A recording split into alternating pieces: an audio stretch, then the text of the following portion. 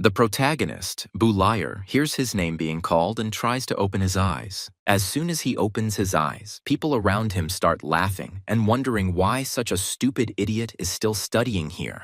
The guy doesn't understand where he is and thinks that this is a dream and everything around him is unreal. His classmate tugs at his sleeve and says that a teacher named Lanny is calling him again. He turns around and looks in fascination at the slender and beautiful middle-aged teacher who has approached him. She scolds the hero with hidden irritation for sleeping and wondering where he is. Buliker looks at her teacher's chest excitedly, doubting whether it is her teacher. They grab him by the ear and call him to answer at the board for sleeping in class, showing disrespect for mathematics. The hero, with fear in his eyes and under the teacher's angry gaze, stands at the board, reading the problem. He takes on a thoughtful look and realizes that he is faced with a very difficult task. On the board, you can see the problem the teacher had created, which caused such emotions in the main character. As punishment for sleeping in class, he is asked to solve this problem later so that he can show the solution before class tomorrow. His classmates start laughing in unison at the fact that the hero won't be able to solve the problem in 3 days because such an idiot can't have any ability in mathematics. But he shows with his whole appearance that he is going to teach his acquaintances a lesson. The teacher wonders why her student is so self-confident, like a knowledgeable scientist. He confidently begins to write something on the blackboard with white chalk. The teacher looks with extreme surprise and wide-open eyes towards the student's board. After Bu Liar wrote the answer on the board, he calmly asked to go to the toilet, to which he was given permission. All the students look closely at the board and doubt that the boy was able to solve the problem correctly by simply writing a random number. But the teacher looks at the blackboard with incredible surprise. She delays her answer, checking the correctness of the solved problem and, to everyone's surprise, announces that this guy's answer is absolutely correct. The hero walks down the corridor to the cries of how even the teacher spent several hours solving this problem because it is extremely difficult. Bulizer suddenly falls to his knees and in his thoughts begins to frantically realize that he has moved to another world. He begins to remember that his name is Chen Luo, and he is an ordinary mathematics teacher who has devoted himself entirely to this science. After graduating from university, he worked tirelessly for many years, and next year, he was planning to receive the highest academic title. His mind is in turmoil, and he panics because he has been transported to another world just by sleeping during the exam. He thinks that everything that happened is unscientific because everything around him is not a comic book, and at the same time, he calls on Newton to help him but does not find a counter-response. Analyzing the situation, he comes to the conclusion that he is now in the body of a student named Bu Liar, who is a complete zero in mathematics, and the whole class called him a fool. Judging by what I've seen recently, the level of mathematics in this world is very low because even an elementary school student can find the answer to such an easy problem. And since he can't solve the problem of movement, he will become the best mathematician in this world. Mathematician Chen Luo decides to reach the pinnacle of this science even in another world. Whistling joyfully, he walks further down the corridor, from where at the very last moment, someone's silhouette becomes visible. Suddenly a collision occurs, and both people fly in opposite directions from each other. The hero, with tears in his eyes, tries to apologize to the person he hit, but suddenly he realizes that he has come across a beautiful girl with blonde hair. He jumps back sharply because he is embarrassed by the position they are in, and yet he comes up to extend his hand to the girl and help her get up from the floor. With his hand outstretched and a look of embarrassment on his face, he begins to apologize to her. She stood up with an embarrassed expression on her face, not accepting his gesture, and screamed, recognizing the man in front of her as Bu Liar. The hero suddenly came to his senses and began asking the blonde if she knew him. She starts screaming and telling how a guy pushed her at the entrance ceremony, which is why she ended up in this position and was embarrassed in front of the whole school. Without stopping screaming, she declares that this pervert ambushed her on purpose, not understanding how he is connected to this girl. Since he has no memories of this body, he stands in complete bewilderment. He begins to justify himself to the blonde since their collision happened completely by accident, but she interrupts him. Folding her hands into strange shapes, a bright fire erupts around her. The main character calls the girl naive, to which he receives a look of complete bewilderment. He doesn't believe in magic and starts to mock her, saying that he is an ancient god of darkness and talking nonsense. But suddenly, a magic circle appears right in the air and a bright yellow flame flares up. The guy looks in horror at the fire that appears in the girl's hand and doesn't understand what just happened. She starts running towards him at full speed, intending to unleash all this fire on the guy, calling him an idiot. A bright flash of light illuminates him, and the thought occurs to him that he has forgotten that magic is a prerequisite for moving to another world. With horror in his head, he is indignant that he has just moved and fireballs are being thrown at him. The blonde screams that he must be punished and runs towards him at full speed. An idea suddenly came to Boulier's mind on how to fix this situation, and he sharply bends down in front of her, heartily asking for forgiveness, to which she begins to break sharply. The girl looks at the guy with bewilderment, her gaze full of disbelief. A look of irritation crosses her face, and she says that a simple apology can't solve everything. But suddenly, right after this, she notices that the guy has suddenly disappeared from her field of vision. At this time, the hero had already run out into the street and continued running away, as far away from the blonde as possible. He begins to understand the situation he finds himself in, with a puzzled expression as science and magic coexist in this world. A hellish pain pierces his head and he quickly falls to his knees on the grass beneath him. Consciousness begins to slowly fade and the body begins to relax, falling to the ground. The protagonist is transported to his childhood memories, where he calls for his father. Several people are visible in the reflection of a puddle located in front of a certain palace. A man hands a beautiful casket to a girl, calling her mistress and offering to alleviate her sorrow. The lady took the child by the arm and hurried to the entrance of the large two-story house. Entering the house and starting to go about her business, she inadvertently began to overhear the gossip of two women who were saying that the girl and the child were aristocrats, but their breadwinner had died. Moving further through the memories, a scene suddenly appeared where a child goes to his mother with the joyful news of his admission to the Shandonas Academy. This child is Boulier, and his mother, worried about her son, warns him of the coming dangers at the academy. The woman suddenly remembers her deceased husband and realizes how much her son resembles him. Then flashes memories of his studies at the academy, where the main character is disrespected by his teachers. He promises himself that he will definitely repay his family's debt, because he is an impoverished aristocrat and he needs to put in twice as much effort. But, unfortunately, fate deprived him of magical abilities, and he cannot create even the simplest fireball. His life at the academy was full of pain and ridicule, as everyone around him discussed his failures in his studies and in life, causing him to fall into deep despair. Suddenly, he wakes up and sees in front of him a girl with blue hair who calls him, worried about his health. Not understanding what is happening, Boulier tries to figure out who this girl is and how she found him. The girl extends her hand to him, offering help, and says that he needs to go to a lesson on the theory of magic. The guy stands up, leaning on her arm, and thanks her with bewilderment, because usually no one worries about him. The class is already in full swing with a lesson on the theory of magic, where the teacher talks about the 4 basic elements.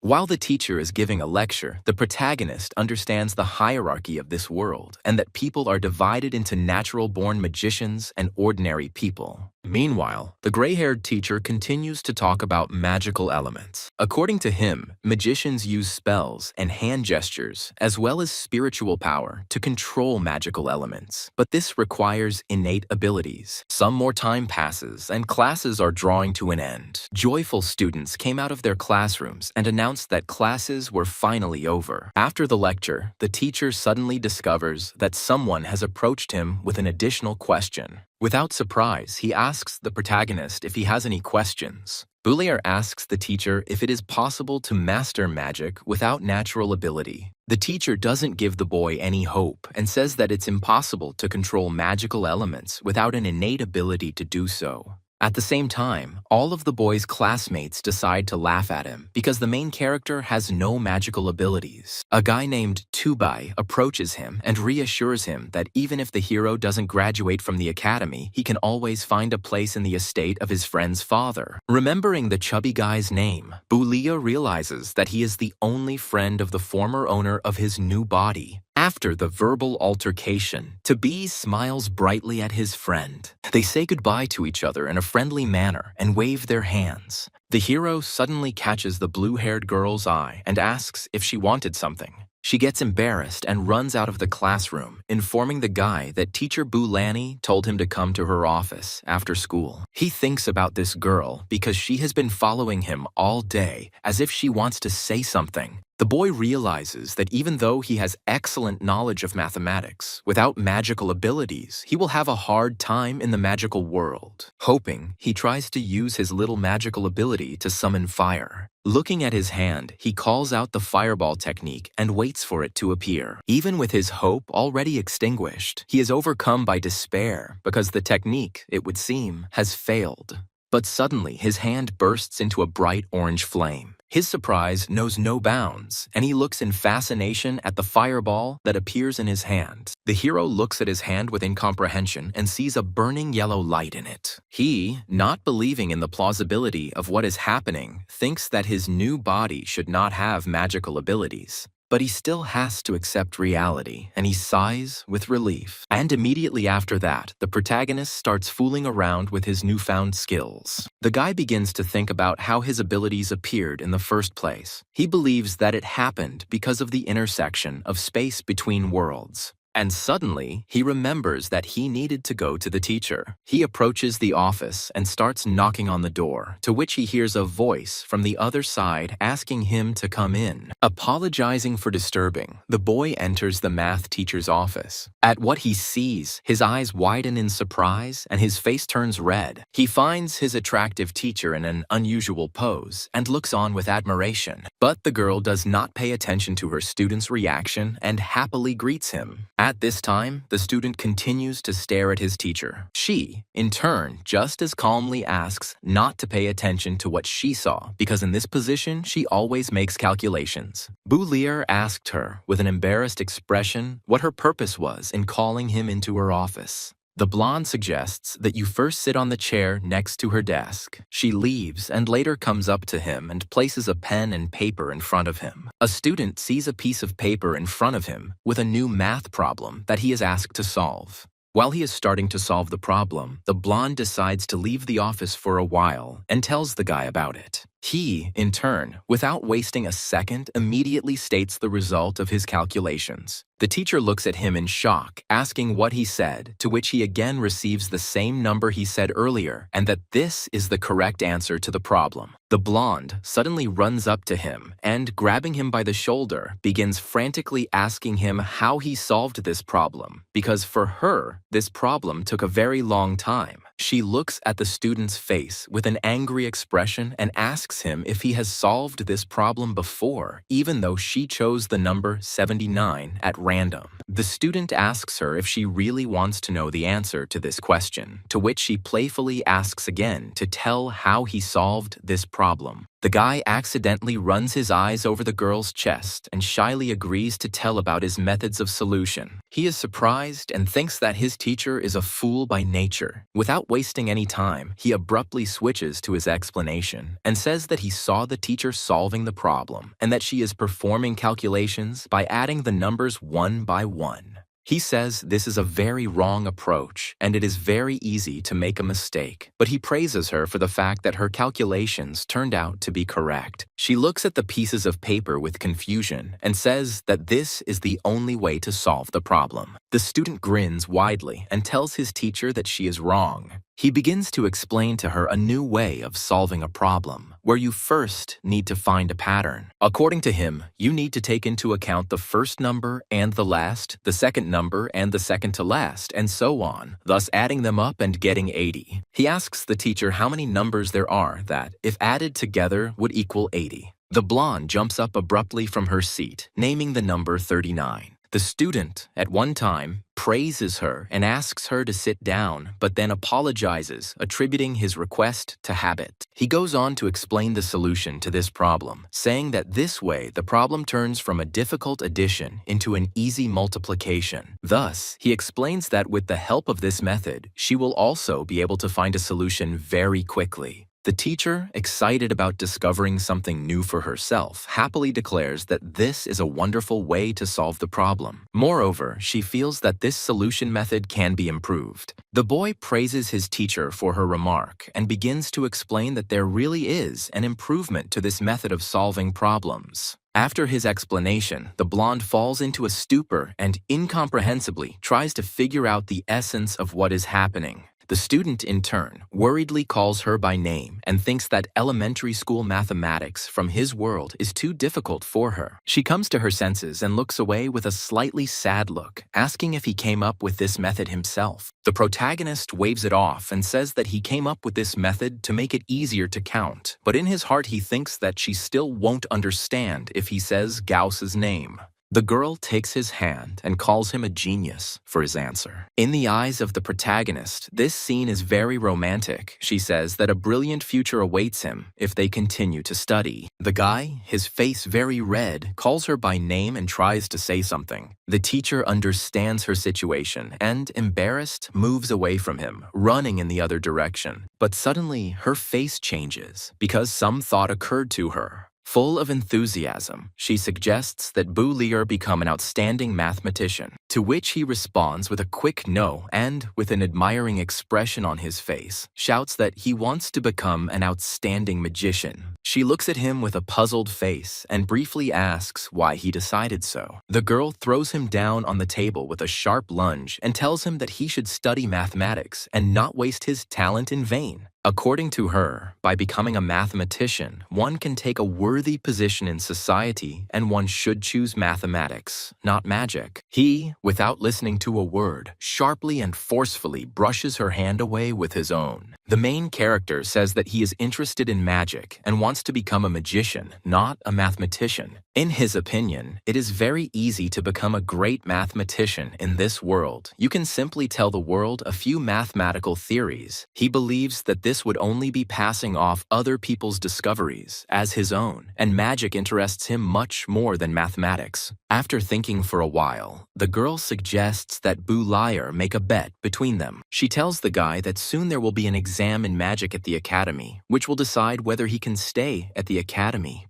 The student takes on a thoughtful look and states that if he fails the exam, he will be expelled. The teacher, in turn, says that if he really wants to become a magician, then he definitely needs to pass this exam. There is a pause during which the boy looks at the teacher with an incomprehensible expression on his face, thinking about something. The girl takes a calendar from the table and continues talking about the terms of the bet she proposed. She says that if the boy passes the exam, she will stop trying to persuade him to become a mathematician, and if he fails, the teacher will help him apply for a teaching assistant position, and he will be able to stay at the academy studying mathematics. After announcing the terms of the bet mentioned earlier, she asks if Boolier agrees to make it. A thought flashes through her head that the guy won't be able to pass the exam because he doesn't have magical abilities. Without any emotion on his face and with firm confidence in his eyes, the student agrees to the bet. Already in the hallway, the boy thinks that his teacher is stubborn and complains that she pestered him. He presents the situation that happened earlier as more romantic than it actually was. Catching himself in such dirty thoughts, he decides to distract himself and engage in magic. But suddenly, out of nowhere, a girl with bows appears and runs towards him at full speed. A collision occurs in which both people hit each other's heads. After this, they simultaneously begin to fall off their feet and fall to the floor. The protagonist thinks that this situation is similar to something and feels something in his hand. Opening his eyes after the feeling of pain passed, he notices a girl sitting on him. The blonde immediately starts hitting the guy for touching her breast with his hand. Out of anger, she decides to use magic and begins to cast a fire spell. She casts a fireball spell, and an orange flame erupts in her hand. Having come to her senses, the girl realizes that there is no one in front of her, and she begins to swear at the fact that the guy has disappeared again. The hero cautiously notes that if he hadn't hadn't run so fast, he would have been turned to ashes long ago. A little while later, the girl with bows decided to go to her math teacher. A student complains that she met a pervert twice at the academy today. After her complaints, she becomes angry and promises herself to throw a fireball at the pervert she met earlier. The teacher starts to laugh a little at this situation. Isabella changes the subject and says that she has already solved the problem given to her earlier. She proudly announces that she solved this problem in just half an evening and thinks that she did it faster than anyone else. The teacher praises her for her efforts, but says that Boulayer was able to complete the task in only a minute. The girl with bows looks at the teacher in bewilderment and asks how he was able to solve this problem so quickly, to which he receives in response that there is a certain mathematical theory and offers to demonstrate it. The teacher begins to explain the whole essence of the method that the guy used. After the explanation, Isabella takes on a lost look and slowly begins to understand the essence of the mathematical theory. The realization dawns on her, and she can't believe that Boulayer came up with this theory. After this, Isabella decides to meet the guy who came up with this theory, which she asks her teacher about. There is a sparkle in her eyes, and she is eagerly awaiting an answer. The teacher was a little confused by this reaction, but she agreed to introduce the two young people. A little while later, Isabella kicks open the door to some classroom. She starts loudly asking the students sitting there about a guy named Boulayer. The girl says that she wants to meet this guy. The first to decide to answer is the named friend of that student, and with fear in his eyes, he tries to say something. But they pinch him sharply on the upper part of his leg so that he doesn't say anything. The one who pinched the guy turns out to be Boulayer, who decided to hide under the table. The chubby guy, taking the hint, tells the girl that his friend just left on business. She looks at the speaker with bewilderment and asks a rhetorical question. The girl decides not to waste any more time in this class and asks someone to call the protagonist when he returns. The chubby guy waves his hand at her with relief and says that he will definitely fulfill her request. After the girl leaves, the door to the classroom closes with a bang. The hero decides to crawl out from under the desk to check if the blonde has left. After this introduction, there is an awkward silence, and many in the class look at Boulayer with bewilderment. He, in turn, not understanding such an amount of attention in his direction, asks his friend why everyone is looking at him. The guy with the bandage grabs his friend by the shoulder sharply and forcefully. With fear in his eyes, he asks the hero to tell him about what happened between him and Isabella. With a lost look, Boulayer tries to answer the other guy. He, in turn, looks at his friend with contempt and asks if the protagonist knows who Isabella is. The guy gets scared and cautiously asks who the girl who came into their class is. The brown-haired man began to tell the main character that the girl had many friends who could cause problems. The protagonist dismisses his friend's advice and counters that they won't be able to touch him at the academy. A guy with a bandage and a look of doom on his face asks the hero what their academy is called, to which he easily answers. Next comes the question of where the campus is located, and Boulayer, without thinking twice, answers that the campus is on Baker Avenue. The protagonist's friend says that the campus is located in the city of Yabo, whose mayor is Isabella's father. The hero suddenly realizes the seriousness of the situation he has found himself in and begins to nervously think about what to do. He realizes his hopeless situation and asks the guy with the armband about the possibility of apologizing to that girl. Suddenly, from somewhere behind, a scream is heard that mentions Isabella, and both guys get scared and sharply turn towards the voice. A blonde man and his friends look at the main character and say that such a mediocrity won't last even a couple of days at the academy. The tall guy with golden hair is named Badr, and he has always bullied Boulayer in the past. The hero's friend stands up for him, but in his thoughts, he thinks that the blonde man is saying the right things. He has these thoughts because if you don't have abilities, then you won't be able to earn respect at the academy. In addition, all second-year students will have to take an exam, and those who fail will be expelled. In fact, the magic exam is quite simple, and any student can easily pass it, but Boulayer has absolutely no magical ability. Therefore, for him, this exam is potentially the end of his studies at the academy. Suddenly, the main character is distracted from his thoughts by a strong blow to a nearby table. The blonde guy angrily yells at the dark-haired guy, asking if they can hear him. There is a palpable hostility between them, and the blonde does not skimp on dirty words. The protagonist's friend does not stand aside and takes on a hostile appearance, preparing to say something to Badr. The blonde is challenged to a fight for her insolence and bad manners. However, he doesn't understand how Toby is connected to this situation and asks what it is to him. Incredible aggression flares up between the protagonist's friend and Badr, and they prepare for a fight. The offender, with strong irritation on his face, promises to remember this situation. He turns around and leaves with his friends, saying that next time he will answer for everything. The protagonist watches out of the corner of his eye, a little pale, as his offenders leave the classroom. He remains pleasantly surprised that the fat man stood up for him and showed himself to be a reliable friend. Getting straight to the point, Boulier asks the chubby one to help him with Isabella if anything happens. He responds positively to such a request, but says that by that time he himself will have given the black-haired guy a beating. After this, the hero looks at his friend with glassy eyes and incomprehension. A few days later, the magic exam began, and the teacher announced the conditions for passing the exam and warned that those who failed would not be able to continue their studies. Students will have to stand behind a line and hit a target with a fireball. The exam begins with Badr, who shows with his whole appearance that no one here is his equal. He quickly casts a fireball spell and fires it from his hand at the target. The teacher praises him and says that he passed the exam successfully. The exam is in full swing, and each student is taking part in it. Suddenly, the blonde notices the main character and his friend in the crowd and chuckles mockingly. He tells the hero with a grin to enjoy his last minutes at the academy. In response to such dirty talk, the chubby guy orders the blonde to shut his mouth.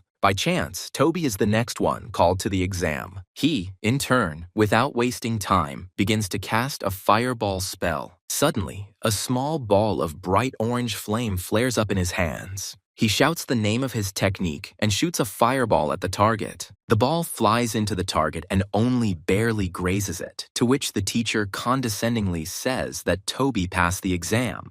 Even though it was almost a losing attempt, the guy is very happy that he was able to pass it successfully. Next, the teacher looks at the list of students, looking for the one who will go next to test his abilities. He is about to summon Boulier and is saying in his mind that he doesn't even have the skills of magic. The old man thinks sympathetically of the hero and does his best not to disgrace him in front of everyone around him.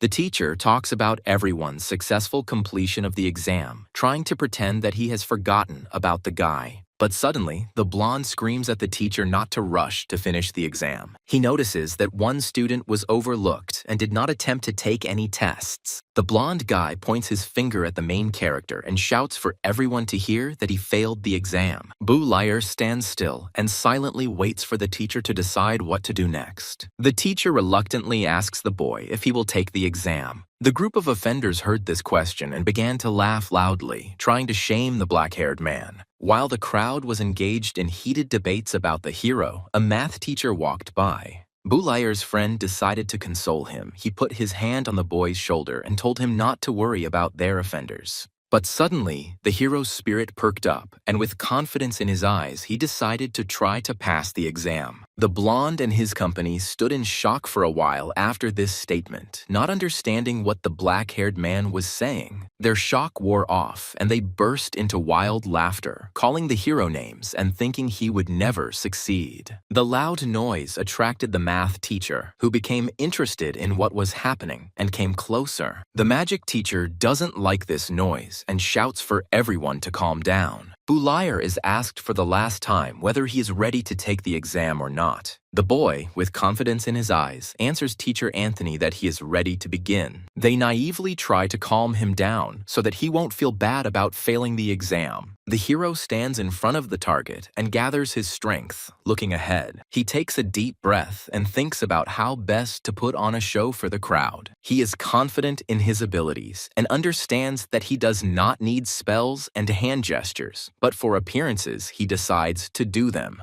The fire spell sounds, and everyone looks at the target with bated breath. The protagonist shows that he is making every effort to summon magic. The crowd around him covers their faces from the fumes coming from him, so as not to get burned. When everyone opens their eyes, they look at the black-haired man's hands, where there is no hint of a spell. The blonde and his friends see this and burst into laughter because apparently Bu Liar screwed up. But suddenly, a flash of fire appears in his hand and fiery circles spread around him. A huge fireball appears out of nowhere and flies towards the target. When the spell and the target collide, a huge explosion of flame occurs. Absolutely all the students and teachers on the site are amazed by this picture. After the fireball hit, the target was reduced to a pile of damaged debris. The magic teacher says with disbelief and bewilderment that Bu Liar passed the exam. The blonde's expression suddenly changes, and he declares that this is simply impossible because even he couldn't achieve such a result. And only Toby is sincerely happy about his friend's success and asks why he hid his talents. Suddenly, the teacher calls the main character to him to tell him something. The math teacher also doesn't stand aside and wonders with surprise how the guy was able to do this. The hero came to the magic teacher's office and began to tell him that he trained every day from books and was able to master the fireball. Anthony explains that magic is a gift from the gods to people, and those who were deprived of abilities were called abandoned gods and thought that the guy was one of them. But now the gods have rewarded Bu Liar with their gift, which happens very rarely. He is praised and encouraged to keep up the pace of his studies because he has great potential. The hero thinks wearily about the fact that every teacher at the academy is trying to force him to learn one thing or another. Suddenly, he says that he is grateful for the praise, but wants to return to his world. The teacher looks at him questioningly and asks what worlds his student is talking about. The hero came to his senses in time and wrote it all off as a joke because he accidentally let it slip. Anthony did not allow the boy to be interrogated and thought that he was studying too much and assumed that Bu Liar was talking about the world from the legends about the Holy Master. After the mention of the Master, the boy became very interested in what his teacher was talking about. According to legend, there once was a Holy Master who could control space and travel to another world, but everyone thinks that this is just a legend. The hero looks at the teacher with anticipation and asks about all these legends. He abruptly grabs the old man by the shoulders and declares that he must become a Holy Master. After some time, Bu Liar begins to seriously study and learn about the history of this world. He sits late at night in the library and spends all his energy reading various books. According to the information in the books, there is a gradation of levels of magic power in this world, with 7 varieties in total. Holy Masters were heard of only in myths and legends. Their magical abilities were described only in ancient books. Many books indicate that the sacred masters possessed spatial magic. They could tear space apart and move between worlds. Although many now think that another world does not exist, and the magic of space is just a legend, the main character does not lose hope of returning.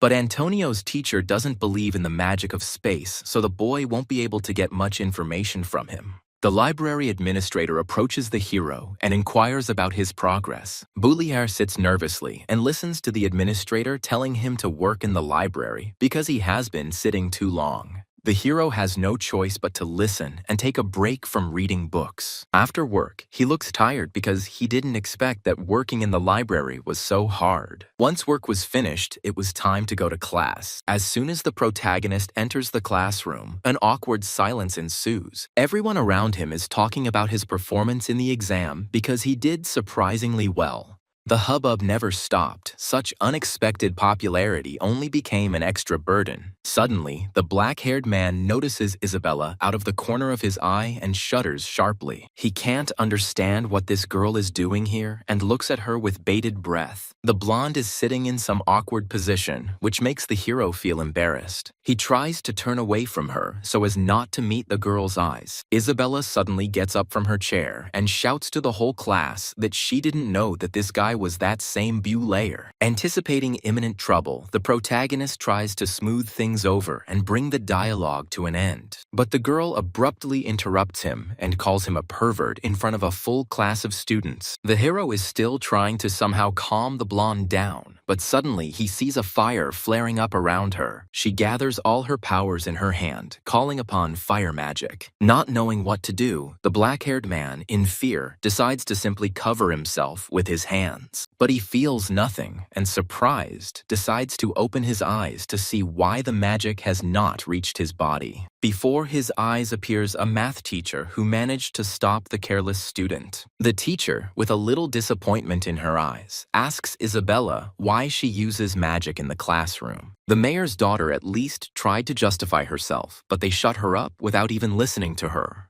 Immediately after this, the teacher calls Boulayer into her office. She didn't stop at just one guy and decided that Isabella should go with them. Not intending to argue with the teacher, the hero decides to meekly agree and go to her office. Two students and a teacher quickly leave the classroom, loudly closing the door. After such an intriguing scene, all the students in the audience sit silently and ponder what they saw. The blonde man who was in the classroom sat in complete shock and did not understand why Boulayer was being given so much attention. In the teacher's office, the boy explains all the awkward situations that happened to him with Isabella. She tries to reconcile them because everything that happened to them did not happen on purpose. Under pressure from the teacher, the blonde agrees to forgive the guy. The teacher decides to remember the magic exam and praise the hero for his efforts, closing their bet. She is very interested in his performance and asks him to show how he was able to overcome himself and suddenly acquire magical abilities. The hero denies it and says that he was just lucky and that he has questions for the girl about magic. The blonde does not insist on her request and waits with interest for the guy's questions. He wonders if spells and hand gestures are necessary to release the element.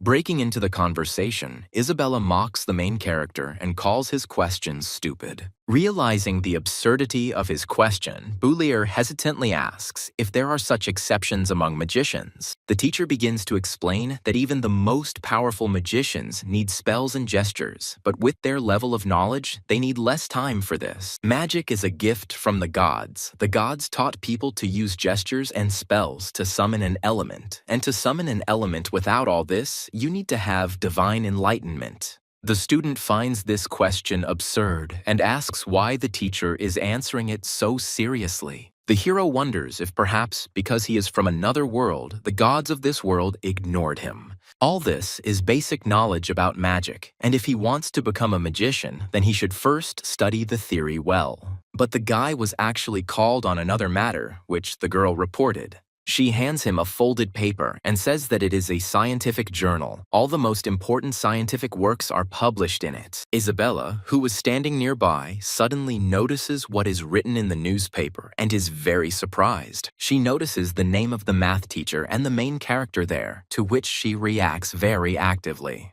The teacher explains that she figured out the summation method demonstrated by the boy and even wrote a paper on it. But the dark-haired man is more concerned about whether he will be paid for this publication because the library pays very little. In response to his thoughts, the teacher suddenly calls the main character. She hands him a small bag of money and says that it is his reward for his work. This money would be a great help to him, as it contains more than 2 years of his salary for working at the library. He pretends with undisguised joy that he is ashamed to take this money and offers to let the teacher take half. She naively agrees to his proposal and takes half of the money for herself. Boulayer responded by becoming a little apathetic because he didn't expect that they would take his money. His grief knows no bounds because he only suggested it out of politeness. With just one phrase, he deprived himself of half of all the money offered to him, and because of this, thoughts began to visit him about the need to quickly leave this world. But suddenly, something strongly attracts his attention, and he looks at the teacher with interest. He is interested in whether each article published in the newspaper is entitled to that much money. In response, he receives that money is due for each article in the scientific journal, and suddenly he has a bright idea that he wants to voice. He abruptly moves on to explain a new theory taken from his old world. The teacher recognizes what he is talking about and calls it Ruth's riddle. The hero, who is not very familiar with the science of this world, looks at the girl with confusion. Ruth's riddle is a mathematical problem posed by ancient sages. Rouse has 7 children. Each child has 7 bags, each bag has 7 cats, and each cat has 7 kittens. There aren't that many numbers in this problem, and adding them up would give you the answer, but if there were more numbers, a different solution method would be a lot more helpful. The blonde asks with genuine interest if the guy can solve Rouse's riddle using a different method. With confidence in his eyes, he replies that he has some ideas about this. The girl is very inspired by this answer and asks to work on his new method. While working, quick minutes and long hours pass. Some time passes. The student, who had been in the room the whole time, managed to lie down comfortably on a chair and fall asleep. Suddenly, she wakes up because of some scream from the side. This cry belongs to the teacher, and she, jumping for joy, says that the boy was finally able to solve this problem. Isabella asks the hero in surprise if he came up with this idea himself. He, in turn, makes a very suspicious face and asks if she really wants to know about it. The blonde's interest knows no bounds, and she really wants to know the answer to her question. In response, she gets the fact that the guy does not have any abilities. He just studies very hard. The girl asks with genuine surprise if he is telling the truth. Some time later, thoughts about what had been said earlier began to visit her. Suddenly, something unexpected happens before her eyes, and she is sharply surprised. She notices the protagonist in the third-year building and wonders what he is doing there, since he is a second year. She promises herself that this time she will catch him red-handed. Coming to her senses, the girl realizes that she has lost sight of the guy again. At this point, the hero already finds himself near some high stone fence, which is located behind the third-year building. This was the place Toby had told him about, hoping that his friend wouldn't do anything stupid. With a light leap, the hero jumps over the fence and suddenly remembers his magic teacher. He told him that if the boy wanted to learn about magic, he should go to the Magic Association in the city of Yabo. There is something amazing behind the fence, and the hero stands still for a while. He allows himself to take some time to enjoy the city's unusual architecture. The city is peaceful and quiet, but there is something lively happening on the main street. Traders from all over the streets beckon potential buyers to them, hoping to sell their goods. The black-haired man calmly walks through the city, looking at all its beauty.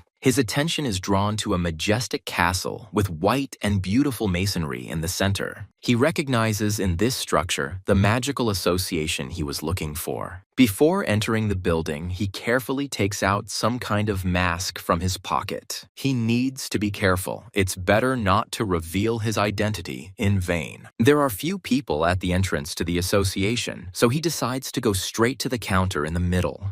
Behind her stands a girl with blue hair who offers help to the main character. He recognizes this girl as his classmate named Molly and wonders what she is doing here. The girl offers him the services of a high-level mentor, naming a rather high price for it. Hearing such exorbitant prices, the hero was a little taken aback and dumbfounded. He doesn't have that kind of money and decides to put an end to his idea, starting to leave the building, but the girl calls him back. If you have problems with money, you can simply get a subscription to the association's library. Boulier turns around in surprise and asks again if he heard correctly about the library. The library of the Magic Association contains several tens of thousands of publications on magic, and it is absolutely free. The main character, sensing that he won't have to pay for knowledge, suddenly asks to sign up for a subscription. In response, they ask him for a magician's certificate, which unfortunately he does not have. The girl thought that the guy in front of her was already a magician, and the membership was needed to prove that the person really does magic. She says that you can prove your abilities by simply demonstrating your ability in magic. The guy asks if it is possible to do this right here and now. It's possible to pass the test, but Molly warns that today's expert is quite strict. They say his pass rate is only 10%.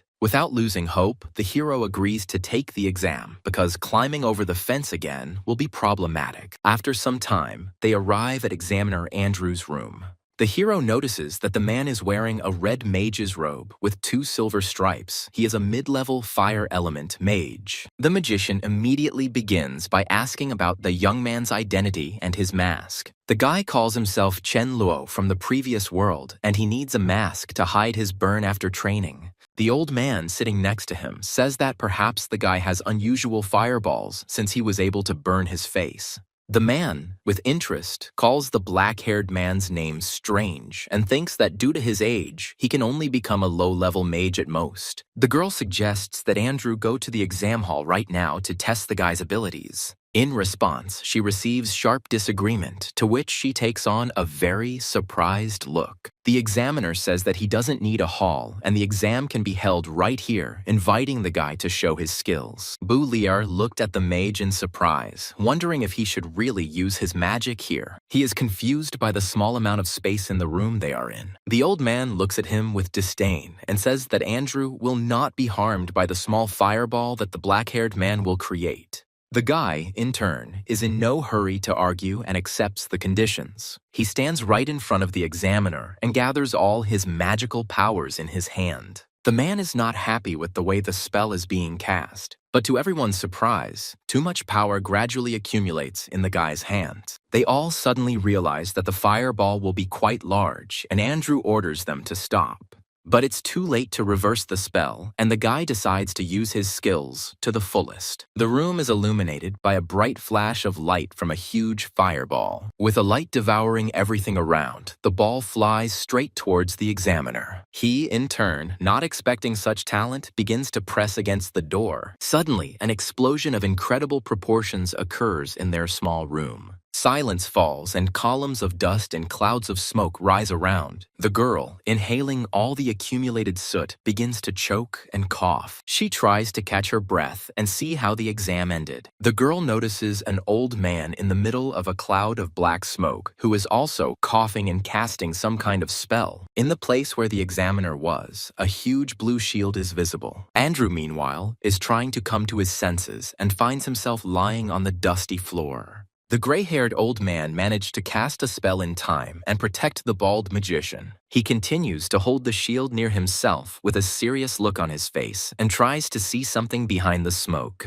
The examiner cannot come to his senses, and the old magician has to take him by the shoulder and shake him. The girl was able to examine in detail the entire picture that had formed around her and froze in surprise. Suddenly, the guy took his word and immediately apologized to the magicians. He naively believed that everyone was ready for his spell and therefore struck with all his strength. The guy successfully passed the test, and after some time, he finds himself in some room where he is handed a magician's certificate and a library card. He quickly picks up his new documents and begins to examine them. The girl attracts his attention and says that she was very surprised by his performance in front of the examiners. Bu Liar, called by the name Chen Luo, thanks her for the praise and says goodbye as he leaves her. When he said goodbye, he called her by name, and so she suddenly wonders where they could have seen each other and how he knew her name.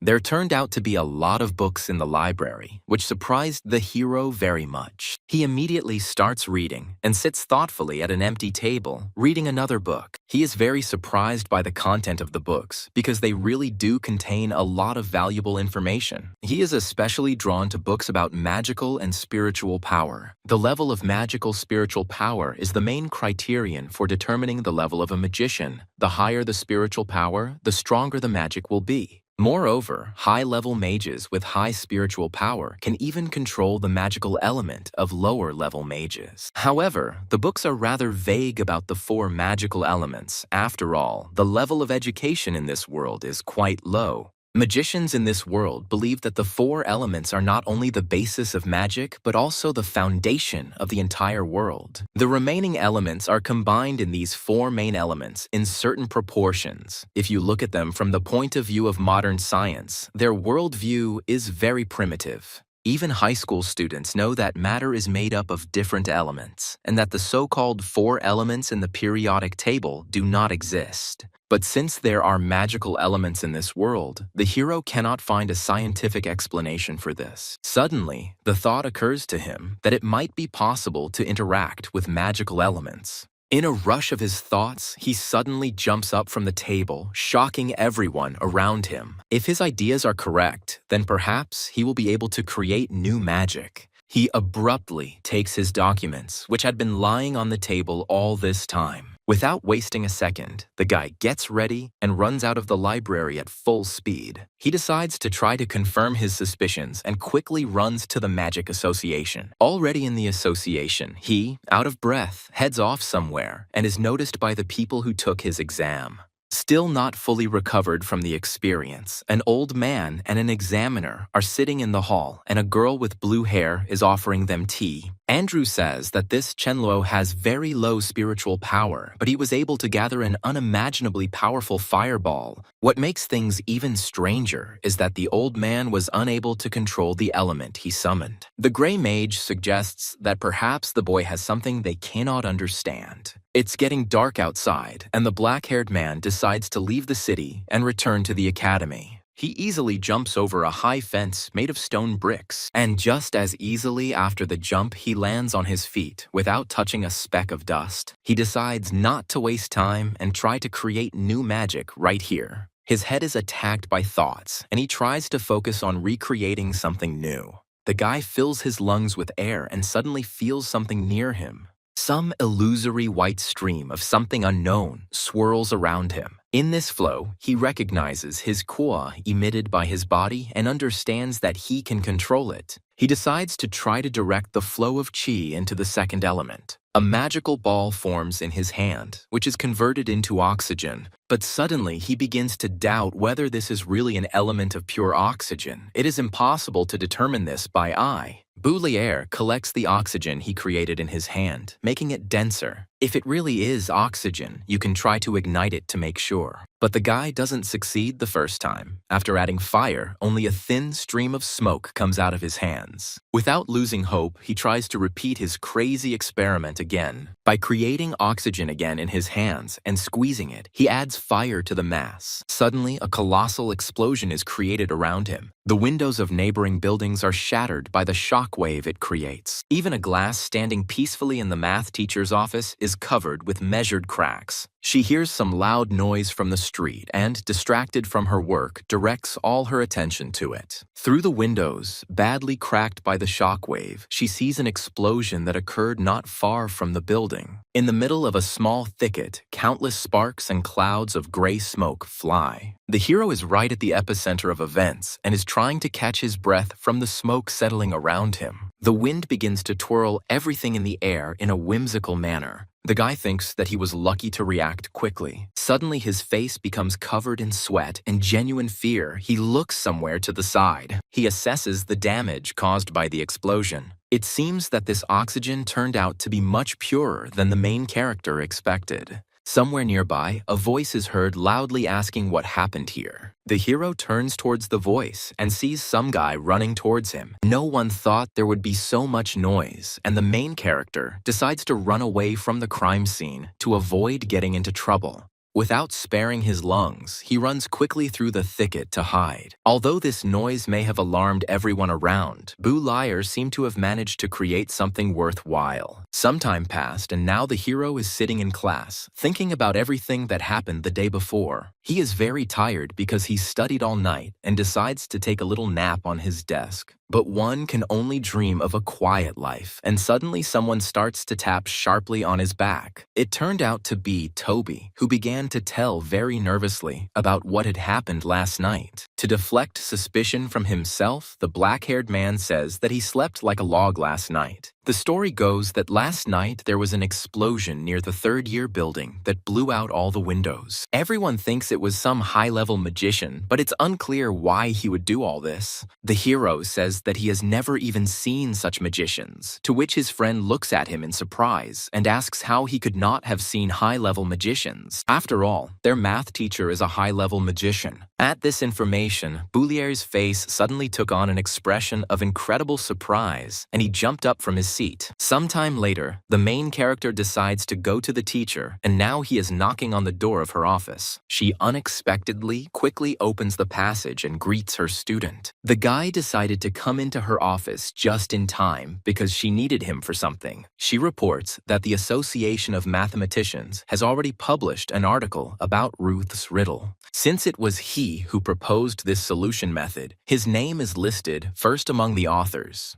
The girl congratulates the black-haired man because he solved the most difficult problem in the world of mathematics. But without paying any attention to this, he declares that he came on other business. Unexpectedly for the blonde, he says that he wants to study mathematics with her and asks her for help. After such a statement, she looks at him in confusion, thinking about what she heard. The guy wanted to become a magician, but suddenly decided that he also really liked mathematics and he didn't want to regret it later. He says that it seems to him that even in his past life, he was an outstanding mathematician. The girl, overcome with emotion, suddenly grabs his hand, calling him by name. She can't contain her emotions and presses his hand to her chest, saying that she is very glad to hear it. The teacher hugs him to her chest and says that from now on, they will do math every day after school. Extremely embarrassed, the guy turns away from her embrace, trying to push her away with his hands while simultaneously asking for help with magic. Still embarrassed after such a scene, he hears consent from her side and decides to leave quickly. The boy quickly moves towards the exit of his teacher's office and opens the door. The blonde calls out to him and asks him not to forget to come to her tomorrow, to which he agrees.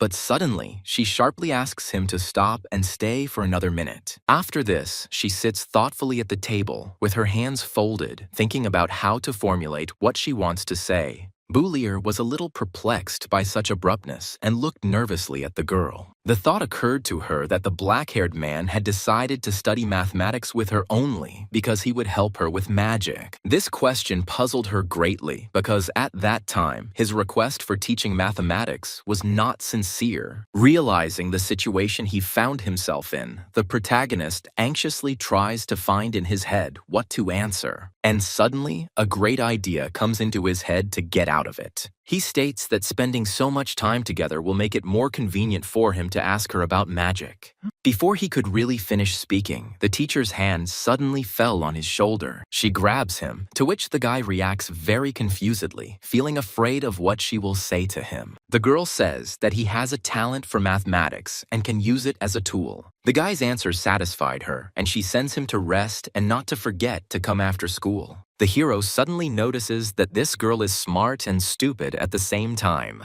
Some time passes, and the evening of the next day arrives. Boulier opens the door to the teacher's office without knocking and greets her. Suddenly, he notices two girls in front of him, sitting at a table and talking about something. Isabella was clearly unhappy with his visit at such an hour. Perhaps she wanted to talk to the teacher alone. She immediately, without ceremony, asks the guy about the purpose of his visit. The teacher apologizes to the girl, saying that she forgot to tell her that from today on, Boulier will also be teaching her math. Isabella is asked to take care of the guy, but apparently she is not very happy with this request. The blonde invites the hero to sit next to the student and says that she has prepared a task for him. One stone was thrown into a well. After some time, another stone was thrown, but twice as heavy as the previous one. The question is when the second stone will catch up with the first. Isabella suggests that they need to know the interval to solve this problem, and before she can finish speaking, she is interrupted. The guy, without waiting for an answer from the girl sitting next to him, sharply replies that the second stone will never catch up with the first. Strictly speaking, if you ignore air resistance, a large stone will never catch up with a small one.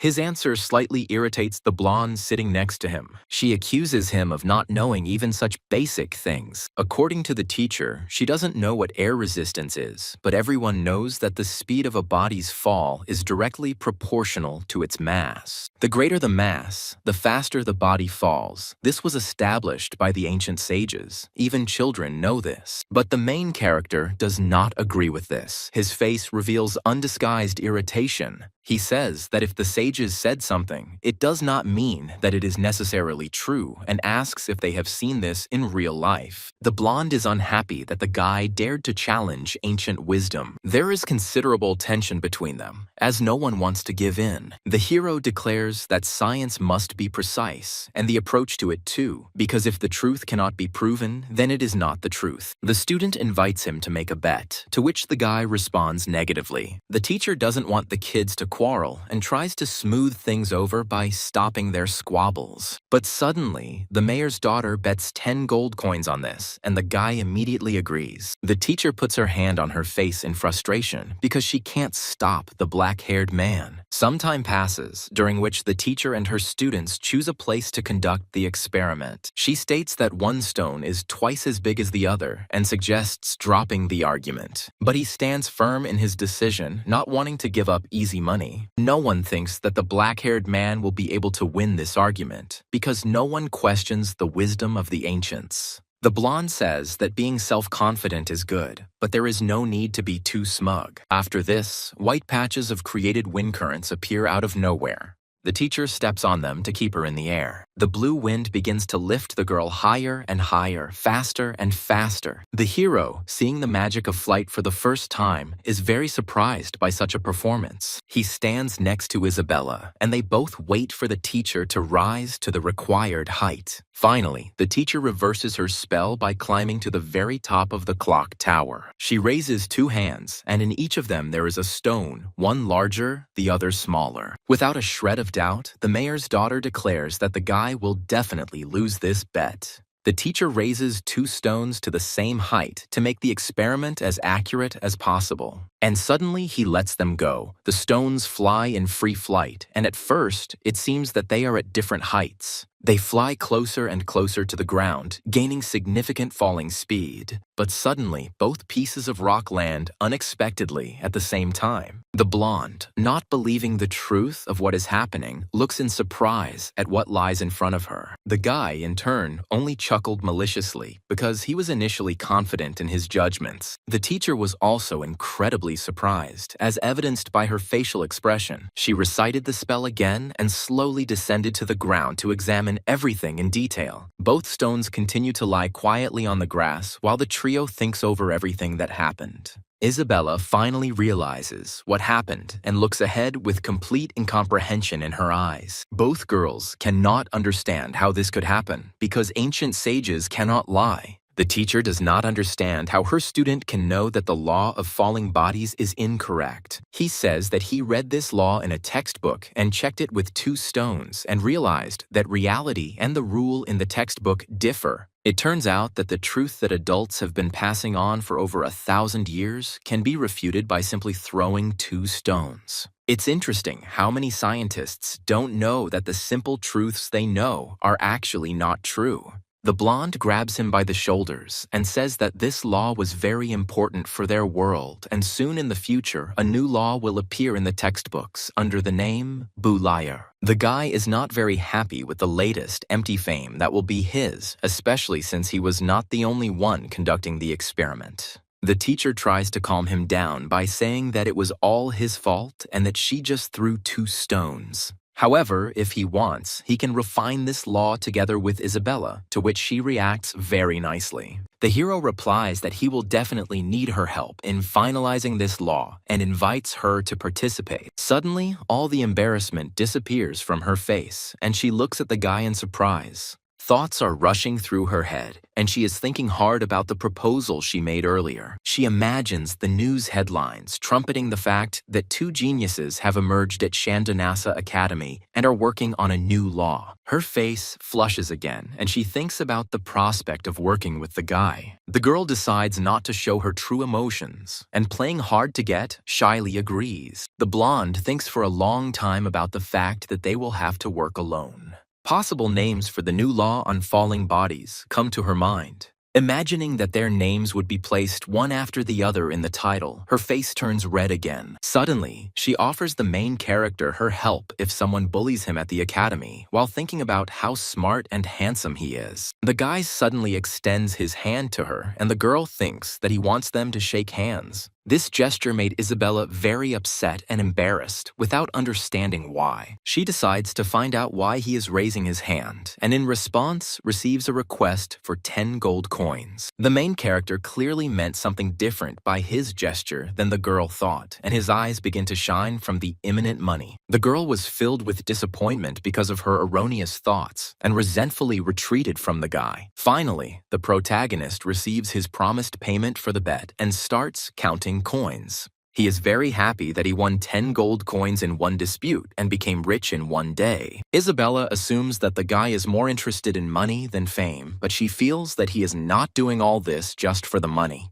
The hero thought deeply after these words and just sat in silence for a while. The girl, with genuine interest, decides to ask what he really wants. This question left the guy stumped, since before that, he didn't quite understand what he wanted. He evaluates everything he has done in this world and suddenly understands something for himself. Memories of how hard he worked in his past life flash through his mind. He recalled his students and his work as a school teacher, and his friends, whom he left behind in a world that was already past his time. After such immersion in himself, he suddenly finds what to answer the girl. But what he wants is apparently not for other people's ears, so he just denies it by saying that he just wants to earn money and live better. With a fake smile on his face, he says goodbye to Isabella, his teacher. Not having received the expected answer, the blonde looks thoughtfully towards the departing guy. She realized that the main character's thoughts were tormented by thoughts that he could not tell anyone. The day passes. Boulayer is already sitting in class and thinking that sleeping on the desk is much more comfortable than in that cubicle.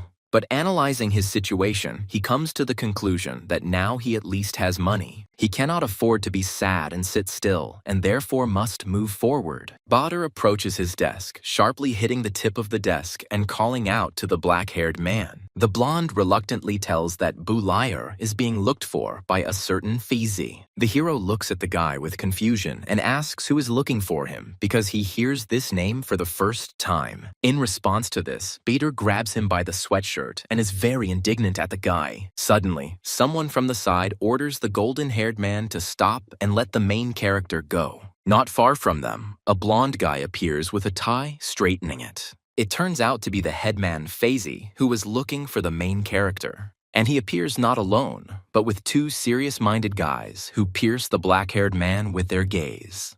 The village chief looks down at Boulayer with a hint of disdain. The guy looks at the blonde with interest, since they have never met before. The golden-haired man with the blue shirt addresses the hero, asking if his name is Boulayer. He looks at the black-haired man appraisingly and chuckles mockingly, standing right in front of him. The main character finally came to his senses and with a serious look on his face, said that he should be let go. He introduces himself to the headman and asks with interest if something happened. The pompous blonde warns him to stay away from Isabella. In his opinion, a person like Boulayer should not communicate with such a girl. After this, the headman orders his whole gang to leave, and they turn towards the exit. Suddenly, the blonde accidentally bumps into Toby, who was passing by. The plump one couldn't stay on his feet and fell awkwardly to his knees after the collision. He is afraid to say anything in response to such disrespect and simply waits silently until the group of offenders leaves. With a slight look of embarrassment on his face, he approaches the main character and asks if everything is okay with him. In response, he receives that everything is fine with Boulayer and the guys just wanted to talk to him.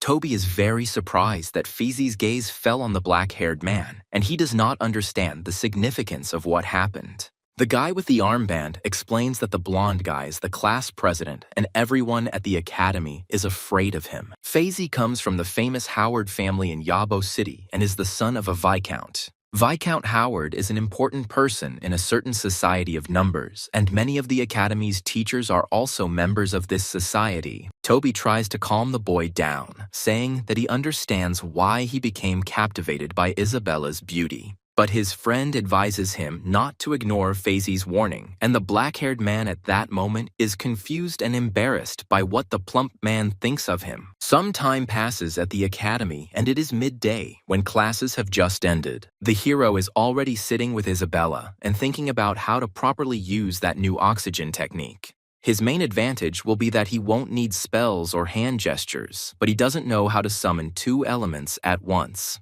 He is distracted from his thoughts by a blonde who says that he needs to stop lounging around. She tells him to solve the problem that the math teacher gave them. The hero, yawning boredly, abruptly hands her a piece of paper. On this sheet of paper, the girl sees some formulas and understands that the hero has already decided everything a long time ago. She is very surprised, since in the same amount of time she managed to solve only half of it. The main character says that you can't solve everything the same old way. In his opinion, it is necessary to find original methods for solving problems. Ignoring his pomposity, she looks at the piece of paper with embarrassment. Taking advantage of the momentary pause, the hero remembers that he wanted to ask the girl something. He is interested in the fact that Isabella can summon 2 fireballs at once, to which he receives the answer that she can summon several of them. This information shocks him, and he looks at her with confusion. The blonde realizes that the black-haired man can only summon 1 fireball at a time and begins to mock him. He explains that he has studied many books on magic, but has never found a way to summon more than 1 element at a time. The girl, in turn, says that the books only contain the basics. Such skillful techniques are not there. In order to master such magic, you need to hire a high-ranking magic consultant. But if someone called her sister, she would help him learn such magic. The main character, without a shadow of a doubt and with complete indifference, calls the girl sister. The girl, not expecting such a quick and sharp answer, is simply at a loss. She was very tense by the expression on the guy's face when he said that magic word. But without breaking her word, she calls the black-haired man to her, saying that she will teach him. After this, they leave the academy and find a free clearing for themselves. The girl gathers her strength and casts a spell of fireballs. A multitude of yellow fireballs suddenly flare up around her. The hero is very surprised by what he sees, since his skills do not allow him to create even 2 balls. What catches his attention is how stable the spell has become.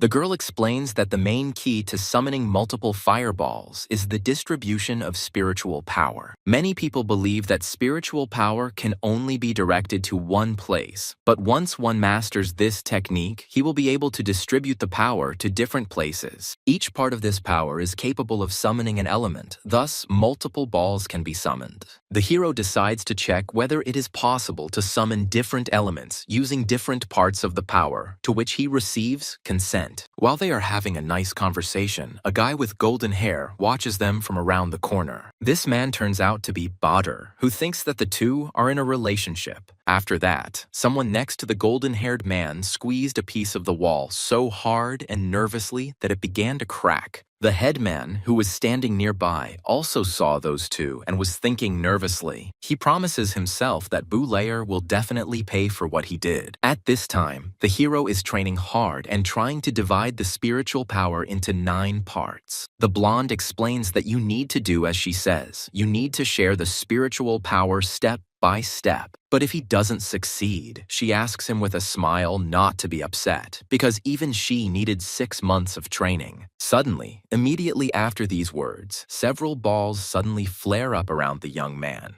The girl looks at what opened before her eyes with confusion and asks how he was able to do this. In response, she receives an unperturbed answer that he simply divided the spiritual power into 9 parts and summoned fireballs. But she doesn't accept that answer, and she asks how he could do it so quickly. He looked at the girl in surprise and said that he understood the technique and was able to do it. Such a banally simple answer shocked the blonde, and for a while she just stood and looked at the guy. Her face flushed at the thought that this guy was not only a genius in mathematics, but also a genius in magic. She starts to get very angry because her training was much longer than his, but she decides to lie for the sake of her pride and say that she did the same in the past. The girl's obviously undermined pride forces her to abandon the boy's training and run away. The guy didn't understand her indignation and attributed her hysteria to the fact that he doesn't understand women. He put his hand in his pocket and suddenly felt something strange. This caught his attention, and he decided to look at it in surprise. By that time, the girl had not yet recovered from her emotions and was nervously walking towards the academy. But suddenly, Bulayer catches up with her and grabs her forearm with his hand. Isabella is frightened by such an unexpected gesture and asks if he needs anything else from her. She notices that he is holding out his hand to her with an object resting in it. It turns out to be some kind of bracelet with a cute golden cat and a red thread. The hero extends his hand to her, addressing the girl by name and asking her to take the item. According to him, what he was able to learn is entirely due to her, and he thanks her. She looks at the brooch with bated breath and thinks for a while about what to do. Her face flushes and she presses her lips together in embarrassment as she looks at the protagonist. She is surprised and says that the hero still has a conscience and thinks that he is not so stupid. The blonde snatches the treasured gift from the black-haired man with a sharp movement of her hand. She did not dare to show her true emotions and runs away from the protagonist in embarrassment, saying that the gift turned out to be ugly. Since she was running with her eyes closed, her legs got tangled and she fell comically onto the grass. Without asking for help, she gets up from the ground herself and chuckles nervously because of the awkwardness. After this, she turns towards the hero to see his reaction. The hero is surprised and a little embarrassed by the girl's gaze. He cannot decide what to do next. But before he could say a word, he sees the girl stand up and, showering her with insults, run away. She promises not to let it go so easily, but Bulayer only sighs tiredly in response. After this scene, he decides to take a break and lie on the grass for a while in the sun. He thinks that if she didn't like it, she wouldn't have taken the gift. He spent 50 silver on it. The boy was thinking about the fact that at first he wanted to give the bracelet to the math teacher, but suddenly he noticed something in front of his eyes. 3 guys approached the main character, who was lying peacefully on the grass. Badr reminded the black-haired man that the headman Faizi had warned him about the girl. His closeness with the mayor's daughter began to really irritate the class president. Without saying a word, the protagonist suddenly rises from the grass with a serious expression on his face. And just as unexpectedly, he simply goes on the run from the company of his offenders. The blonde and his company did not stand still and decided to start a pursuit. The explanation for the protagonist's actions is that he sees no point in messing around with these guys. Suddenly, one of the 3 decides to provoke the hero by saying that the black-haired man's father died while fleeing during the battle. Such unflattering words about Bulayer's family unsettled him, and he stopped abruptly. The blonde, in response to this, only continues to mock the guy. He saw a gap in the protagonist's defense and decided to sneakily attack him from behind. But after swinging and striking, the fist never reaches its target, stopping right in front of the hero's head. The offender did not expect this, and therefore, having struck with full force, he is simply thrown back and only he receives damage. The hero is very irritated by the behavior of the group, which can be seen from the expression on his face. The blonde, meanwhile, still can't recover from the blow. His hand is badly burned, and he feels incredible pain. The protagonist becomes even more enraged and says that his father was a brave warrior who died for his homeland. He was a wonderful father, deserving of respect and reverence, even in death. The black-haired man threatened that no one could insult his now-deceased father. Due to his anger, the hero automatically created 9 fireballs around himself, which attracted the attention of his offenders. They were incredibly amazed by the black-haired man's abilities, because before, he had no magic at all. The prospect of being burned alive frightens the boys, and they run away, leaving their leader behind. He is left alone with the enraged Bulayer and looks up at him with fear. What he sees frightens him greatly, and he panics, begging for mercy. The blonde tries to defend himself by saying that fighting is prohibited at the academy, but he only receives a disdainful look. From this, the panic in his eyes disappears, and only despair remains. He looks obliviously at the black-haired man. The hero, at the same time, not intending to stop, swung his hand to send fireballs flying. His powers are concentrated, and fire magic begins to move towards the offender. But suddenly, the main character notices someone's presence behind him. Badr, meanwhile, closes his eyes and tries to defend himself by putting his hands in front of him and screaming for help. His body didn't feel any pain, so he thought something strange was happening and decided to open his eyes. He sees in front of him not 9 fireballs, but a guy lying at his feet. Not understanding what happened, he tries to come to his senses, looking at the guy lying peacefully in front of him. The blonde man hadn't yet yet recovered from what had happened, and so, with a bit of fear, he decided to poke his finger at Bulayr to check if he was alive.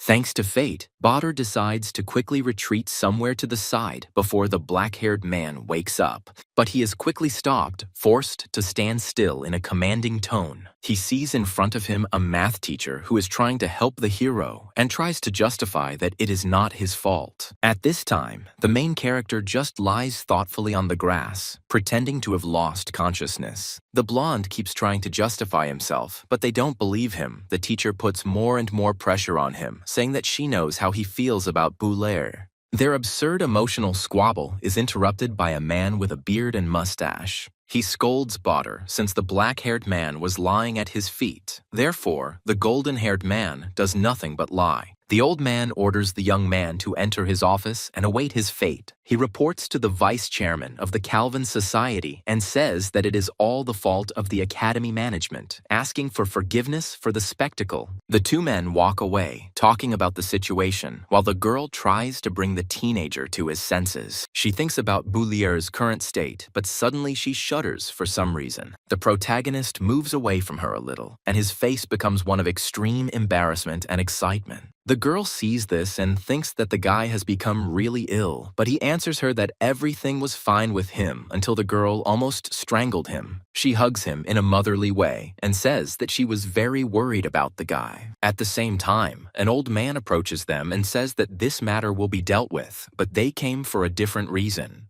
The girl, taking the floor, decides to introduce these men to the guy. The old man's name is Archil, and the younger man's name is Calvin. The boy bowed respectfully to the two academy workers, greeting them. The black-haired man managed to become famous, and these people already know him as the man who helped teacher Bulangia solve the riddle of Rufus. But the teacher interrupts the old man, saying that the boy himself solved the riddle, and she only wrote an article. Thanks to solving the Rufus riddle, Bulayr and the teacher were nominated for the Edwin Prize, which is a great pride for Yabo City. And if they wish, these men will do their best to help them get this award. But the girl is more concerned about whether the guy will also be able to receive this award. Expecting this question, the old man sighs resignedly, looking at the girl. The guy is still too young. No one in the mathematical community has such results. If the teacher says that it was he who solved the riddle of Rufus, then no one will believe him.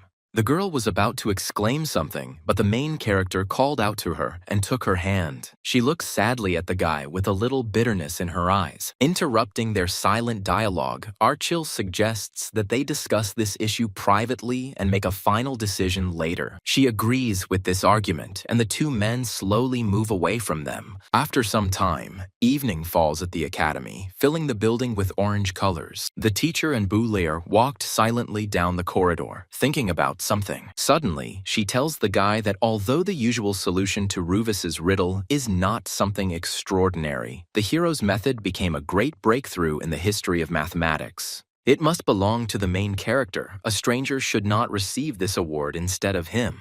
This causes a slight stupor in the guy, and he anxiously thinks about what to answer. After thinking for a while, he says that this prize should not belong to him at all. Besides, teacher Bulangi has long been no stranger to him. The flattering words make the girl's face blush. She is pleasantly surprised. Ashamed of her reaction, she sends the student to go home quickly, and he, in turn, thinks about what he said wrong. After some time, a large number of school children gathered at the notice board. They are all discussing the article published by teacher Bulangi and the name of the student who worked on it. They emphasize that many scientists have been unable to find a solution to the Rufus riddle for centuries. While everyone was discussing the guy, he decided to walk through the crowd amidst the general noise so as not to be noticed. Finally, he manages to do it and remains unnoticed. Not far from him, he suddenly hears swearing coming from the office closest to him. He notices the figure of the old man he met earlier and someone else standing in the back of the classroom.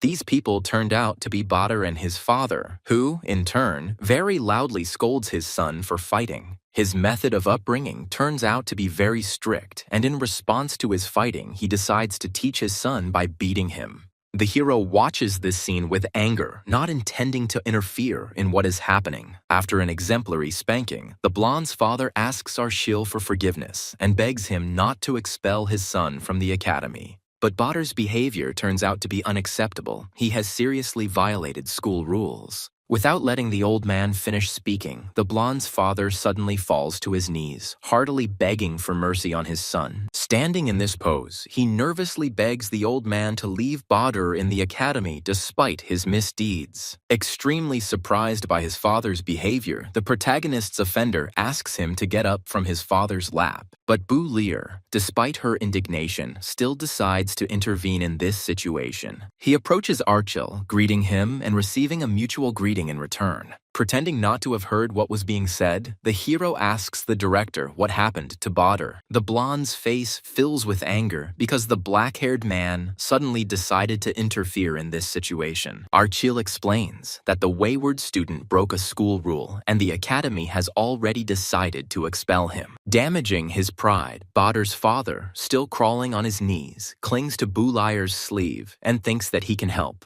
According to him, he will definitely teach his son a lesson and asks for forgiveness. It was not easy for them to enroll him in this academy. If he was expelled, his whole life would go down the drain. After such pathetic speeches, the black-haired man only sighs, getting ready to say something. He turns to Archil, mercifully asking him not to punish the blonde so harshly. The bully, hearing such words from the one he bullied, simply goes into shock. Listening to the boy's request, the director says that the academy can temporarily postpone the decision on expulsion. The guilty party and his father are overcome with genuine surprise, and at the same time, relief. But he is warned that if Bader does something like this again, the academy will not give him a second chance. In response to this, the blonde's father forcibly bends him over in front of the director in order to show respect. He tells Bader in a commanding tone to thank Bu Liar and Archil. Not daring to disobey his father, the young man obediently bows and thanks the director and the black-haired man. The old man accepts the apology and sends both students to go to class.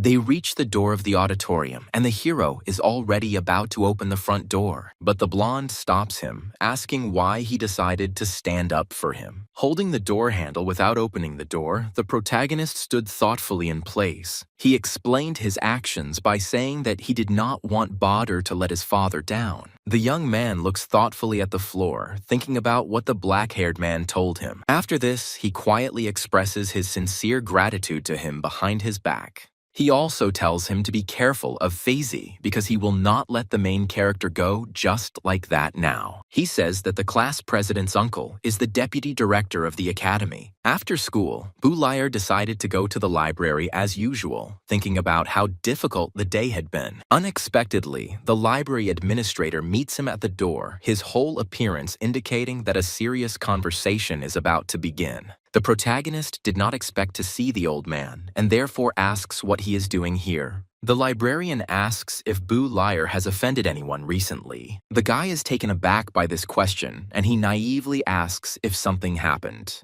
In response, he receives the following: he will no longer be able to work in the library, nor live in the room. This is an order from the deputy director. After this dialogue, the hero decides to go to the teacher Boulanya, who from the very beginning says that she wanted to take him and Isabella to a seminar at the Mathematical Society. Boulier says that he can't participate because he was kicked out of his room and needs to look for a place to live. In response to this, the girl invites him to live at her house since she has had a free room for a long time. The hero is embarrassed by such an abrupt proposal, thinking about how they will live together. Worried, he asks if it will be comfortable for the teacher to live under the same roof with him. She calmly replies that there is nothing inconvenient here because they can do mathematics at any time. This answer suits the guy, but the redness still doesn't disappear from his face. They come to an agreement, and Boulangi tells him to come see her after the ball. Suddenly, Isabella enters the office unexpectedly, immediately asking what the guy is doing there. The teacher explains that Boulayer is also coming with them to the seminar and that he will now be staying with her. The latest news causes extreme indignation in the blonde, and she immediately expresses her negative opinion. Not understanding his student's reaction, Boulange says that the protagonist is not such a bad person that there is anything to worry about. The guy, in turn, is stunned, not understanding why he is being insulted again. To avoid this awkward topic, the teacher forcibly sends the girl away, sending her and Boulaire to change for the seminar. At the same time, the teacher asks if the guy has clothes for the event. He needs to wear something formal. Not knowing what exactly is required of him, he asks if a magic robe will do. The teacher tells him that if he has one, then his proposal is welcome. Some time passes, and it is approaching evening. The ball begins, and people arrive systematically. The hero stands on the red carpet with two girls in beautiful dresses. When they reach the building, Isabella tells the guy that they have arrived. It is the Howard family estate, and also the site of the Magical Society's seminars. The Magical Society is a prominent organization in the kingdom of Dalonan, which is why they chose the Howard estate, where every Magical Society seminar is held. It turns out that the Howard estate is the home of that very head of his class. Three men are standing near the estate, and they are heatedly discussing something among themselves. One of them, the vice chairman Calvin, is approached by teacher Boulanger. Calvin notices the girl and Boulaire, who is next to her, and greets her happily. The guy, without hesitation, also greets the man, and Isabella, standing next to him, does not understand where they could have met. The deputy chairman invites the dark-haired man to introduce his friends, who were just talking about him. Boulanger decides not to disturb their small talk and politely leaves, promising to find students later. Boulaire and Isabella enter the estate and look around in surprise. The guy is surprised by how rich the event looks and immediately starts serving the buffet. Without hesitation, he helps himself to all sorts of snacks and drinks, quickly eating everything. But Isabella doesn't like his behavior because she thinks he's bringing them to shame. Suddenly, something catches the guy's attention, and he looks in that direction with interest. He sees before him a huge canvas depicting two rivers connected by bridges. The blonde explains that this is the pride of the Howard family, called the 7 Bridges of the Royal Capital. The hero asks the girl in confusion about the title of this painting, showing that he knows nothing about it. This conversation was overheard by the son of the owner of the house, who, mockingly, began to insult the main character for his behavior. The girl did not tolerate such treatment and stood up for the guy, saying that Boulaire came with them and he was worthy of respect. But the blonde has a different opinion. He continues to insult the hero for his incompetence because he doesn't even know the name of this picture. Isabella decides not to enter into an argument with Faisy and drags the black-haired man away. The headman notices that she took the guy by the hand, and this makes him very angry. He decides to approach Boulaire, saying that all he does is hide under his skirt. In response, he hears a joke. The hero asks him about the meaning of this painting. For some reason, this question confuses the girl, and she looks at the guy with confusion. He explains his interest by saying that after hearing about the history of this painting, he will be able to come up with a new method. The blonde hears this and says that teacher Boulanger simply took pity on him and wrote his name in the article, nothing more. The girl again stands up for the guy, saying that Boulaire came up with a way to solve the riddle on his own. In response to this, the blonde decides to put on a show and loudly announces that the hero will be able to solve the riddle depicted in the painting. Isabella is extremely surprised by his actions because he decided to turn a personal dispute into a public one. Whispers begin to spread throughout the hall, sharing unflattering rumors about Boulaire. The general hubbub is noticed by the teacher Boulanger and Calvin, who were standing at a distance. The blonde teases the protagonist, saying that he is now obliged to solve this riddle. Suddenly, someone's hand appears and grabs the hero by the forearm. It turns out to be Boulanger, who excitedly asks why the guy decided to get into an argument with Faisy. According to her, the Howard family has great power in the city of Yabo, so conflict with them is suicide. If he gets into conflict with them, he will have problems not only with the Mathematical Society, but also with the Academy. Moreover, mathematicians have been struggling for centuries to solve the 7 bridges of the royal capital, and Faisy wants him to try to solve the riddle in order to shame him in front of everyone. The blonde man accidentally overhears their conversation and turns to teacher Boulanger. He says that she called Boulaire a genius, but now for some reason she doesn't believe in him. The teacher begins to raise her tone and tries to justify herself, but she is interrupted. The protagonist declares with complete confidence that he can try to solve this riddle in gratitude for the fact that he was kicked out of the library because of the headman. The girls hear this and are very surprised because they did not know why Boulier left the library. He is asked one last time if he really wants to deal with this, but the hero already turns to Fizi, saying that he will solve this riddle and accepts the bet. The 7 bridges of the Tsar's capital is a riddle devised by the first generation of the Howard family. Several hundred years ago, the headman of their clan was a high-ranking official, and he noticed that the capital had a special terrain. At that time, the city was not yet so big. The city was divided into 2 islands, which were located in the middle of the river. To facilitate travel between the islands, 7 posts were built. These bridges helped the capital's residents establish mutually beneficial relationships. One day, the elder was looking at these 7 bridges, and a thought occurred to him. The question was whether it was possible to get to any place using these bridges, and also to go around each bridge just once and return to the starting point. When the elder put forward this idea, mathematicians from all over the kingdom began to think about the question, and many famous scientists came to the capital to find a solution. Much time passed. Scientists put forward many theories, but no one understood how one could return without crossing the bridge at least once again.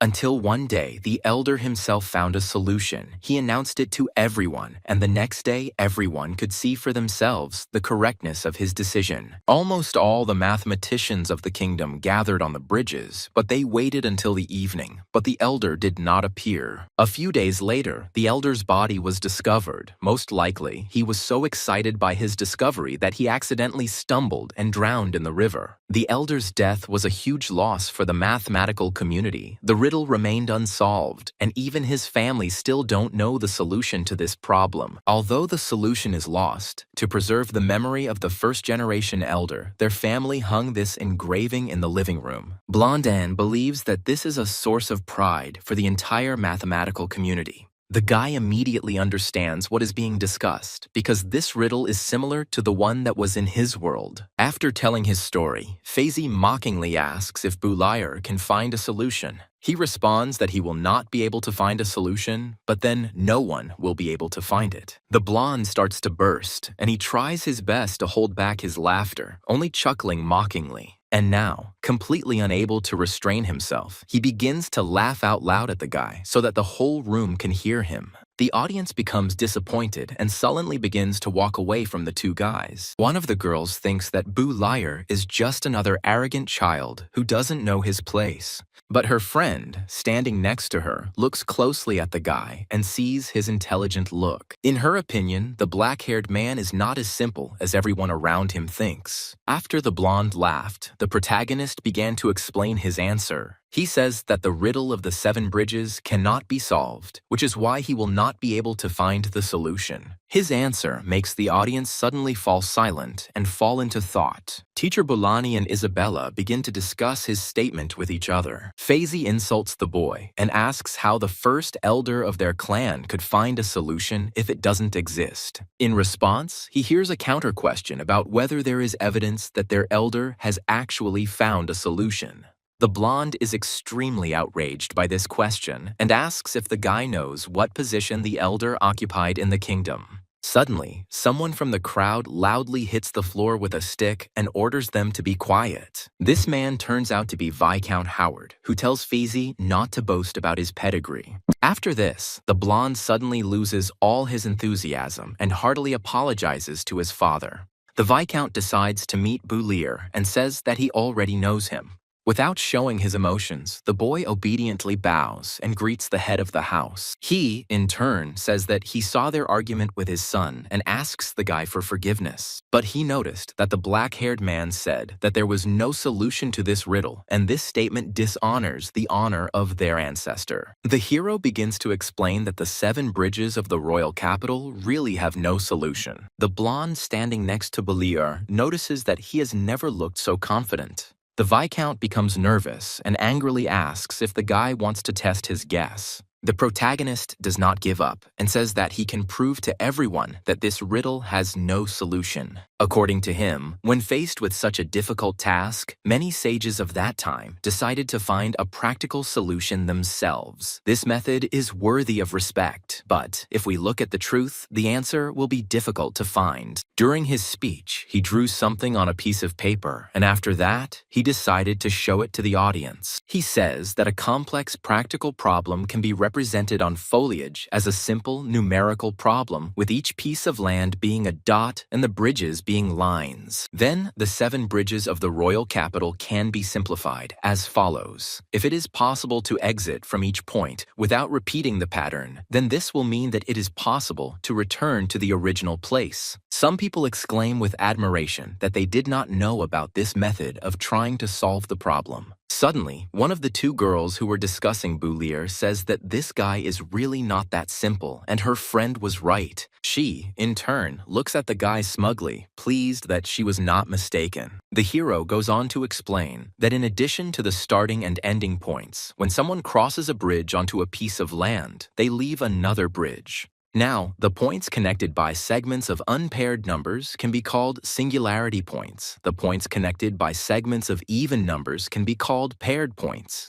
Boulangi begins to understand that if they want to set off from the starting point and eventually return to it, then they need to reach all the points. The guy confirms her guess and says that the key point is that all the dots must be paired. A guy with glasses understands what Boulier is talking about and starts asking him something in a loud voice. But interrupting him, the guy says that the 4 points in that riddle are singular, so no matter what method they choose, they will never be able to return to the original point. Therefore, the 7 bridges of the Tsarist capital have no solution and never had one. Everyone around looks at the guy in shock because they realized what he was trying to say. The bespectacled man notes that there are no flaws in this theory, which means that the problem really has no solution. The blonde, who felt very awkward after this evidence, cries out that the young man is wrong. It's slowly starting to dawn on everyone that the Howard family has been lying to everyone all this time. Feezy, in response to this, orders everyone to be silent and says that the guy is wrong. But after such compelling evidence, no one has any doubt that the riddle really has no solution. The girl, who had no doubts about the boy's intellectual abilities from the very beginning, says that their ancestor was a deceiver. Unable to cope with the pressure of the audience, the blonde begins to call for his father in panic. But suddenly, not finding support from his father, he receives a punch in the face from him. Viscount Howard hit his son with all his might, and he flew back several meters. The head of the house begins to blame Feezy for not being able to keep his mouth shut. If it weren't for him, the Howard family wouldn't have been disgraced in front of so many people. He promises himself that the guy who dared to discredit their family will pay for his misdeeds. The Viscount begins to quickly walk away somewhere to the side, away from the eyes looking at him. But suddenly, he hears a voice from somewhere behind him asking him to stop. The guy says that according to the rules of the Mathematical Society, he helped with Feezy's question, and now he must help him in return. The Viscount stood up thoughtfully and began to think about what to answer the young man's question. He agrees with the argument and asks what question he wants answered. The guy's question is quite simple. He wants to know if the sides of a square are equal to 1, then what is the diagonal? The head of the house looks at the guy with extreme surprise, thinking what to answer. Boulangi enters the conversation and asks if Boulier knows that the Howard family proposed the Howard theorem. According to their theory, if the sides of a square are equal to 1, then the square of the length of the diagonal will be equal to 2. This is true. But the black-haired man notes that he was not asking about the square of the diagonal. His question was about the diagonal itself, not about what the Viscount had answered. This clarification makes the head of the house tremble, and he begins to panic. The public hears this and also begins to wonder what the diagonal is. They hope that the Viscount will be able to explain it to them. After thinking for a long time, the man begins to sweat heavily and worry because he does not know the answer to this question. The guy realized that, as he thought, the Viscount knew about this number from the very beginning. In Boulier's past world, although scientists are respected, no one knows about them. In this same world, although science is at a low level, scientists are highly respected. Scientists who have made great contributions to science enjoy not only international fame, but also the respect of the royal family and aristocracy. So scientists get together, take control of economics and politics, and become a huge force. The Howard family holds an important position in the mathematical community, so the community has a strong voice. The Mathematical Society includes figures from science, politics, and religion. They believe that everything on Earth can be represented as numbers. In essence, their ideas are similar to the ideas of the Pythagorean school. The Pythagorean school was founded by the great scientist of ancient Greece. The school of Pythagoras had many followers, but it had one flaw that led to the disappearance of the school. This flaw was that they represented everything not in real numbers, but in rounded numbers. Pythagoras believed that if you compare round and real numbers, you can express all the numbers in the world. The first to discover this flaw was Pythagoras' student Hippasus, who realized that it was impossible to express the diagonal of a square using a ratio of integers. This discovery shook the foundation on which the entire school of Pythagoras was based. When the students realized that they would not be able to solve this problem, they decided to find out who had posed this problem. Finally, they tied a large stone to Hippasus and threw it into the sea. But the truth could not be hidden for long. More and more people began to pay attention to the problem of Hippasus, and the school of Pythagoras was destroyed. Numbers that could not be expressed using a ratio of whole numbers came to be called irrational numbers. Since then, people have begun to expand their knowledge in the field of numbers, and it has grown into an entire field. Judging by his expression, he had known about the existence of irrational numbers for a long time. The guy became interested in how this world treated Hippasus. This question put the Viscount in a very awkward position, and he began to worry greatly. The public became very interested, and people began to try to calculate the diagonal themselves. Boulogne also became curious and asked what was wrong with this number if it could not be expressed by any number. The guy explained that this was a completely new number, and there were a lot of them. Someone had already found a similar number, but this discovery was hidden thanks to Faisy. The Viscount realized the situation he was in, and it was all because of his son. He walked up to him and began to look at him with eyes full of anger. But the blonde didn't want to get hit in the face even more, so he began frantically looking for a way out. Faisy decided to shift all the blame onto Boulanger, because of whom the Howard family was so disgraced. He wishes the guy death and starts running towards the guy to beat him up. The blonde, not seeing anything in front of him, rushes at the young man with his fists. In response to this, the black-haired man takes a defensive stance, preparing for a fight. But someone intercepts Faisy's hand right in flight, preventing him from harming anyone. The golden-haired guy is stopped by a girl who has taken a liking to Boulanger. The blonde looks at the red-haired lady with bewilderment and exclaims for her to let him go. She, not giving in to the guy's emotions, politely apologizes and says that she has to stop him. Faisy tries to escape from her grip, but he can't because for some reason this girl is very strong. Suddenly, he hears his father's voice calling his name, and the boy is overcome with primal fear. The Viscount is extremely dissatisfied with his son's behavior as he has greatly disgraced their name. Expecting a quick reprisal, the golden-haired man somehow tries to justify himself, but his head suddenly goes empty. The head of the house suddenly raises his tone, preparing to inform those present about something. He apologizes to people for the troubles his son caused. He says it is his fault. Regarding the number Boulanger mentioned, he asks not to worry, as their mathematical community will make every effort to find an explanation. He politely thanks the black-haired man and says that he has to leave. His politeness turns out to be only a show. With a wry grimace, he wishes the guy a pleasant evening at his estate. Boulanger, rejoicing at her small victory, wishes all the best to the head of the house. As he left to go about his business, the Viscount thought that he could not even imagine that he could disgrace himself like that. The guy sincerely thanks the woman who stood up for him in front of the blonde man. She is surprised that he called her mistress and asks how he could forget her. Suddenly, Isabella hits the guy on the back of the head with all her might, which he didn't expect at all. She angrily asks why he is touching strange women. Because of this small, playful skirmish, the red-haired lady begins to laugh sweetly. She apologizes for disturbing the flirting between the two teenagers. Both academy students are surprised and look towards the woman, who says that she was just joking, but is jealous of their relationship. Isabella is very embarrassed by this statement and says that the girl was thinking about the wrong thing.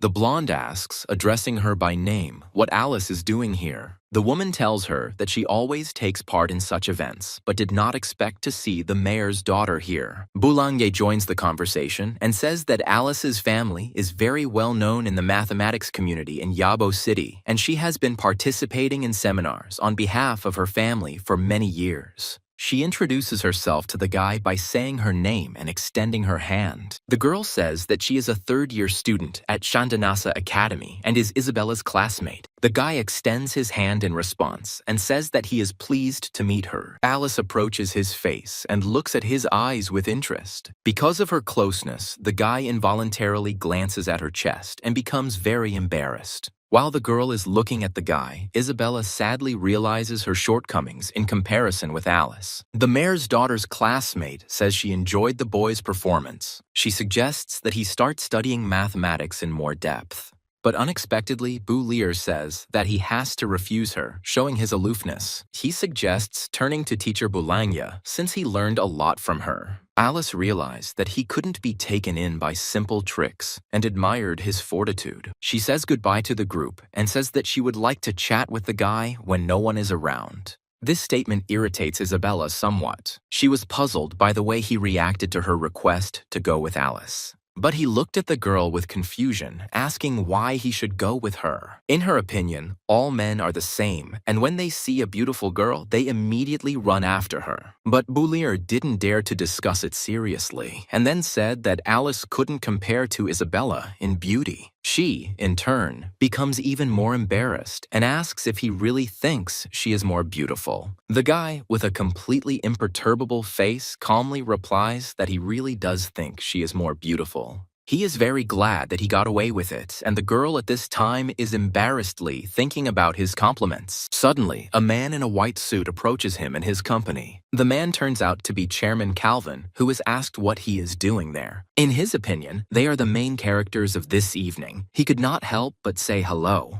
Not realizing the magnitude of his achievements, the guy modestly says that he simply helped with the solution of the problem and mentioned this number. But the old man says that this problem and the number he mentioned are not simple at all. The Howard family considered the riddle of the 7 bridges to be their pride, but today it has proven that there is no solution to it. Because of this, the family's position is now in great question, and the mentioned number could shake the entire world. So the old man decides to find out who this guy really is. He is interested in why such talent has suddenly appeared only now. And what is the goal of the guy who was able to shake the entire world of mathematics with one short lecture? Boulanger decides to play the fool and says that everyone saw Faizy ask him to solve the problem. He just had an idea and voiced it. As for that number, it was pure curiosity, and the Viscount said that he would definitely find that number together with the Mathematical Society. Without arguing, Calvin backs down from his questions and admits that he has overthought things. But he warns him to be careful with the Howard family because the guy shouldn't compete with them. By that time, the father had reached his office with his son, who was lying on the floor at that time. He was severely beaten for disgracing his family, and many bruises are visible on his face. A dark figure stands next to the head of the family, informing him that it is time to begin something. The Viscount is waiting for Boulanger to leave the estate to do something to him and make it look like an accident. The figure listens to his order, bowing obediently. Suddenly, the man hears someone's voice from behind him, which says that he is going to kill someone again. Behind him stands a guy with white hair and the same white suit. The father turns his head menacingly, not liking the tone of the guy named Abel. The figure in black exclaims in surprise because he killed him with his own hands. The guy says that their surprise is normal because the Viscount himself ordered his death last time. Not believing his eyes, the head of the house jumps up from his chair and shouts, asking how he didn't die and whether Boulanger is his man. Wanting to get rid of the white-haired guy, he suddenly takes out a gun from somewhere. Pointing a gun at Abel, the Viscount orders him to answer his question, and by that time, the blonde comes to his senses and sees his brother. The guy in the white suit says that the man asks too many questions and he doesn't know where to begin his story. But after thinking a little, he still agrees to tell his father something. According to him, Bu Liar had no connection with him, but he had a great reason to return. With complete calm, at gunpoint, he declares that he is going to completely change the Howard family. The head of the family looks at the guy with confusion and asks how he is going to do this. In response, he hears a counter question. Abel is interested in what, in his father's opinion, is the foundation of their family. The Viscount, without a shadow of a doubt, immediately answers that the basis is fame, to which he receives a negative answer. The white-haired man claims that their family is actually built on deception. The man starts to get angry and asks what he means by his answer. Abel says that he knew that the 7 bridges problem could not be solved, and he knew about this too. But to protect the glory of their family and the name of the mathematical society, the father wants to hide this truth. Over the years, whenever people appeared who wanted to reveal the truth, he got rid of them in various ways, including even him. Even his own son was no exception to the old man's rules. The Viscount orders the boy to shut up so as not to hear the inconvenient truth anymore. He wants to kill his son again, under the pretext that he is doing it for the good of the family. But Abel is not afraid of him and declares that he has already crossed the line because the truth cannot be hidden forever. Today, that guy named Bu Liar already did it. He exposed their families in front of the mathematicians of the whole city. The father can deal with everyone, but he will not be able to kill all the witnesses. The white-haired man suddenly grabs the barrel of the pistol and brings it closer to his shoulder. He says that if he fails to kill all the witnesses, then tomorrow the truth will be revealed to the entire state. Abel asks if his father will be able to keep the family going if it falls apart completely. Unable to resist his son's arguments, the Viscount lets go of the gun and allows the boy to take it. He asks the white-haired man what he should do, and his son suggests that he become the new head and change the family, then Howard will continue to exist. According to him, the father should know that no one but him can save this family. The Viscount is increasingly giving in to the pressure and is frantically considering the proposal, and the words spoken in his ear make him make a decision. Several days have passed. The main character wakes up in the house of the teacher Boulanya. He really likes this room because it has a comfortable bed and there is no terrible smell like in the closet where he lived. He decides to leave the room and go say hello to the teacher. But suddenly, his attention is caught by something that causes surprise to appear on his face. He sees a huge stack of written papers in Boulanya's room. The hero thinks that the girl had apparently been looking for the number he had spoken about at the ball all night. After the seminar, news of the unsolvable problem theory spread throughout the country, and the Howard family's reputation began to be seriously questioned. But compared to the unsolvable problem of the 7 bridges, the number that could not be found began to be called the devil's number. Almost all the mathematicians in society began to try to find the devil's number, but no matter how hard they tried, they failed. It is understandable. In this world, mathematics has not reached the level where it would be possible to express physical values. In this world, physics has not yet been discovered, but even so, in this world, scientists are highly respected. They continue their search even in the dead of night. The protagonist believes that someday they will be able to find the answer, even if they make a lot of mistakes, but in the end, they will reach the truth. While teacher Boulanyi is still awake, the hero decides to read the newspaper. He read that the Howard family had a new head, and many people thought that the new head would disband the Mathematical Society. Leaving the Mathematical Society would be the best decision for the Howard family, but Boulaire wonders why they would take such drastic measures. He tries to figure out what this new leader is, and at that moment, Boulanyi starts to approach him from behind. She sleepily greets the guy and wishes him good morning. The black-haired man is surprised by the girl's innocent appearance and is a little embarrassed. He admires the blonde's beauty while she continues to look at him silently. But after that, her face is filled with indignation because she asked to wake her up when the guy gets up. She pokes him in the cheek with her finger and calls him a naughty boy. She speaks defiantly about the number that Boulaye doesn't want to talk about. Because the girl is too close to the guy, he becomes even more embarrassed and her nose starts bleeding. As the young man sits with a flushed face, Bulangi begins to realize that she is dressed inappropriately. Suddenly, it dawns on her why the guy reacted so sharply to her presence. And she screams out in extreme embarrassment throughout the house, calling Bulir a pervert. After such an awkward situation, the guy decides to cook something. He stands near the stove with a handprint on his face. The girl asks him for forgiveness because she hit him subconsciously and not on purpose. The black-haired man notices that when Bulangi first wakes up, she looks like a completely different person. The blonde begins to worry that in this state he will no longer like her, but the guy casually replies that he likes her in any state. After hearing this, she begins to look at the black-haired man in surprise. This answer suits her, and embarrassment can be seen on her face, while the guy looks extremely pleased with his answer. The girl suddenly becomes curious as to why he is cooking eggs and red fruits, which can be eaten anyway, together. He says he's making an omelet with tomatoes, and the blonde starts looking at him strangely. According to him, tomatoes are the name given to red fruits in his hometown, and almost everyone there knows how to make an omelet with tomatoes. He remembers his past life and how lately this was all he ate. After cooking, he quickly gets ready and leaves for school, telling the girl to try his cooking. The girl suddenly stops him to pass something on.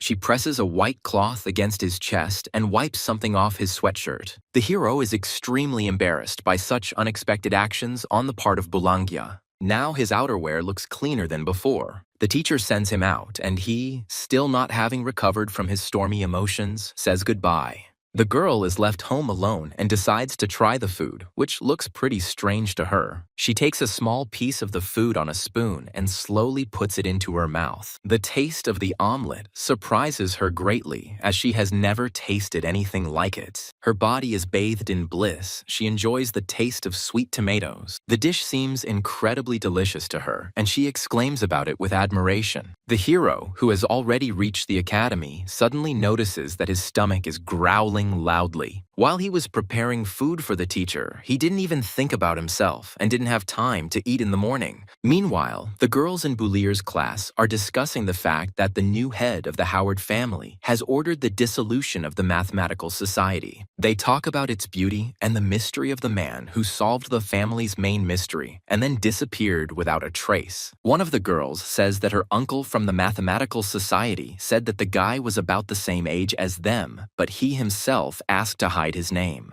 She doesn't understand how this is possible if that guy shocked the whole world with one number, and he is their age. Bulir is distracted from eavesdropping and finds Isabella standing next to her, asking about the devil's number. But the guy continues to deny it and says that he doesn't know anything about him.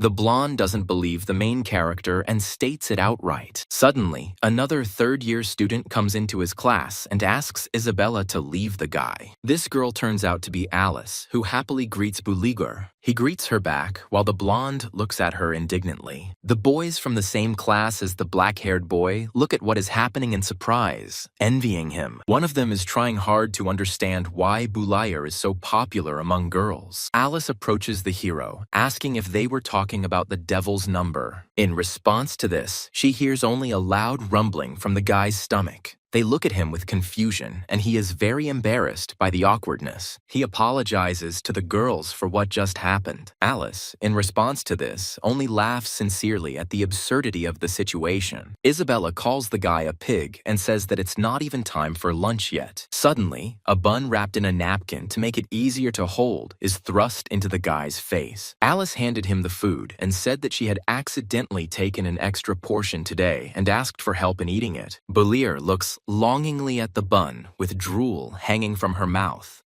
He thanks the girl heartily and says that she is a very good person. Isabella grabs his cheek, shouting at him not to take food from strangers. He says he wanted to refuse, but the bun smelled too good. The blonde looks at him with extreme irritation and asks why he didn't ask her for a bun. But he notices that she herself called him a pig, so he didn't ask her for anything. Alice explains that it is normal that she has sympathy for him and wants to help because Bulir is a genius. Isabella only hisses angrily in response, looking at the other girl with irritation. With a little embarrassment, she also hands the hero a portion, telling him to give her Alice's bun. Alice, in turn, teases the blonde, saying that she cannot decide for him because they are not in an official relationship. Isabella's patience is wearing thin, and she looks at the girl angrily. The blonde offers Boulier a choice between the two. Whether he will have a sandwich or a bun, he can only choose one. Rivalry flares up between the girls, and the guy only thinks about eating in peace. He asks Isabella to pass him her sandwich, thanking the girl. The blonde dances victoriously because the guy chose her dish. But, unexpectedly for everyone, he takes a bun and a sandwich in both hands, shoving them into his mouth at the same time. To everyone's surprise, he stuffs everything into his cheeks, trying to swallow the food. He strains his throat hard and tries to force both buns down his throat. He succeeds, and with tears in his eyes, he says that he liked it and thanks the girls. Everyone looks at the guy with extreme surprise, observing the absurdity of the situation. Isabella boasts that her sandwich is so delicious that Boulier gobbled it up so quickly. A piece of Alice's bun remains on his face, which she notices and decides to remove with her finger. She says with an erotic look that he has something left on his cheek and is going to eat it. The girl licks her finger, on which a piece of bread is resting, and calls the guy sloppy. Continuing to feign excitement, Alice eats the remains of her dish, and Isabella reacts extremely negatively to this. Suddenly, unexpectedly, a signal sounds throughout the entire building that it is time for lessons. Alice says goodbye to Boulier, wishing him to study well.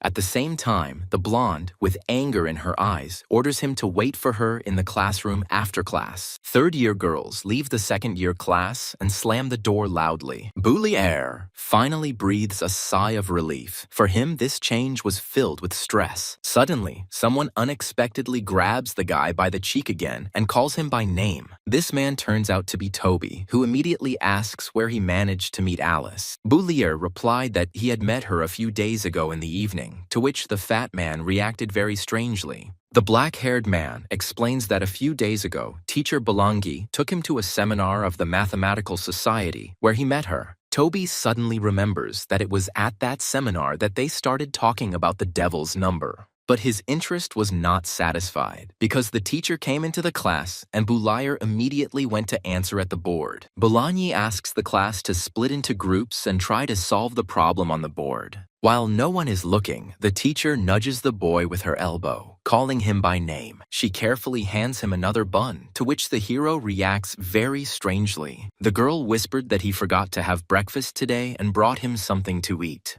But the guy, who has already filled his belly, looks at the bread with despair. He returns to his desk, where his classmates have already divided into groups. Toby notices the bread Boulier is holding in his hand and asks where he got it from. Not wanting to explain the details, he says that he will tell you later, and now the problem needs to be solved. The pink-haired girl suddenly changes the subject and asks Boulier about the same man who was at the math seminar. Trying to pretend he doesn't know anything, the guy says he thinks he saw that man. The student doesn't understand this answer and looks at Boulier with understanding. He explains that when the mysterious man appeared, he had just gone out on business, and when he returned, the man had already told him about the devil's number. Toby also intervenes in the conversation, and they both don't understand how this happened. The guy explains that he had overeaten at that moment, and his stomach hurt. The hero's friend suspiciously says that Boulier was wrong not to take advantage of this opportunity. But the girl stands up for the guy, saying that getting to such an event is already a stroke of luck. She remembers that he knows mathematics well and asks him to find time to study with her. Toby confronts the pink-haired girl about the fact that she actually means something else in her request. The other girl who was sitting with them starts to look very irritated. Some time passes and the bell rings, signaling the end of classes. The hero was very exhausted because he tried not to be seen by Isabella and to run away. He finally wants to practice magic because it needs to be maintained at a good level. Suddenly, a voice sounds not far from him, asking when the guy became interested in magic. He sees some dark figure in front of him, not understanding who it is that is standing in front of him. A sharp blade is suddenly pressed to his throat, and the hero becomes very frightened. Boulier looks at the one threatening him with fear, but he can't see his face. This dark figure turns out to be a girl with blue hair. The protagonist's classmate orders him not to move because the dagger is very sharp. He recognizes the girl as his friend named Molly and tries to understand why she is doing this. She claims that it was he who solved the riddle at the seminar and spoke about the devil's number. According to her memories, Bulir never had such talents, and she orders him to tell her why he is pretending to be him. The guy, without showing fear, says that he is Bulir and decides not to tell anyone for now that he has moved. Molly removes the dagger from his throat and begins to squeeze his cheeks, thinking that the hero was simply disguised. She tries to peel off his skin with obvious irritation, as any mask can be easily removed. But suddenly he realizes that this is not a disguise, but his real skin, and nothing works. Unable to bear the bullying anymore, Bulir kicks her in the leg, knocking her to the floor. Unable to keep her balance, she falls over and flies down at full speed. But the hero manages to grab her by the arms and hold her up so that she doesn't hit herself. Molly shyly screams for him to let her go, to which the hero replies that he can do it, but she should not put a knife to his neck.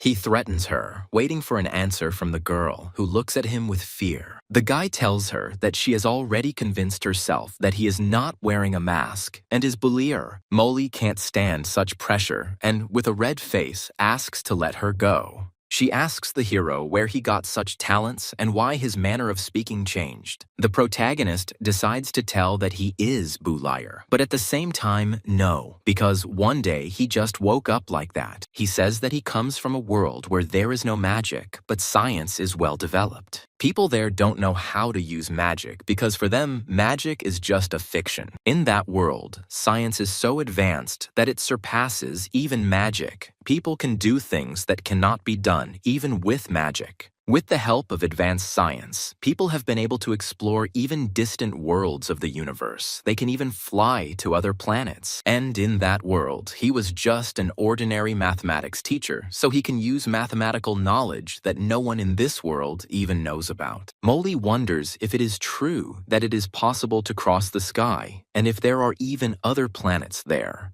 The guy replies that it is true. Besides their planet, there are countless others in space. Eventually, he woke up in a world where he became a mathematical genius and an excellent magician, but unfortunately, he lost some of his memories. The girl thoughtfully analyzes what the hero said and decides what to do next. She breathes a sigh of relief and makes a decision for herself regarding Bulir. Now Molly smiles and says that she believes that this is the guy she knew because he always loves to tell all sorts of tall tales. He asks her, confused, about what he said earlier, and in response she says that he used to like science more than magic, and he wanted to live in a world where there was no magic, probably because he had never had any luck with magic. The girl claims that he was apparently crying that day because of memory loss and promises to help him regain his memories. Playing along with her, the guy takes Molly by the hand and thanks her for her concern. She looks embarrassed as Bulir gently takes her hand, but interrupting the romantic moment, she distances herself and tells him not to imagine anything because she only agreed to return his memories. Some time passed at the academy. The girl and the guy resolved all their issues and went their separate ways. Bulir began to think about his actions earlier and stood thoughtfully in the corridor. He began to worry because he told someone for the first time about his movement between worlds. Suddenly, he notices a presence behind him and sees a hand that, grasping his body, is trying to make a grab. It turns out to be Toby's hand, who easily lifts the hero into the air, grabbing him with both hands. A squabble begins between them, and Faizy watches it all from afar. They finally notice the blonde man, and by that time, Bulir is already calming his friend down. Toby jumps forward to find out what Faizy wanted from them. He, in turn, unexpectedly for everyone, begins to lean forward. He asks Bulir for forgiveness and says that he treated him wrongly. Faizy Howard said that he sincerely apologized to him and apologized again. The black-haired man, who didn't expect this from the arrogant blonde, stands and looks at him in surprise. The pause continues, and more people begin to notice the headman's unusual behavior. But in response to such sincerity, the hero only looks at the blonde man with a question on his face. The people who had already gathered around did not understand why Feezy Howard himself was apologizing to Boulier. The headman suddenly takes out some dark paper and hands it to the black-haired guy. It turned out to be an invitation conveyed to him by his elder brother, Feezy, who had become the head of the family. This evening, he is calling a conference of all the kingdom's mathematicians, and he wants to shed light on the Howard family's reputation. The blonde man, looking as if he was under pressure, asked Mr. Boulier to participate. Sensing a trap, Toby warns the hero that it could be a trap. The protagonist is seriously considering whether he should go to this conference. Some time passes. It is deep evening outside. The sun has already hidden behind the horizon. More and more learned men and women are entering the Howard estate. The hero couldn't resist and also came to this conference, unable to contain his curiosity. Suddenly, someone grabs him by the ear, and he thinks that this situation is all too familiar to him. He was grabbed by an extremely displeased Isabella because Boulier ran away from the audience to avoid seeing her. They are also met from behind by teacher Boulagny, who also received an invitation. She greets her students and says that she, too, has been looking for a guy all over the academy. The protagonist is surprised that the teacher received an invitation to the conference. According to her, news of this event has already spread among all mathematicians in the kingdom. Almost all the city's mathematicians gathered here. Some even came specially from other places, but no one received any invitations. Apparently, Boulier was the only one who received an invitation to this conference. Someone touches the protagonist's ear again, and he flinches nervously. The man turns out to be Alice, who asks what happened to his ear. They surround the hero and begin to talk in raised tones. Already knowing where this is all leading, the guy desperately realizes that the two girls will be squabbling among themselves all evening. Not allowing them to escalate the situation further, Boulagny calls the company into the estate. The hero, surrounded by girls, slowly climbs the steps and enters the corridor leading to the main hall. Something strongly attracts his attention, and he cannot tear his gaze away from it. It turns out that the image of the 7 bridges of the Tsarist capital has already been removed. Boulagny wonders with interest how the new head of the family, Abel, will be able to resolve the situation. Boulier notices that she talks about him as a friend and asks if she knows him. She replies that they were classmates and he wanted to become a teacher at the academy, but disappeared somewhere 3 years ago. She was very surprised that a few days ago he became the new head of the Howard family, and the guy asks what this Abel is like. This question left the girl stunned, and she couldn't immediately figure out how to talk about her former classmate. But after thinking for a bit, she briefly described him as having only mathematics on his mind. While the people were gathering, Abel sat in his office and looked at some paper. Feezy came to him and said that everyone had gathered and were waiting for the new head of the house. In response, he hears an unexpected question from his brother on the topic of love and says that anticipation only intensifies the passion on a date. He also wondered if Boulier had come to the conference. The blonde replies that there are a lot of people there, and he is not sure that the guy came, but he did everything he could. Abel sees Feezy is nervous and decides to calm him down by telling him that he is not his father and that he is not to be afraid of him. Finally, he called his brother to go to the people and said that it was time for a new era for the Howard family. For some time, everyone waited for the new head and had already managed to relax. Badr was also there and suddenly noticed that the doors leading into the depths of the estate were opening and Abel was coming out with his brother.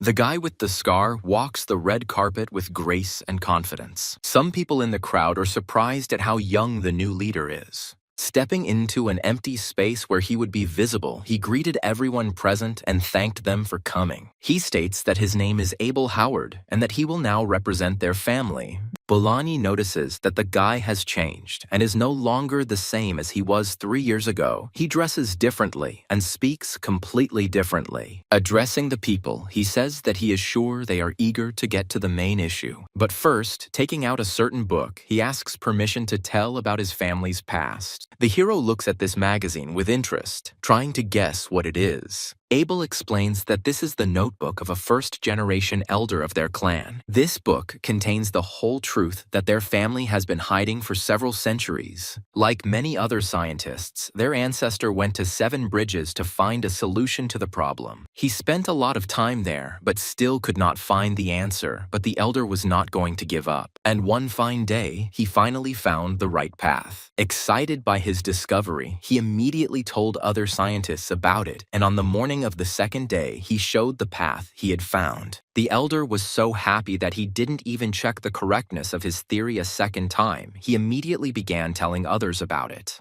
But late at night, he finally decided to prove his theory, and then he realized that he had made a huge mistake. He didn't find the right solution at all, but simply took the wrong turn during his research. The elder realized what a big mistake he had made, and that in the morning he would have tarnished his honor in front of so many people. In the end, unable to bear the shame, the elder decided to throw himself into the river. He wanted to atone for his guilt with his death. He left behind his notebook where he described in detail everything that happened to him, and in his notes he called on his descendants to reveal the truth to people. But the elder did not expect that his descendants would not fulfill his wishes and hide the truth. They decided to hide the book and tell people that the elder had managed to find a solution, but the evidence had sunk. And all this was in order to preserve the honor of the family, right up to this day. But the truth cannot be hidden forever, and their family will have to face the truth. After his fiery speech, Abel bowed deeply to everyone who came to this conference. He says he would like to apologize to everyone for hiding the truth for so many years. Some people started shouting back at him about how his family had kept it a secret for so long. Assessing Abel, Boulayer concluded that he was a rather determined person. Once it became clear that the problem of the 7 bridges of the Tsar's capital had no solution, it became obvious that the Howard family was lying. Now that he has revealed the truth, future generations will bear even greater responsibility, and for the elder of the first generation, the Howard name will become a shameful stigma.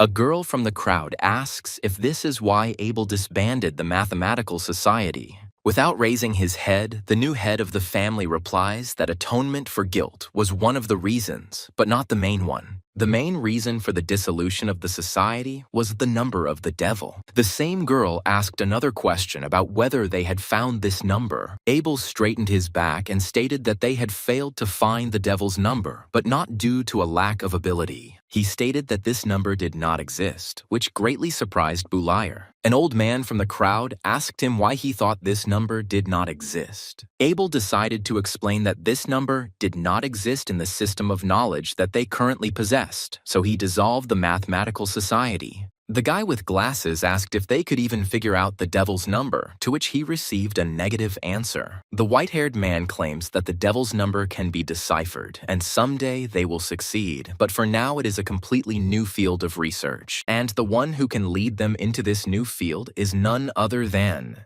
Mr. Boulayer from the Shendanasi Academy, who came up with the devil's number. The crowd began to talk among themselves because not everyone knows the main character. Abel said understandingly that Boulayer was probably not known to many people because he was very modest, so when he came up with that number, he asked that his name not be disclosed. But now, in order to step over this obstacle and enter a new field, he asked Mr. Boulayer to help them. Teacher Boulanger suddenly turned around to ask the boy what they should do. But suddenly, she and their whole company notice that the guy has disappeared without a trace. He simply ran away somewhere. The blond man approaches his brother and whispers that Boulayer is not here. Abel said that he thought that he would be overcome with curiosity and come, but it seems he was wrong. The man hopes that sooner or later he will show up, and then he will be able to ask him in person. Some time passed after the conference. A new day arrived, and some rumors had already started circulating in the second-year class. Rumor has it that the person who put forward the devil's number was Boulayer. Abel blamed everything on the guy, so now no one cares about the Howard family's problems. Even everyone in his class only talks about the black-haired guy. Suddenly, Toby comes up to him, touches him with his finger, and calls him by name. But without even listening to the end of what the chubby man had to say, Boulayer replied that he hadn't seen anything at the conference and had escaped in time, so he asked not to bother him.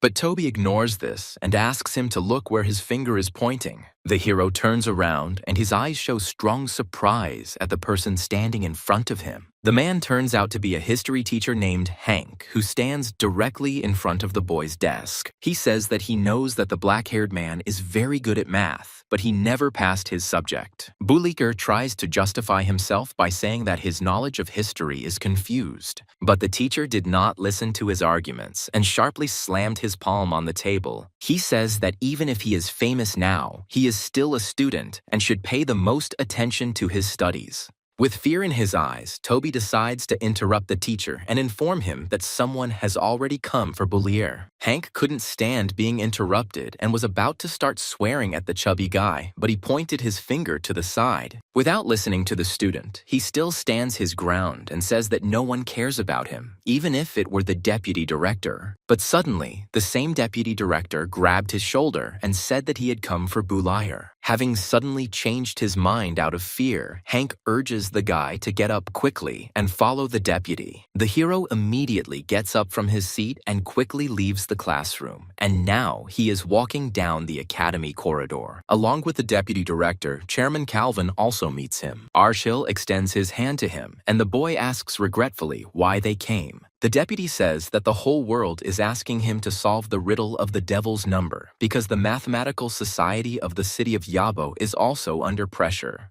Bulisher realized her situation and her expression changed, about to say something. He is interrupted by Calvin, who says that they really do need his help and it wouldn't hurt for him either. But the main character, with a smile on his face, says that he simply doesn't want to do this. The scene shifts to the classroom where Bulangi is teaching, the door of which suddenly opens. She notices a young guy named Toby in the hallway, who walks in without knocking. He was very out of breath as he ran here to tell the teacher to hurry. According to him, someone just took Bulier, and the hero's friend asks her to help with this. A crowd of people crowded around the meeting room where the main character was taken. He was surrounded by all the main teachers and administrators of the academy. As many as 4 deputy directors gathered among them in order to conduct an interrogation, and also more than 10 more academy managers stood at the door. Bulier asks Chairman Calvin how he wants to get his consent. He also states that since the guy came up with the devil's number, he can no longer let down the entire mathematical community.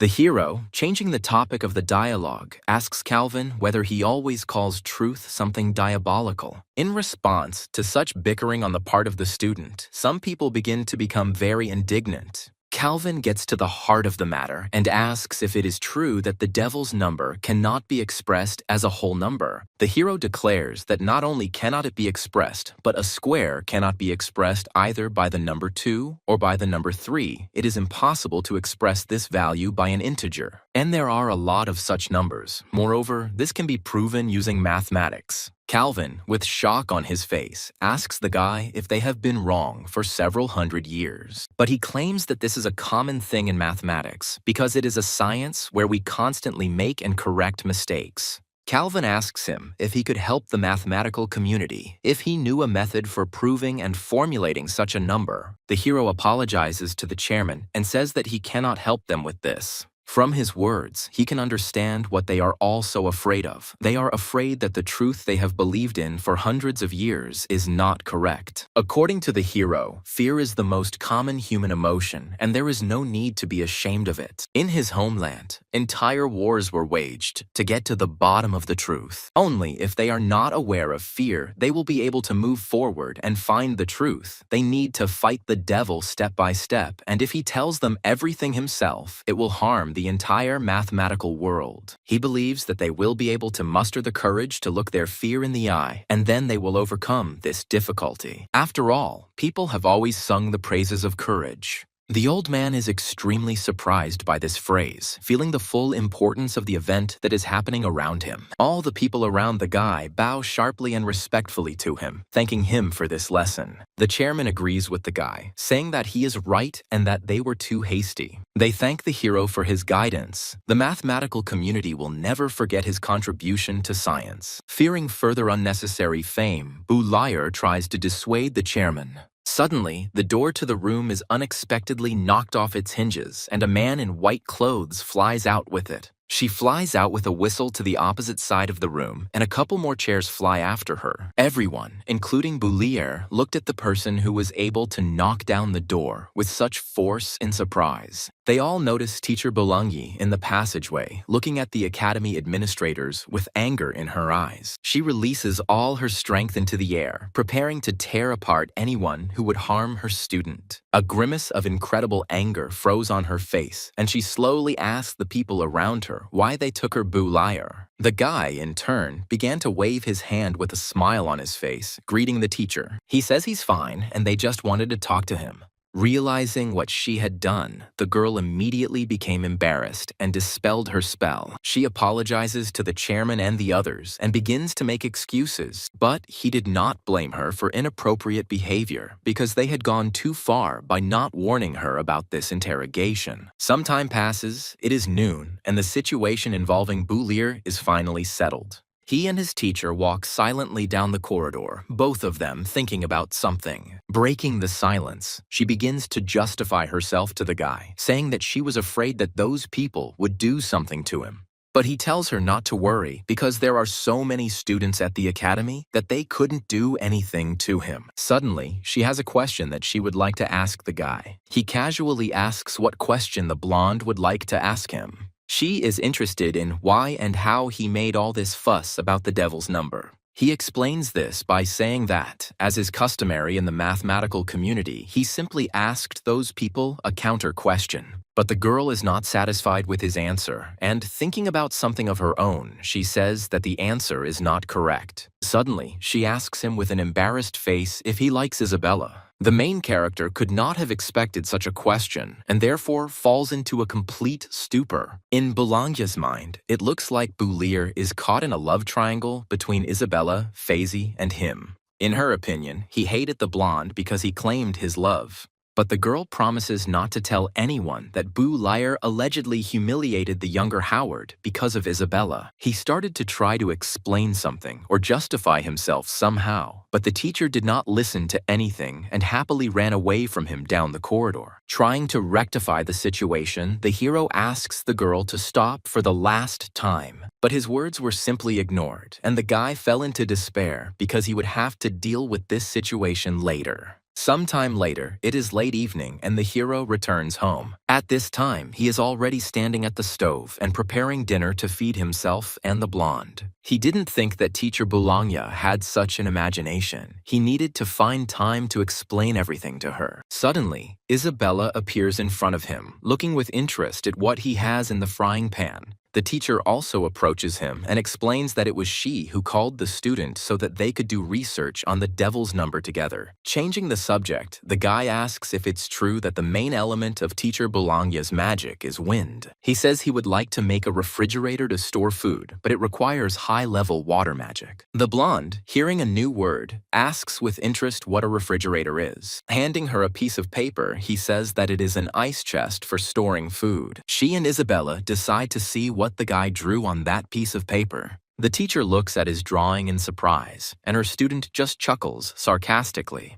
Isabella really liked the guy's drawing, and she goes into hysterics, laughing heartily. The black-haired man is predictably angry at this reaction and takes the paper away from her, cursing at the girl. But Boulangyi takes his idea seriously and, using a water spell, creates something similar to what is drawn on the sheet. Boulier looks at what the blonde created in surprise and asks how she did it. She explains this by the fact that she possesses not only the highest magic of air, but also of water. Isabella is extremely surprised by this information because mages who master two elements can be counted on one hand. After demonstrating her powers, the guy asks her with interest why she stayed at the academy. The topic Boulier raised upsets the girl a little, and she thinks deeply. While her brain is busy sorting through memories, she looks at the frying pan with food. She doesn't want to talk about what she was asked about, so she changes the subject and says that the food is ready. The guy cooked a full dinner for 3 and laid everything out beautifully on the table. Isabella is confused by the fact that she has never seen such food, but Boulangyi convinces her because she really liked the guy's food.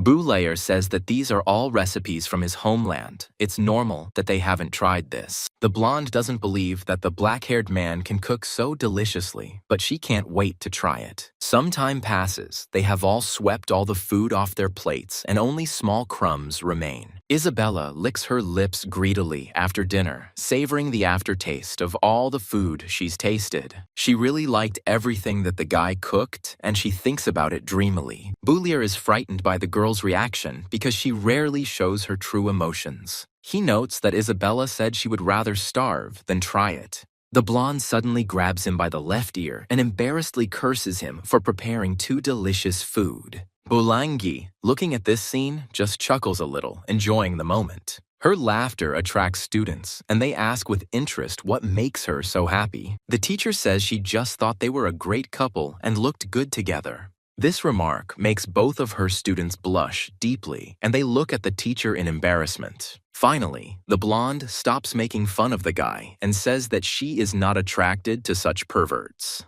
Her tease doesn't go unanswered, and the guy says that he's not attracted to arrogant people like her. The teacher changes the subject and reminds Isabella that she is moving on to the beginner level of magic and asks which element she wants to practice. The girl says she wants to practice the wind element, just like the teacher. She, in turn, explains that although the wind element is quite strong until it reaches a high level, it will not help in battle. Moreover, the most important thing for the girl is self-defense. She suggests trying to study the element of earth. The blonde doesn't want to practice this element because earth element mages have two ugly projectiles. Listening to their conversation, the guy sarcastically wonders how compelling the reasons the girl uses are. But suddenly, she again sharply grabs the guy by the ears, to which he, coming to his senses, reacts extremely negatively. He starts yelling at the girl, saying that he didn't tell her anything, but she did it because all his thoughts are written on his face.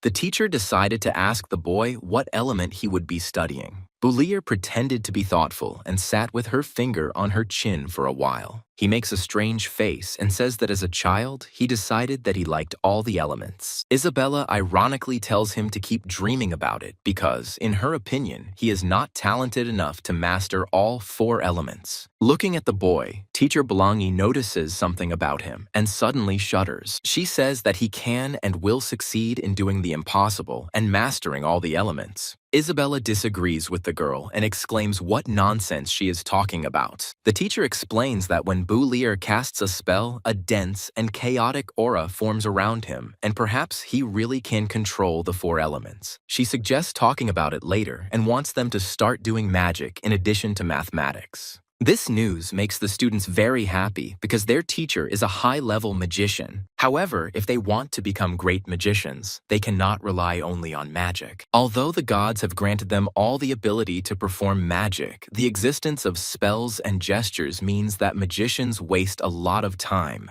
To compensate for this deficiency, mages also need to train in martial arts to be able to stand up for themselves when there is no time to cast spells. The boy is more interested in how he can conveniently wash dishes using water magic than in his teacher's lecture. The girl explains that martial arts are often much more useful than magic, so before she teaches them magic, she would like to show them martial arts. Boulayer suddenly realizes that his teacher has martial arts skills. Isabella decides to have a friendly sparring session with the guy because she has already studied martial arts at home. Boulanger warns him to be careful and not to hurt himself. Isabella promises not to hit him with full force and thinks that although not in mathematics or magic, she will be ahead of him in martial arts. They change into lighter clothes and find an empty gym to spar. To scare him, the girl says that Boulanger will soon cry because she will beat him up. Isabella decides to make the first move and quickly rushes to attack the guy. Her movements are very fast, and in just a couple of jumps, she catches up with the guy and hits him with all her strength with a straight punch to the face. It has been dark outside for a long time, and it is approaching midnight. A beautiful view of the stars opens up in the sky. At this time, a fierce battle between Boulanger and Isabella takes place in the house. The guy timed the moment well and grabbed her by the arm, intending to throw her to the floor. The blonde, in turn, did not expect such actions and is confusedly trying to find a way out of the situation. The black-haired man grabs her and throws her to the floor, twisting her left arm behind her back. The girl pretends that he has already won and pitifully asks him to let her go. Bulisher has already managed to relax a little and says with relief that she will let go. He was about to voice what he wanted from the girl, but he was interrupted, and at that moment, a foot flew into his face. The blonde made a rather sneaky maneuver and calmly freed herself from the hold, counterattacking the guy. But he expected this outcome, and therefore manages to make a careful movement so that the girl loses her balance and falls. Her vestibular system did not allow her to get out of this situation and lift her body, and therefore she falls. She started to panic because falling with that kind of momentum at full speed could have consequences. But, not feeling the impact on the floor, she opens her eyes in surprise, looking ahead. Literally a couple of centimeters away from her, she sees Bulisher, who managed to catch her and press her tightly to himself. He turns to her and asks her for forgiveness, and the girl at that moment becomes very embarrassed. Bulanyi is very surprised by the fact that the guy was able to defeat the mayor's daughter, who had been training since childhood. The black-haired man explains that he hasn't really studied martial arts, but is simply very interested in them in his homeland and has been practicing the art of Sanda for some time. The teacher notes that she has never heard of such a thing and calls his homeland very mysterious. Isabella begins to squeeze the guy's cheek, hinting that he should let her go from this awkward situation. To avoid damaging her pride, she justifies her defeat by saying that the floor in this room is too slippery. Having seen all their sparring, the teacher also wanted to participate and invited the guy to practice. But he is afraid that he will not be able to control himself because in Sanda, it is difficult to control strength, and the teacher tells him not to worry about it. Buliger accepts her challenge and takes a serious stance with a serious expression. He begins to pick up speed and suddenly kicks towards Bologna's face. She strains her eyesight to keep up with the guy and dodge the attack using her reaction time.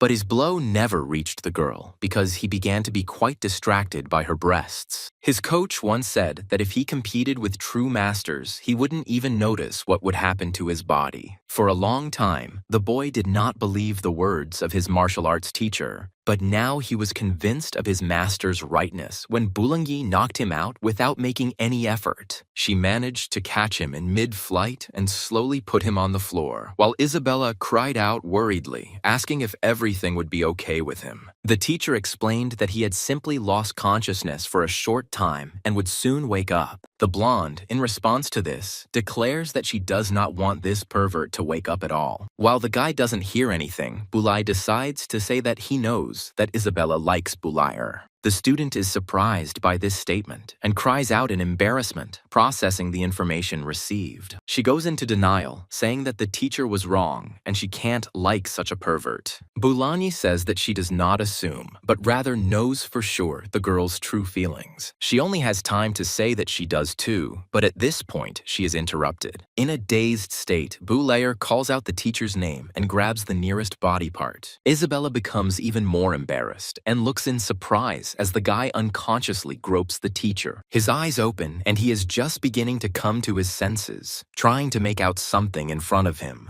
The next day, he arrives at the academy and sits in the classroom, rubbing his bruises. Toby looks at the guy with interest, asking what happened to him in Bologna's house, hinting at something intimate. Boulier, in turn, irritably recalls everything that happened after his shutdown. After his unconscious actions, Isabella decides to arrest the pervert. The guy, lying in a grip, tries to get out and screams that she's going to break his arm. The teacher defends him, telling Isabella to let him go since he didn't do it on purpose. Thinking about his student, he is indignant because she has no technique, but a lot of strength, so much so that she was able to break his arm. But he didn't expect that Bulangi was so good at martial arts. She probably had a very good teacher and spent a lot of time training. In this world, ordinary families don't have the opportunity to practice martial arts from childhood, let alone magic and mathematics. He assumes that the teacher comes from a noble family. Suddenly, Toby calls him over and says that he has already mastered the technique of summoning the spirits of the elements, which he taught him. The guy is very surprised by his friend's talent and how quickly he mastered such a complex technique. The fat man enthusiastically offers to demonstrate his new skills in practice. Focusing on the spell, he concentrates the power in his hands and calls upon the element of fire. The fire responds to his call, and magic begins to concentrate between his hands. He loudly recites the fireball technique and releases the spell into the outside world. Boulier watches his friend, both fascinated and surprised. He wonders why nothing happened and no fireballs appeared. But Toby suggests he take a closer look, and they both stare into the void between his hands. Between the fat man's two palms hung two tiny fireballs. The black-haired man makes ironic jokes at him, saying that he will never surpass him in magic. But in his head, he thinks that it doesn't look like a fireball, but rather like some kind of fiery speck. Someone distracts him, and turning around, the guy sees in front of him a hand holding a large cake. Alice found out that Boulier had broken his arm, so she brought him something tasty. She did this, assuming that he had again not taken anything edible with him. When she asks, she says that the fat man ate all of the black-haired man's food. The protagonist replies that he feels very awkward about eating Alice, but at the same time, he looks longingly at the cake. The girl looks at the guy with a smile on her face and asks if her food is tasty. Starting to eat the cake, Boulier says that her food is the most delicious and asks what she is doing here. She says that she has a question for him, and the guy, promising to give an honest answer, tells her not to delay with it. Alice is interested in whether he likes Isabella, and this question leaves him completely stumped. Without giving any answer, he first asks why she needs an answer to this question. But the girl again shifts the focus and asks again what the answer is. Without showing it, Boulier says that he is only interested in magic now. She calls his answer very boring, but in the end, she was satisfied with everything. Before the guy had time to recover from such an unexpected question, Alice came up to him and kissed him on the cheek. Boulier became even more embarrassed, and the girl, leaving, said that she would come to see him more often. At this time, all his classmates, who were watching what was happening, were surprised at how easily girls were attracted to the black-haired man. Classes finally end, and the guy decides to go to the library, wondering what Alice was talking about. But he decides not to think about it, remembering that he has already read all the books on magic on this floor. Having finished reading the last book, he stretches in his chair and yawns tiredly. He plans to go to the second floor, since it seems there are books of a higher level there. As he walks towards the main hall, there is a woman with purple hair standing behind the counter reading some book with a pink cover. Apparently, this girl is very into romance, since she is holding just such a book in her hand. The main character approaches her, greets her, and asks how to get to the second floor. She glances idly at his ID and identifies him as a student. She says that to get to the second floor, you need to be at least a beginner-level mage, to which the guy replies that he doesn't have enough spiritual strength yet and asks if there's another way to gain access there. According to her, there are no other ways. Besides, how was he going to read high-level books? With an offended look, since all the girl's answers were rather dismissive, he was about to say something. But suddenly, Molly stands behind the counter, recognizes the guy, and asks if she can help with anything. The purple-haired girl decides not to pursue the situation and simply leaves, asking another girl to advise the guy. Molly explains that access to the second floor requires a basic mage ID. He can try to make a new certificate, but the chances of success are low because his spiritual powers are too weak. The guy decides to take the test and says that he just came up with a way to improve his work with the water element.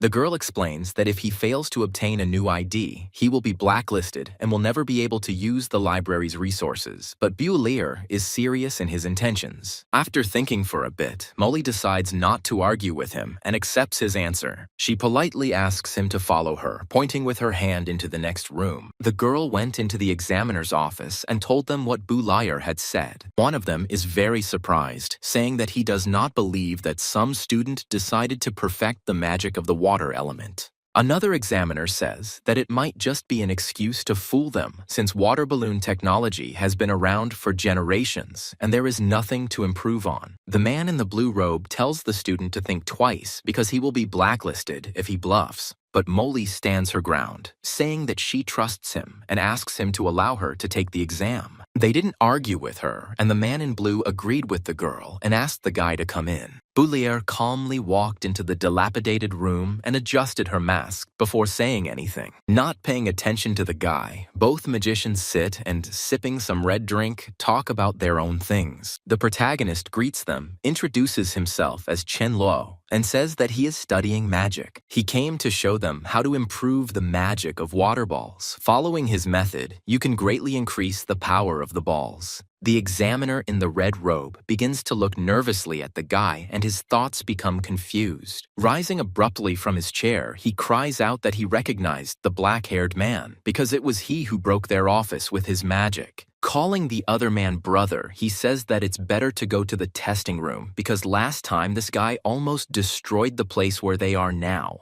Not understanding this reaction, the man with the mustache begins to claim that he is just a student and does not pose a threat. He orders the boy to try attacking him with his improved water ball technique. Boulier first gathers all her strength around her own body. It passes mana through itself, simultaneously creating fire and water elements. A tall flame ignites in his left hand, and in his right, a clot of water rapidly accumulates. The water mage sees what the boy has done and looks at him in horror, waiting to see what will happen next. He begins to complain to his brother that the boy can summon two magical elements at the same time, and he already begins to read the spell. Boulier, having accumulated enough mana in his hands and converted it into elements, begins to combine them. Both elements, being under pressure, begin to merge with each other without yielding. Suddenly, as both spells merged, a water shockwave erupted around. The fire mage, having set up protection, desperately understands that now a situation similar to the one that happened before will occur again. A high-pressure explosion occurs in the room, and everything around it rises into the air. The steam rising throughout the room begins to develop, and Boulier's figure begins to appear in the middle of the room. The water mage angrily calls the boy to him, shaking off the dust. He looks at him angrily and nervously asks how the black-haired man did it. According to the main character, this technique is quite simple. First a water ball is summoned and then a fireball. Then these two elements simply need to be mixed by squeezing them with your hands and merging them into each other. And together, they release significantly more energy than either one alone. The man in the blue robe tries to catch his breath and thinks about how the student was able to summon two elements. He was satisfied with the guy's performance and asked him to wait here for a bit. Molly decides to take care of the guest and makes him a cup of tea, and he thanks her in return. He feels awkward because the girl is just standing next to him, and he invites her to sit down. Deciding to keep the conversation going, the guy asks if Molly is a magician. She tells him that her abilities are not as good as his, and admiringly recalls Boulier's performance. But the main character is modest, saying that he is not very capable either because he has not even reached the basic level yet, and the power of the balls is determined by his technique. He can summon two elements, but it has nothing to do with his abilities. According to him, it's easier than it seems. It's like doing two different things at the same time with different hands. He demonstrates this using the example of drawing with both hands on one sheet of paper. Handing the sheet of paper to the girl, he shows her that he was able to draw two animals at the same time. The girl calls the dog and cat cute, and the hero replies that they are a wolf and a tiger. With an embarrassed expression, Molly says that she too can do two different things at once. At the same time, two examiners, having reached the deputy chairman's office, came to notify him about the student. He, not believing a single word they say, says that a person of that guy's level physically cannot create two elements at the same time. A man in a blue robe named Brady says that he and Andre saw everything with their own eyes. A thought flashes through the deputy chairman's mind that perhaps this guy could show them a new path in magic. But the question is, how many people will be able to use such magic? If this technique does not gain popularity, then what is the point of it? By order of the deputy, all managers and employees were gathered in one place. Many of them are indignant at such harshness because some were busy with their personal affairs. Suddenly, the chairman appears with two magicians who declare that one magician presented them with a new technique, and it has its own peculiarities in that it is necessary to simultaneously summon a water and fire ball. Brady explains that they were all brought together to determine if the technique could be widely adopted and asks them to give it a try. Some of the magicians began to wonder whether this was even possible. The purple-haired girl wonders if this guy is the one who created this technique, but quickly dismisses the idea as he is just a student. All the magicians in the hall concentrate and begin to try to recreate two elements at the same time. One of the magicians started to succeed and fire started to flare up and water started to flow from his hands. But the water created in his hand suddenly goes out of control and the spell is interrupted. No matter how hard he tries, he cannot summon the elements of fire and water at the same time. Magicians claim that it is impossible to summon two elements at the same time, and no one has succeeded in doing so. Brady informs the vice chairman that no one present has been able to create water and fire at the same time, and he orders to take him to the guy so that he can explain his trick. As they walk to the room where Bulisher is, Brady asks the chairman something, but is interrupted. According to the old man, he thinks that only Chen Luo is capable of such magic. He sadly reports that it is quite possible that no one else can do this except him. They were about to fail the exam, but suddenly they see Molly, who repeated the guy's trick. In one of her hands rests a ball of water, and in the other hand a ball of fire blazes. All three magicians simultaneously fell silent and looked at the girl in shock. Molly suddenly notices the three men and greets Vice Chairman Elton in surprise. The guy also greets him and says that Molly is a pretty smart girl and she has already mastered the technique and asks about passing the exam. The old man states that according to their decision, at least 3 people are needed who could master the new technology. They gathered the members of the Magic Society and no one was able to summon both a fireball and a water ball at the same time except this girl. Molly sadly asks if it is true that the guy will not pass the exam. But the chairman replies that he decided to make an exception for Chen Luo, since his new method could have a great impact on the development of magic. At the same time, he asks him to become an honorary member of their magical society. The guy replies that it is a great honor for him, but he has one condition. The chairman gives Bulier the floor, and he starts saying something about Molly. His condition is that he wants her to become the assistant manager. Molly is filled with surprise and looks at the men with wide eyes, in comprehension. After some time, a girl with purple hair bursts into the secretary's office and begins to express indignation at the fact that Molly was transferred to assistant. She begins to hate the girl with blue hair because it should have been her in her place. She orders one of the secretaries to tell where Molly and that student are now. Unable to contain her emotions, she abruptly pushes the girl away from her and calls her a fool. But suddenly, she remembers that the guy asked about the second floor of the library. At the same time, Bulier is sitting in the chairman's office, filling out some scroll. He signs a document with a pen to patent his new technology. The old man says that he now owns the copyright to the improved water balloon technique. The black-haired man is very surprised that in this world there is such a thing as copyright. The deputy explains that their magical society will help him advertise his new technique, but if anyone wants to learn it, they will have to pay money. They'll give half to the guy as the copyright holder and half to their magical society. If someone learns the technique on their own and doesn't pay, they'll find out and the offender will immediately be blacklisted by their community. If there are aggravating circumstances, he may even go to prison. Bulier realized that he never thought that, in this world with such a backward science, the concept of copyright would be so developed. The old man begins to talk about the price of this technology, offering 100 gold coins. He is very surprised, because for him, this kind of money is a very large sum. The chairman misunderstood the boy's reaction and explained that this technique was intended for very gifted magicians, and if the price was raised, those who paid and did not master the technique would be very unhappy with their company. The guy says he agrees with this price, but if society has problems because of this, he has one solution. He says he recommends writing something special at the end of the instructions. At the end, he wrote that this technique requires high skills in magic and asked to think before purchasing, and also that money is not refunded.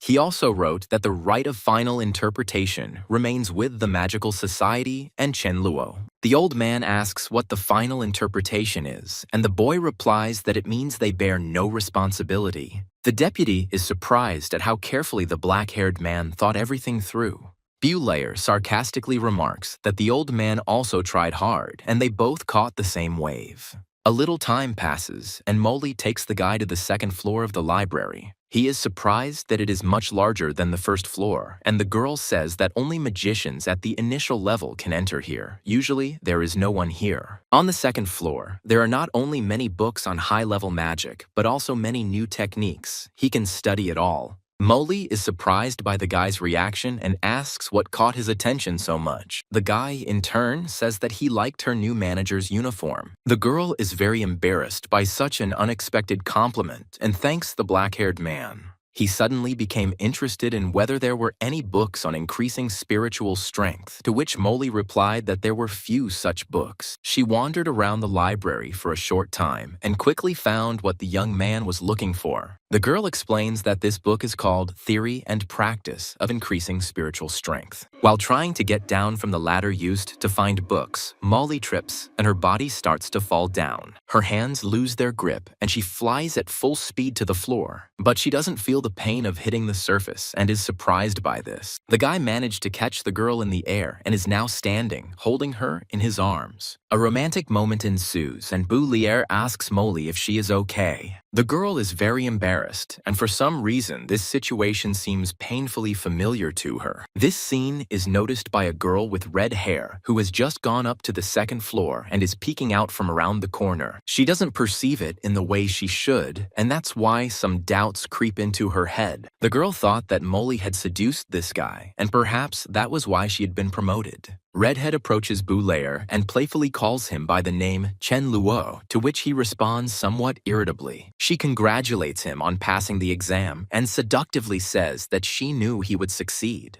Her body takes a sexy pose and she offers him her help, saying that she can do anything. But the guy calmly tells her to just leave the library. The red-haired woman's plan failed, and she looks at the guy in shock, realizing that such a simple trick won't take him. Realizing that he had responded a little rudely, the guy apologizes and sarcastically tells her to go away because now he needs to start reading books that are beyond his capabilities. The girl apologizes to him, saying that she was rude to him then, and asks him not to believe Molly's words because she says nasty things about her. The guy notes that she didn't say anything about the redhead, and since she said so, then apparently she often does nasty things herself. He threatens to call Chairman Elton if she doesn't leave, and the girl decides to quickly retreat. Finally, silence falls in the hall and Boulier starts reading. All magicians know that the level of spiritual power depends on talents. The more talented, the level of spiritual power increases faster and vice versa. Currently, magicians know two ways to increase spiritual power: meditation and constant activation of magic. The author of the book The Hero Read discovered that while learning new techniques, the magician's spiritual power level is depleted, but after rest, the level is restored and the upper threshold increases significantly. Therefore, Boulier needs to constantly exhaust and replenish his spiritual power level so that he can become stronger and overcome the shackles of his talent. The hero is inspired and decides to try this technique today. Now he will have a chance to become a real magician. Without wasting any time, he goes to his favorite spot near the high fence of the academy. But something elusive appears in his head, and he becomes extremely thoughtful. He is overcome by the feeling that he has forgotten something very important, and he quickly returns home. At his home, he sees two girls who are really upset because their boyfriend forgot to cook them dinner. This lack of independence shocks him, and he thinks that they are like animals who cannot take care of themselves. Isabella suddenly gets up from the table and exclaims because Boulier came home too late and did not prepare food for them. Without wasting any time, he puts on an apron and says that he went on business to the magical society and thought that the teacher would prepare something for herself. The guy also asks what the blonde is doing here, and she happily hurries to tell him something. She announces that from today, she will also be moving into the teacher's house. Not expecting to hear such information, Boulayer accidentally knocked over the frying pan. His extremely negative reaction irritates the girl because she does not understand why he is unhappy that he will live with such a nice girl. Boulanyi also hurries to announce that Isabella will move in with them so that it will be more convenient for them to study magic and mathematics. The main character is not too happy about this news and turns to the stove, grumbling nervously under his breath. His conversations with himself are noticed by a blonde who begins to threaten him.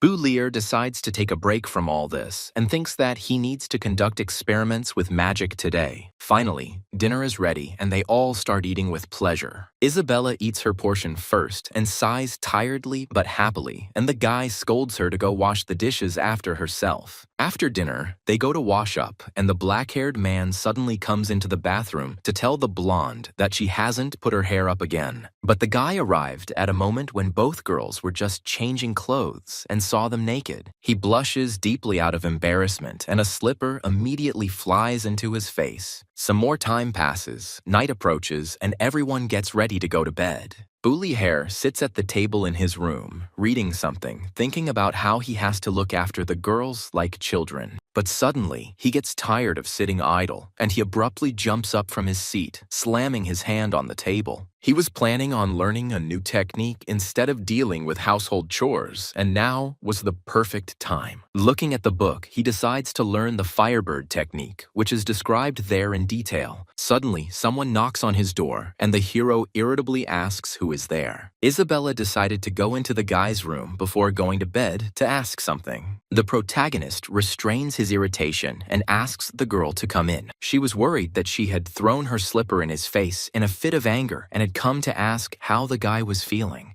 But the black-haired man understands that this is just an excuse and she wants to talk about something else, so he directly asks what she wanted to talk about. The girl says with embarrassment that she couldn't sleep and asks what the guy will do next. The hero makes a surprised expression on his face and doesn't understand what the blonde is asking about next. She explains that she has 1 year of school left and he has 2, and she is interested in what he will do after graduation. He replies that he hadn't thought about it at all and will probably stay at the academy to work as a teaching assistant. Unable to contain her emotions, the girl suddenly rushes towards the guy and grabs his forearm with both hands. The blonde switches to a pleading cry and asks if he wants to go to the capital after graduating from the Institute of Magic. Her eyes lit up mysteriously, and she said that her father would help the guy get in and they would study together. The girl thinks that in this case, he will cook for her every day and that she feels very good with him. The hero is embarrassed by how close the girl is to him, and he says that studying is a waste of time, and now he just wants to stay at the academy and study magic. Isabella is worried and asks if he will be able to study magic well at the academy. The guy explains that there is a teacher, Boulanya, and her talent and knowledge are enough to teach him. The girl is very embarrassed by the mention of the teacher's name because she began to perceive her as a rival. This is what she leads the dialogue towards, saying that the hero actually just wants to stay with Boulanyi and not with her. She didn't wait for any answer and decided to just start interrogating the guy, and at that moment, the teacher comes in to see them. The teacher comes into the hero's room and asks why they are not asleep yet. Suddenly, she finally wakes up, opens her eyes, and sees a girl and a guy sitting in a strange position. The night passed and the morning came. Boulayer prepared breakfast for everyone, and they sat down to eat peacefully. The guy thinks that at night he tried to deplete his strength by learning new magic, and in the morning he felt that his strength had increased, which means that the method works. Suddenly, his thoughts are interrupted by the teacher, who starts saying that it is too early for them to do what they were doing in the guy's room. But the protagonist rushes to justify himself, saying that they were simply discussing plans for after graduation and were misunderstood. Bolanyi did not argue and asked for forgiveness for her mistake, while Isabella at this time sharply slammed her glass on the table. Talking about that situation really irritates the girl, and everyone can see her bad mood. Changing the subject, she says with irritation on her face that she has a lesson soon and she needs to go. The teacher decides not to anger the girl even more and simply agrees in a conciliatory gesture. Isabella starts to get up from the table and walk away, deliberately hitting the guy in the face with her elbow. Boulanger doesn't understand this reaction and asks if Boulayer had a fight with the blonde yesterday, to which he receives a negative answer. After this, the teacher changes the subject, asking if the boy has time this morning. She asks him to take the article about the devil's number to the Mathematical Society. The hero agrees, and along the way thinks about how Boulanger has a huge talent for mathematics, since he only directed her and she already carried out the research herself. Finally, he comes to some kind of dilapidated brick building and wonders in his mind whether this is a mathematical society because the building looks very untidy. Inside, things don't look much better, with people milling around and some notices scattered across the floor. There is a man with a mustache sitting at the counter who says that if the guy brought a manuscript, then he should put it on the shelf, and if he came for a reward, then he should go to the manager. The guy said that he brought a manuscript, and the man, looking at him, reacted very strangely. He recognizes the hero by face, and with great hesitation tries to remember Boulayer's name. Finally, his name is remembered, and the man pronounces it for all to hear. The guy is very surprised that he has become popular, and the secretary says that he saw him at the seminar. Many people ask him for an autograph, and some ask him with interest about something of their own. Not expecting such a reaction from the men, the hero tries to get out of this situation and says that he just brought an article from his teacher. As he starts to leave, the secretary mentions that he can come back for his reward at any time. Smelling money, the guy turns around excitedly and asks what kind of reward they are talking about. The man apologizes to him for initially thinking that he only came for money. Without showing his emotions, Boulayer again asks what kind of reward he was told about. Usati is very surprised that the guy doesn't know anything about the Mathematical Society's reward. The society offers rewards for solving difficult mathematical problems. Scientists receive money for solving the problems, and the amount of the payment depends on the difficulty of the problem. The protagonist is inspired by the fact that he will be able to earn money and says that he would like to look at these tasks. The man invites the boy to follow him to show him unsolved mysteries. They approach a wall that looks like a notice board with many pieces of paper stuck to it. They depict various figures and equations in the style of a bounty. The man says that these problems were here before he joined the society, and he does not expect to live to see them solved. The black-haired man decides to take the matter seriously and asks to be left alone to think about the solution. He leaned artistically against the brick wall, pretending to gather mana around himself. Some guy from the Mathematical Society asks Andre's deputy with surprise what is going on with Boulayer, and he explains that the black-haired man cannot be distracted because inspiration can descend on such a talented person at any moment. While the man anticipates finally seeing a miracle and solving the mysteries of society, the guy next to him asks him to look ahead. Pointing his finger towards the wall, he says that it seems Boulayer has already left. The man falls into despair and looks in confusion at where the one he had placed so much hope in has gone. At this time, the black-haired man had already gone outside and joyfully declared that he could get as much as 500 gold pieces if he solved all these problems that even a first grader could solve. He thought that he had no money for new techniques, and he could not imagine that there was so much gold in the destroyed building of the Mathematical Society. He doesn't want to speed up the development of mathematics in this world, but he really needs this money. The main character, dancing, runs down the street, scaring the local children, and thinks that it would be better to solve these problems secretly and then come back for the reward. One day passes, and everything is just as peaceful and calm in the mathematical community. The brown-haired guy asks Deputy Andre why Boulayer is considered so smart if he simply ran away yesterday. The man thought that perhaps even a genius genius like Bu Liar couldn't handle these problems, since they had been hanging there for many years. Suddenly, he only has time to hear the door open, and a huge stack of sheets of paper falls on his desk. The hero decided to submit all his work on the tasks secretly and therefore says that he has little time and he demands a reward. The man, with a shocked face, asks which of the problems is solved in these works, and the guy replies that this is the solution to all problems. At this moment, the mustachioed man is simply overcome with hysterical shock, and he looks at the black-haired man in confusion. The protagonist, under the guise of Chen Luo, says that he has solved all the problems of the Yabo City Mathematical Society. There were 23 of them in total.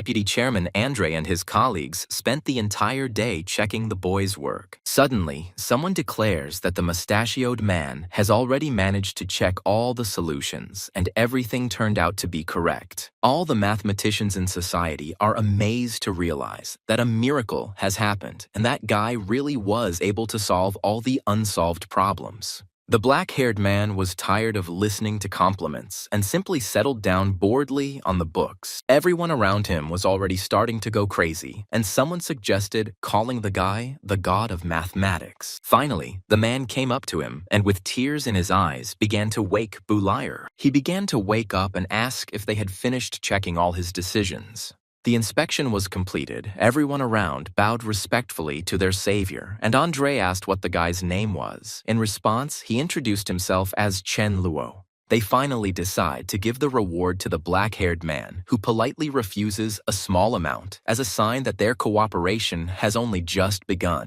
Bu Liar, under the guise of Chen Luo, decides not to delay and goes to the Magicians Association to spend the money. He places the money in front of Molly and says that he wants to buy new magic. Somewhere far from the association, a certain knight on a horse gallops quickly during a pouring rain. He urges the animal on as if he is in a great hurry to get somewhere, afraid of not making it in time. In front of him, at some distance, one can see the palace of the head of the city of Yabo, which stands between several mountains. The knight finally arrives at the main gate, but the guards won't let him in. The messenger suddenly declares that he has an order from the capital and he needs to deliver it to the city's leader. Finally arriving at the mayor's office, the knight handed the letter to a certain gray-haired old man. This elderly man is the head of the city of Yabo, named Osden Clavius, who, reading the letter, is somewhat confused and asks whether what is written there is true. The messenger confirms that Baird is already in the city of Yabo. The capital has confirmed this, but they do not know his exact location. The mayor's wife asks about Baird. She says that he is a traitor and a high-level magician who disappeared 3 years ago. Clavius cannot understand why this man decided to return to the city of Yabo and says in confusion that if he uses his powers, then the city of Yabo will come to an end.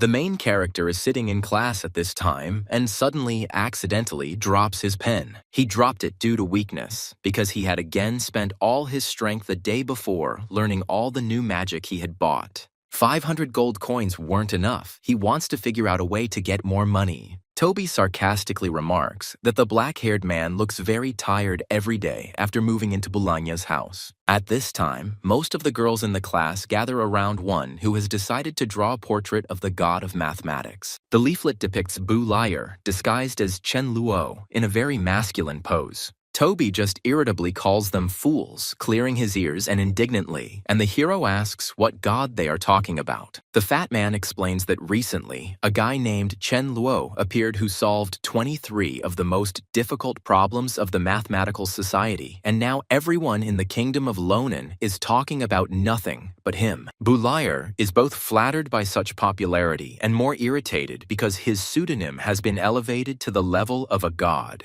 Toby thought that if that person was that good at math, he must be an old man, not a young guy. He also asks the black-haired man who he will be on the team with for magic practice after school, and he asks in surprise why Toby won't be on the team with him. The fat man says that he will not take part in the practice because his level is too low. He also says that there will be a second and third year internship, and the black-haired man reacts strangely to this. Finally, evening comes, and it is time to begin magical practice. The examiners explain that the purpose of this practice is to develop magical skills in students. This practice gives them the opportunity to apply knowledge in reality. But it is important for them to remember that although practicing magic is very important, safety is even more important. Therefore, most of the dangers in the mountains have been eliminated by them, and they need to be careful and not leave the vicinity of the mountains. Now they need to divide into teams of 3 or 4 people. They will go to the mountains for one night, and tomorrow at noon they must return back. After the explanation, Isabella and Alice approach Boulier and are the first to ask who he will be on the team with. Not risking choosing between them, he asks why they can't all be together. Alice just laughs childishly, saying that he has a big heart and wants to be with all his friends, but at the same time, she approves of his idea. Isabella at this time begins to get angry because she was not allowed to be alone with the black-haired man, and the other girl decides to ask if she agrees to be on the team with them.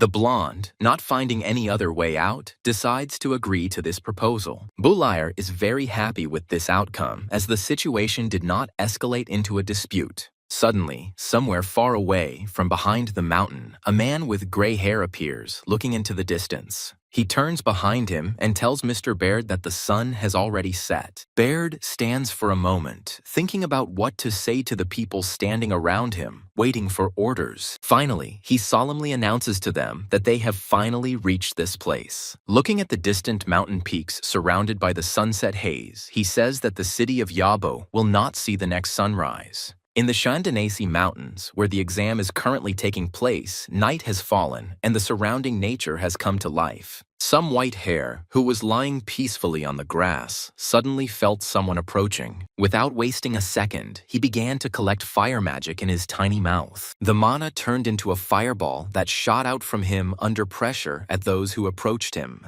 But suddenly, the fireball, before reaching its potential offenders, simply evaporated into thin air. The person who stopped the fire magic turned out to be Isabella, who simply deleted it. The girl was very inspired by the fact that she was able to control the magic released by the wild animal. And Boulier, who was standing nearby, began to explain that if the rabbit's right to control the fireball was taken away, then it would not be able to move. Suddenly, the guy gets very scared because someone unexpectedly grabs him by the ear. Isabella decided to teach the black-haired man a lesson because he shouldn't grab rabbits by the ears. She took the animal from him and placed it against her chest, stroking it. Someone grabbed Boulier's ear again, but this time it wasn't out of malice and there was no pressure being exerted. This person turned out to be Alice, who excitedly approached the guy and asked if he was in pain. Continuing the dialogue, the hero decides to ask the girl if other animals have magic. She confirms this and says that on the continent of divine grace, people and most animals have the gift of magic.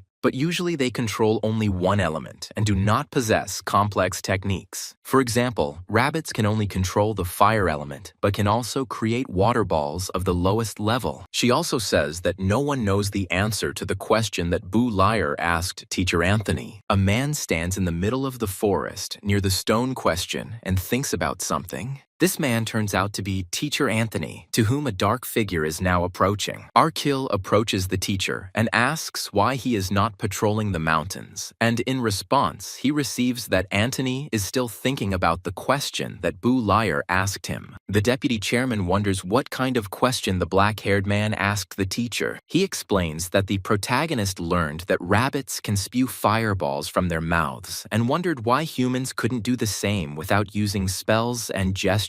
Arkil adopted his teacher's thoughtfulness and also stood up worriedly, pondering this question. Now, they both stand in the middle of the forest, heavily burdening their brains with this question. The gray-haired man is distracted from his thoughts and tells Anthony that he needs to go guard the students. The teacher, in turn, continues to think about this riddle, telling Arkil that he did not answer the question, but the deputy chairman nervously raises his tone and says that Anthony must go to protect the students. At this time, Boulier's group decided to take a break and rest by the fire. Holding her shirt erotically, Isabella says that the guy has already touched something and asks who has more, her or Alice. The hero sits there, embarrassed, and says that it is very difficult for him to determine, but Alice suggests touching something of hers again to check for sure. Isabella, raising her voice, declares that her rabbit is bigger and asks the guy to admit it. She hands him her captured animal and asks him to touch it again, but the rabbit is not going to climb into the guy's arms and starts trying to get out.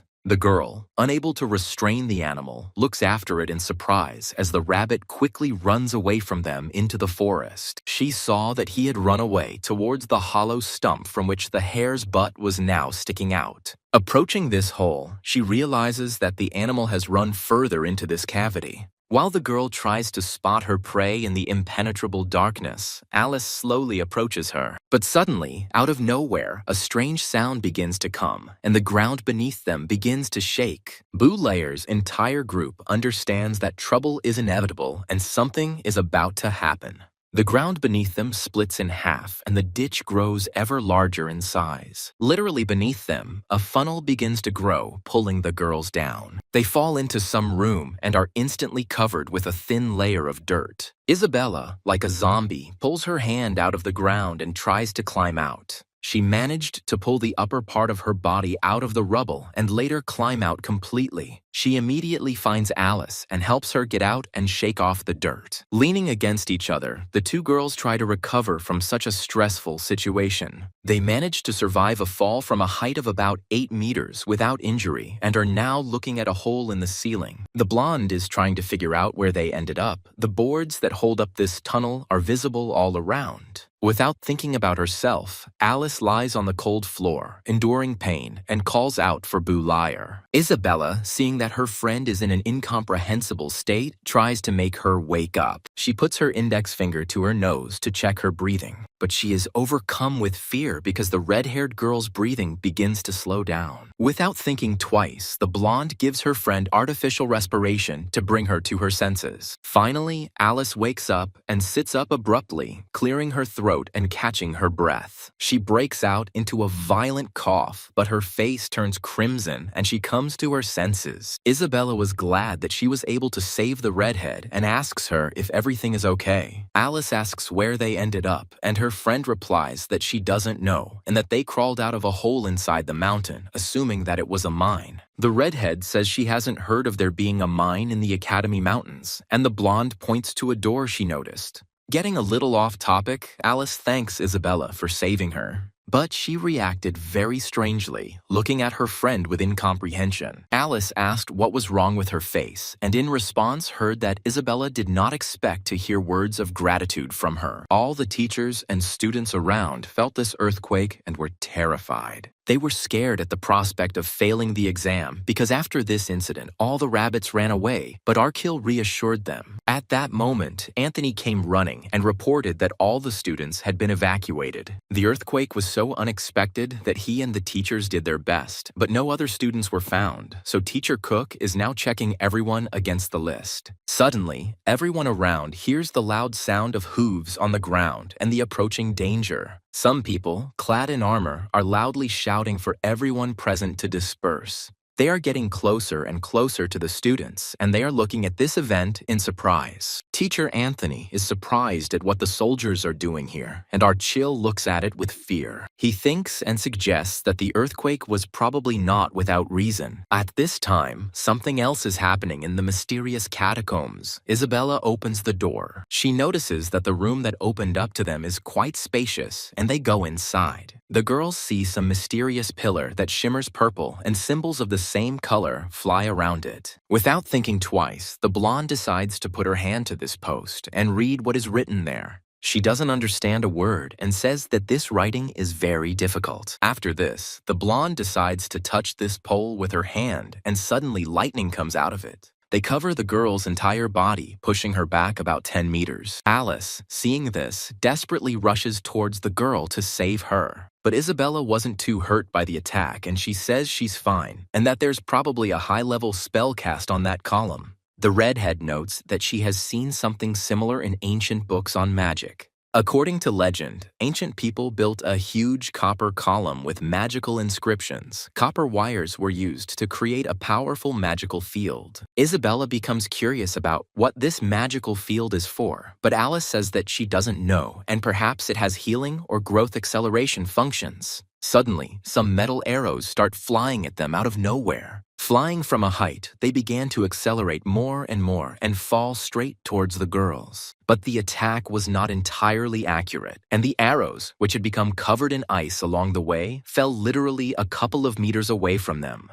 They decided to look in the direction from which the attack came. On the stairs that go along the wall, there is a fair-haired guy who is holding a huge arrow in his hand and says that the girls are very dexterous. Standing right on the railing, he looks at them mysteriously, continuing to hold the arrow in his hands. Alice decides to start a dialogue and asks who this man in armor is. He replies that this question should belong to him, and without mincing words, says that they are going to die now. Hearing this answer, the girls look at each other and think about how to get out of this situation. Without hesitation, they both begin to summon fire magic to attack the man. But he just smirks as he watches these kids try to do something. He just stands there and watches as a huge ball flies towards him. The fireball suddenly finds an obstacle in the form of an ice shield, which appears in just a second. The attack failed. The man, without spending almost any effort, calmly repelled their magic. The girls are shocked at how easily their magic was dispelled. The man decided to move into close combat and quickly jumped on their heads. He immediately pushed Isabella aside with his foot and aimed at Alice. While one girl lies in the distance and tries to come to her senses, the other takes a fighting stance. But she doesn't have time to do anything, and the man demonstratively thrusts the spear into the wall, right next to the girl's head. Alice doesn't understand what to do in this situation, and the white-haired man smiles slyly. A massive metal spear nearly pierces her head, and she looks at it in horror. The man makes a grab and grabs her by the throat with his left hand, starting to choke her. He squeezes her throat hard, causing her to cough and gasp for air. The white-haired man lifts Alice's body off the ground with one hand and continues to strangle her while she tries to say something. But he doesn't listen to her, making a terrible face and apologizing for something. He declares that he must kill them, while Alice looks like she is about to lose consciousness. At this time, the man snatches the sword that was resting on his belt. He quickly points it at the girl, trying to stick it right into her head. The sword reached the body, scarlet blood spilled and fell straight onto the floor.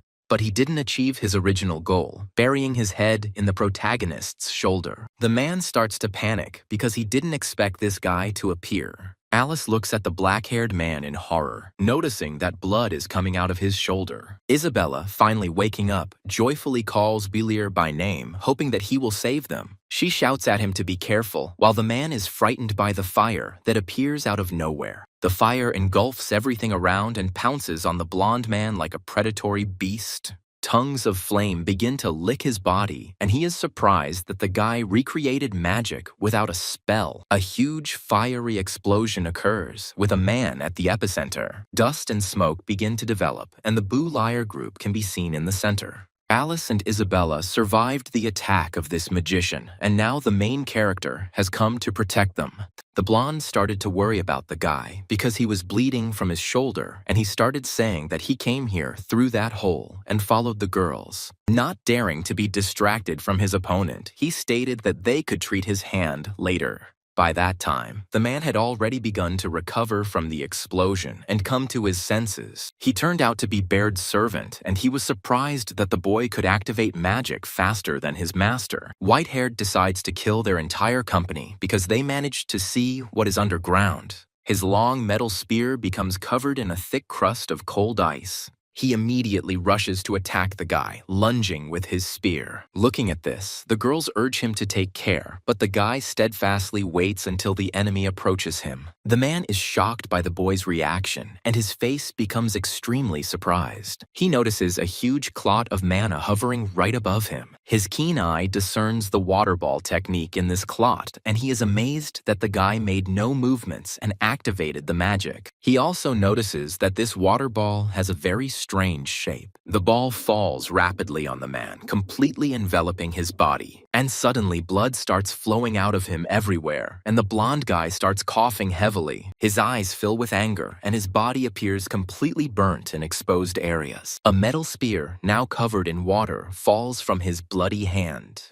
Trying to stay on his feet, he only manages to exclaim something. Surprised by the force of the attack that hit him, he falls unconscious to the ground. At the same time, on the surface, Baird sits on a huge boulder. He is thinking hard about something, and his face looks extremely serious. One of his comrades notices this reaction and asks what happened. Getting up from the stone, Baird looks to the side and declares that some rats have gotten in among them. The squad of knights that ran past the students has already run far away from there and is now running towards the forest. Their commander orders all his comrades to stop their horses. He says that there is an underground passage ahead and orders us to dismount our horses and prepare to enter. The commander of the bandit army is a well-trained royal warrior named Baird, a high-level magician. He is very dangerous. One of the subordinates asks his captain to turn to the side, pointing his finger in that direction. A short distance away from them, a certain magician with a staff stood in the middle of the road, blocking it. This magician turned out to be Baird, who addressed the people as comrades and said that the passage was closed. All the knights, without wasting a second, decide to go on the offensive and rush into a frontal attack. They all stand in line one after another, waiting for the order of their commander. One of the knights tells the second one, addressing him by name, not to follow him everywhere. Full of courage, they finally went on the offensive against the magician, and the clearing was filled with screams. A knight with black hair and a bloody head, lying on the wet ground and having let go of the blade, only breathes rhythmically. He lies among his dead comrades, and a torrential rain pours down on him from above.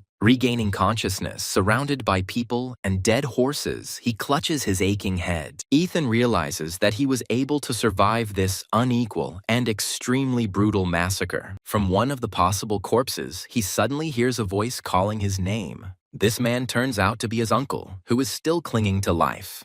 The guy ran up to his relative, looking at him with tears in his eyes. His uncle's legs disappeared, and Ethan began to get angry about what happened to the man. But the adult knight orders his nephew not to worry and hands over something, telling him to complete the task. Ethan despairs and declares that he cannot do this because that magician was able to defeat an entire army. According to him, Baird was able to kill their commander with one hand, and he could crush him with just one finger. The boy tries to save his uncle by grabbing him on his back, but he only thinks about the task, again asking his nephew to complete the task. As he asks to save the city of Yabo, his hands stop grabbing the boy and he falls. The young knight realizes that his uncle has finally died, and he begins to become overwhelmed with emotions. Ethan is filled with despair and anger and breaks down in a mad scream. At this time, something else was happening underground, in the very dungeon where Bu Liar's company is now located.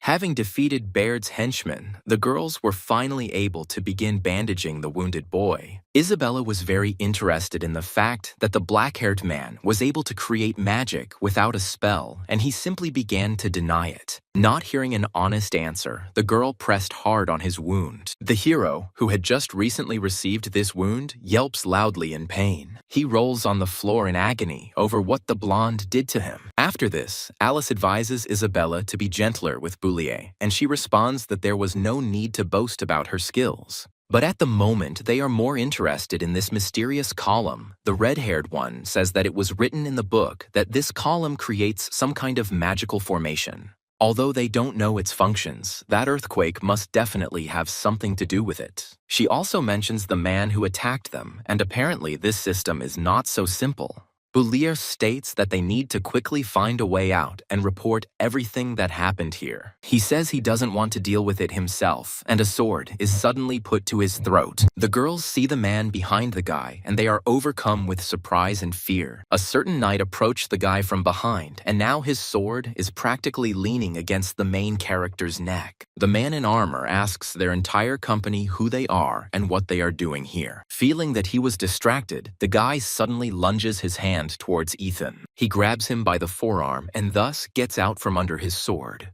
The knight's face becomes extremely surprised by the black-haired man's skills. Taking advantage of the momentary hesitation, Bu Leisure stands up and rushes behind the armored man. He grabs his arm, twisting it behind his back and making a hold so that the guy cannot get away. Having fully applied the grip, he informs his girlfriends that the knight has a partner. Isabella looks at this brown-haired guy with undisguised surprise and interest. Ethan declares that he must be released because if this does not happen, then the entire city of Yabo will come to an end. Not expecting such an answer, Boulier simply froze, looking at the guy in armor. The protagonist's entire group is puzzled by this statement, and they ask him what he meant. Having finally freed Ethan, who told his story, Isabella asks him again for details. The knight says that in fact, the capital discovered a few days ago that Baird had invaded the city, but they were unable to find him. They didn't know that Baird was really so strong that all of them together couldn't defeat him. Boulier, after hearing this story, enthusiastically decides to ask who this Baird is, that everyone is afraid of him. Everyone present just laughs, ironically because the black-haired man doesn't know anything. Alice begins to explain that Baird is the most famous and most dangerous criminal in the kingdom of Lonan. Even small children know his name. He was once a general of the royal army. He is strong not only in war, but also a high-level magician. He has enormous magical power. He was the hero of the kingdom, but no one expected that in one of the battles, he and his army would betray the kingdom. Since then, he has been missing, although the king announced a reward for the capture of the traitor, but until now, no one has been able to find him. Isabella asks the knight about Baird. She is interested in whether it is true that he came to the city of Yabo because of this structure and what this structure can do. Ethan, with fear in his eyes, declares that the magical system could wipe out the entire city. The three of them, not believing his words, ask again about the detail that the entire city could disappear. The knight explains that the formation includes 118 columns that are located inside the mountain, and they do not know who installed it and why, but it is known that this formation has stood here for more than 1,000 years. 10 years ago, the city's leader discovered this formation and then summoned a community of mages to investigate it. Research has shown that this formation is superior to modern magic, but they know that if it is activated, it will generate a tremendous amount of magical power, which will be enough to destroy Yabo. Since it was not possible to safely remove this formation, this place was declared top secret, and the knight does not know how Baird managed it. But now, the formation is activated. Boulier wonders how they are supposed to turn off this formation. Ethan says that what he currently has in his hand will help with this. The main character's entire group stared in surprise at a certain magical stone. Ethan explains that although this formation consists of many columns, there is still one largest one, which is the key to activation, and this piece was discovered next to the main column. The community of magicians conducted an experiment. As soon as this piece approaches the column, the strength of the formation is significantly reduced, and if you place it directly next to the column, it will completely lose its strength. Boulier guesses that now they have to find the largest column. Ethan agrees, but Baird is much stronger than they imagined. The black-haired man says that the knight should call as many soldiers as possible to complete the mission. But he replies that it's too late to call anyone, and they need to quickly solve this problem, because in an hour, the formation will be activated at full strength. He states that only he can find this column, and everyone else needs to hide in the shelter since they are civilians. Suppressing a chuckle inside, Bulitzer points his finger towards the boy's pants, saying that he didn't want to interrupt his burst of courage. Ethan, who had just finally pulled himself together, looked down at his crotch in surprise. On his thighs, there is a stain from some liquid that has wet them. His face turns completely red, and he starts making excuses that it was the rain that wet his pants so much. Suddenly, Isabella jumps up from her seat, and from her irritated look, you can tell that she wants to say something. She states that their Clavius family has protected the city of Yabo for generations, and therefore she is obliged to fulfill her duty, so she will help disable this system. Boulier, hearing that Baird was being offered for 100 million gold coins, was extremely amazed by this amount. Ethan suddenly realizes that the person standing in front of him is the mayor's daughter named Isabella. The black-haired man, in high spirits from the news he had recently heard, places his right hand on the knight's shoulder. Hearing about the reward for Baird's head, the boy declares that protecting the city of Yabo is also his duty as an upstanding citizen. Alice decides not to shirk and also agrees to go with her friends. The knight is touched by the genuine sincerity of the guys who want to help the city with all their hearts. But interrupting such a heartfelt moment, one of the trio suggests that the knight change his pants, to which he reacts extremely negatively. At this time, many magicians gathered around the mysterious magical barrier. Using spells, they are trying hard to make a breach in this barrier.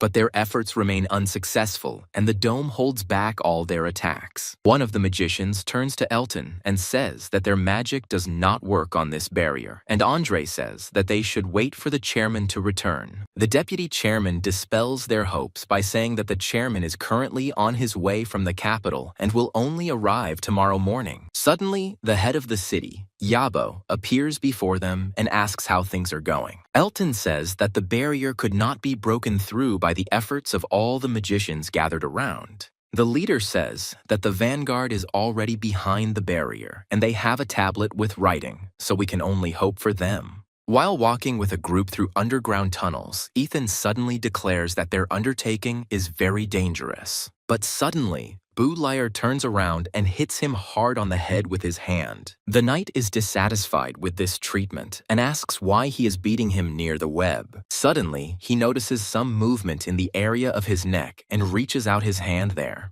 He puts his hand in front of him and sees that a yellow spider with a white head has landed on it. Unable to withstand direct eye contact with the insect, the knight runs away with a squeal. As he ran in fear, his foot hit some kind of pressure plate, which sank down from under his feet. At the last moment, Boulier managed to grab Ethan by the clothes and move his head away from the arrow flying past. Realizing that he has just been saved from certain death, the knight thanks the protagonist. The hero warns his companions that there are traps everywhere here and asks if they are going there at all.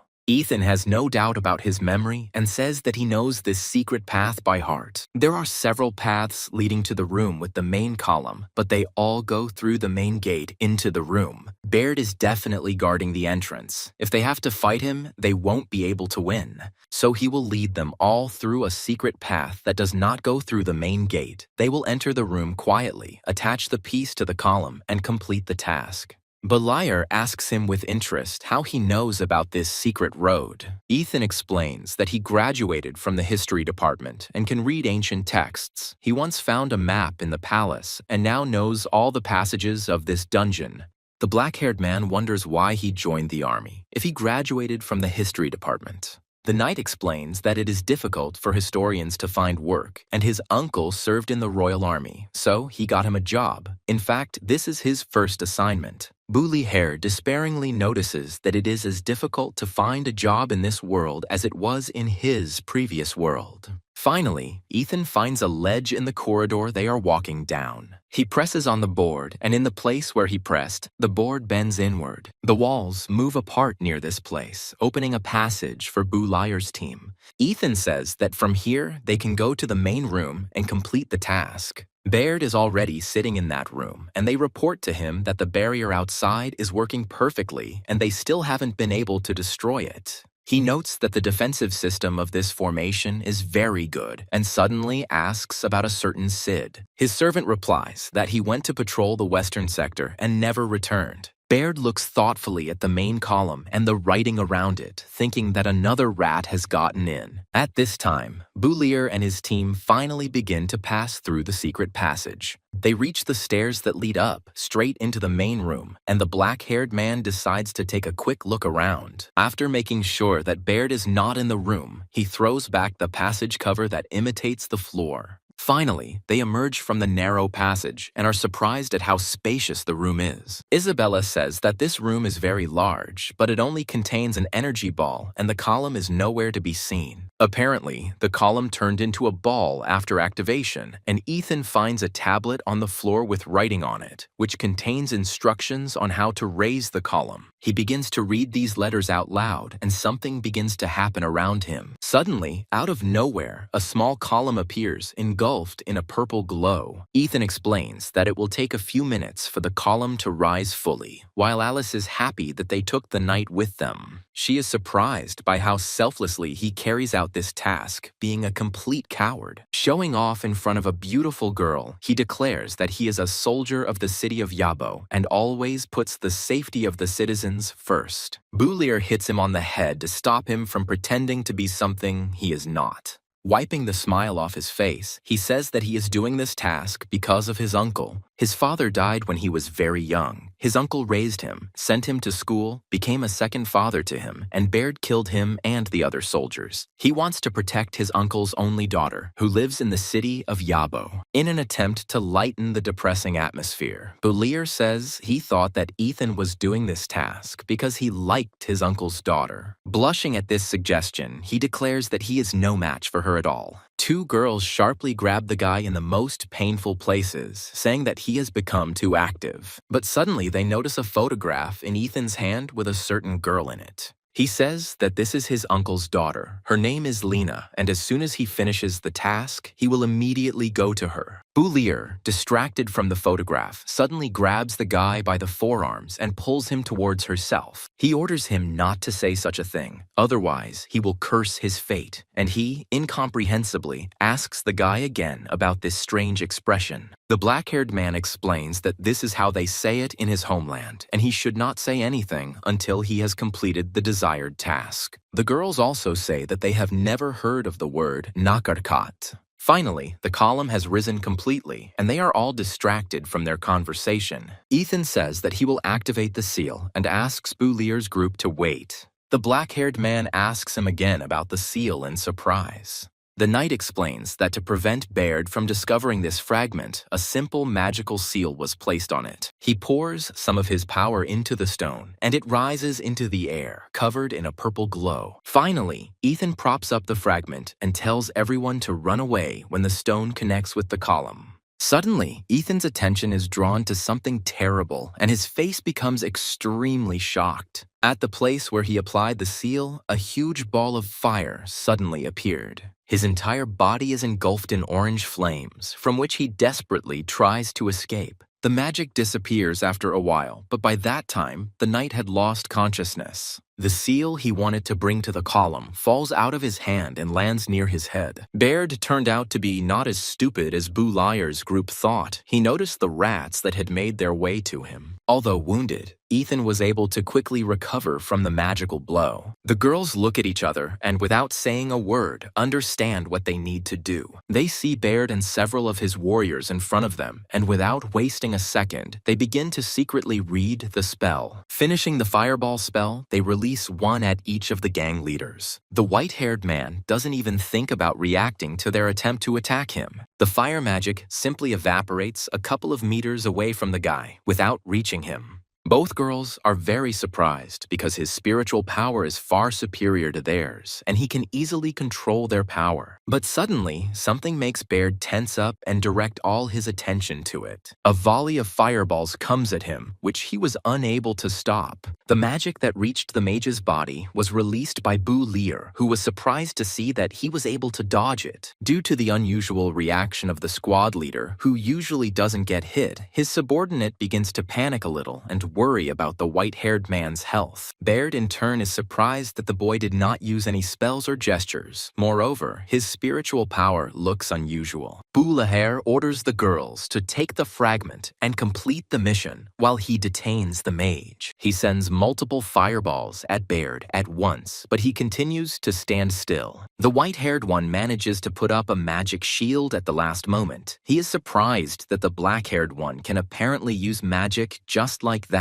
The girls were unable to complete the task because there were several other strong guys in the room besides them and Baird. But Isabella doesn't plan to give up, and even while being captured, she tries to feel for the seal. Bulir realizes that the only way to resolve this situation is to kill the gang leader. He, in turn, looks at the guy's technique and thinks why he summoned two different elements. The main character created water and fire magic and began to merge them. The two elements merged right in front of Baird's face, and a huge explosion swept through the room. The white-haired man's subordinates, seeing the explosion, began to worry about their leader. Boulier arrogantly thought that his attack had managed to reach Baird's body. But without waiting for the smoke to clear in front of him, the white-haired man lunges and is already flying with his fists at the main character. He takes the boy by surprise, as he didn't expect the mage to completely block his attack. While beating him with all parts of his body, he explains to the guy that before attacking an enemy, you need to find out his weaknesses.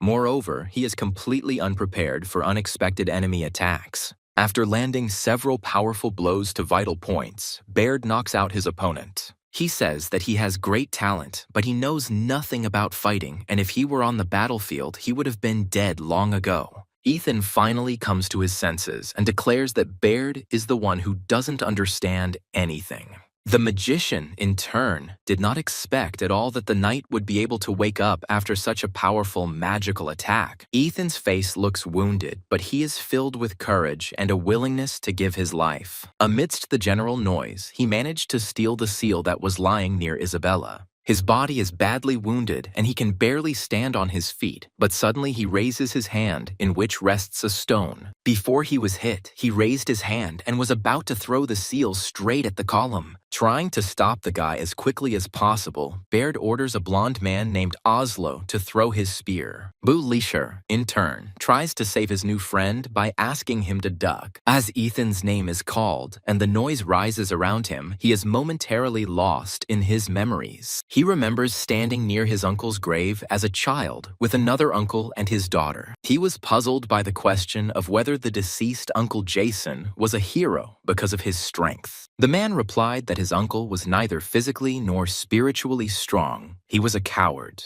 The boy was very puzzled as to why everyone considered him a hero then. The answer was quite simple. He sacrificed his life to save others. The scene they saw suddenly brought Boulier and his team to tears, and Isabella desperately screamed the knight's name. Ethan, without trying to dodge, received a spear blow straight to the chest, but managed to fulfill his purpose. Even an ordinary person is capable of incredible deeds, and then he becomes a hero. The stone hit its target and began to be absorbed by the mysterious column. One of Baird's henchmen asked in a resigned tone whether the formation had ceased to function. The man named Oslo, who threw the spear, said Ethan didn't even try to dodge the weapon. Baird, in turn, approached Ethan, who had fallen to his knees, and put his finger to his nose to check his breathing. After a little while, and listening to his breathing, he quietly stated that the guy was dead. Boulier was furious when he heard this news, because Ethan had only recently become his friend. The white-haired man's henchmen began to ask what they should do, since the formation had stopped working. At this time,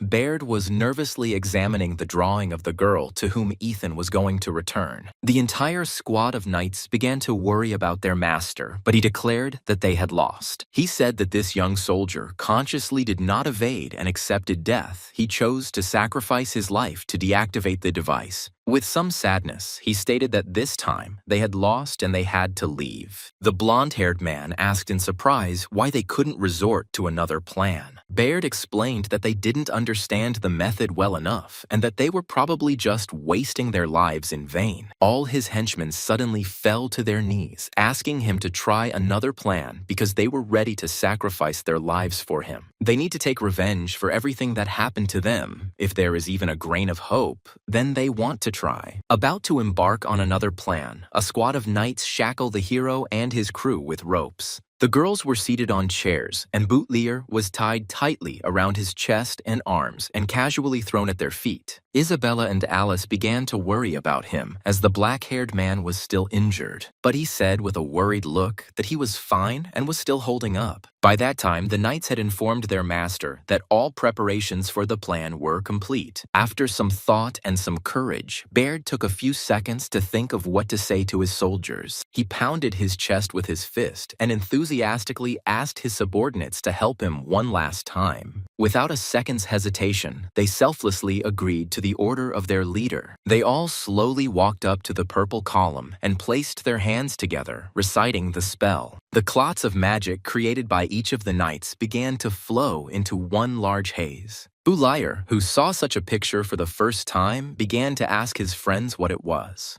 Alice replied that it looked like a sacrifice spell, and apparently they were doing it to restart the system, but then they wouldn't be able to restore their power. Channeling all her magical power into the mysterious column, she began to react. These machinations are noticed even by those who are now on the surface. Elton suddenly tells the mayor that the barrier had begun to weaken, but now it has been restored. The chief doesn't care much about this, and notes that something very bad is starting to happen inside. One of Baird's subordinates shouts with delight that they have managed to launch the formation, but suddenly he notices that his body, like the bodies of his friends, is slowly beginning to disappear. With a smile on his face, the blonde-haired man says goodbye to his master.